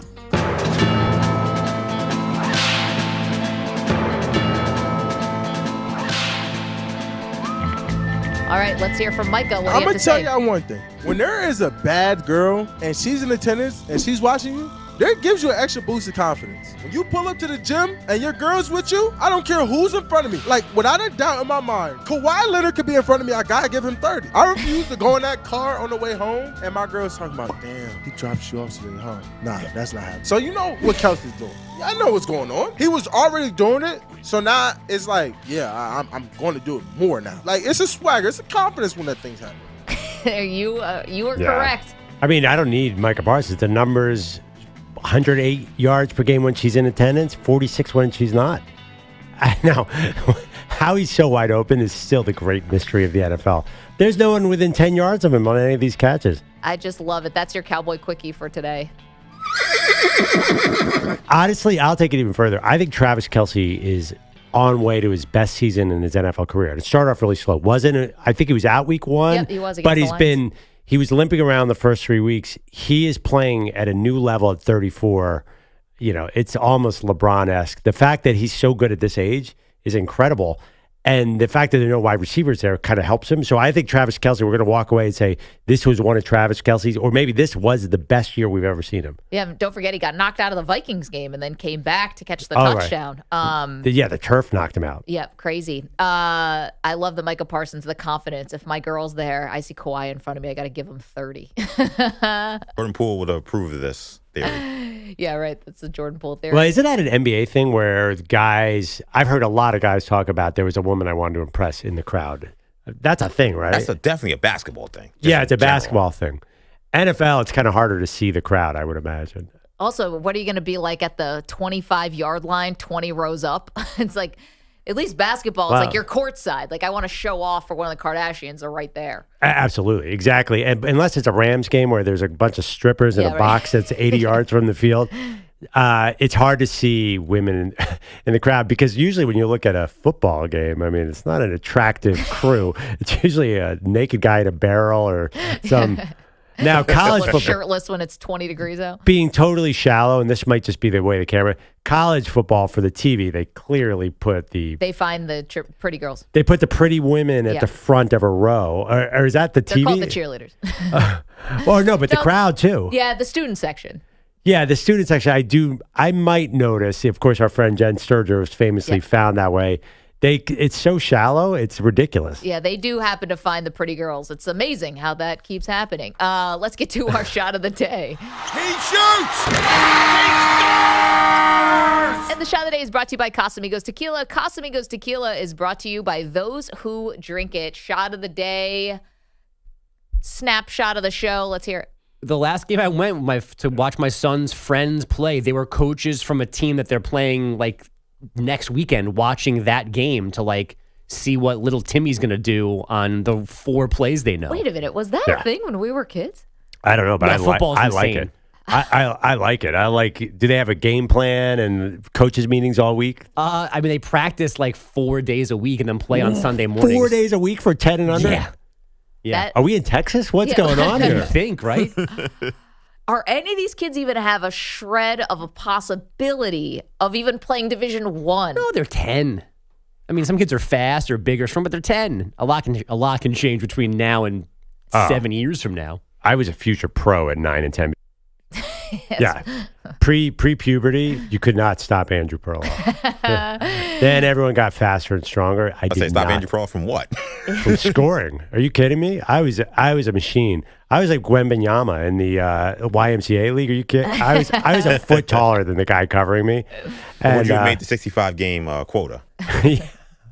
I won a bunch of regular season MVPs because that is all that matters in 8-year-old basketball is who's the tallest player. Yeah, if you're 5'10" or 5'8" when you're 8, yeah. You're going to win. 4 practices a week for a 10 and under foot. That seems extreme to me, right? Well, this is all about the Michigan football scandal where you had a coach who was going ahead to games to steal signs, and then Bogusch tells us that his 10-year-old under 10 league coaches are going to future opponents to try to get the plays when they only run one play.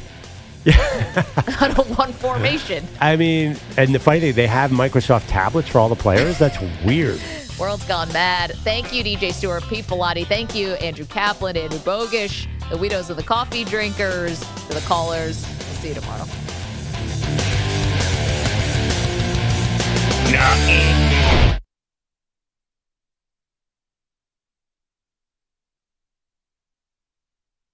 You're in a 5-minute break.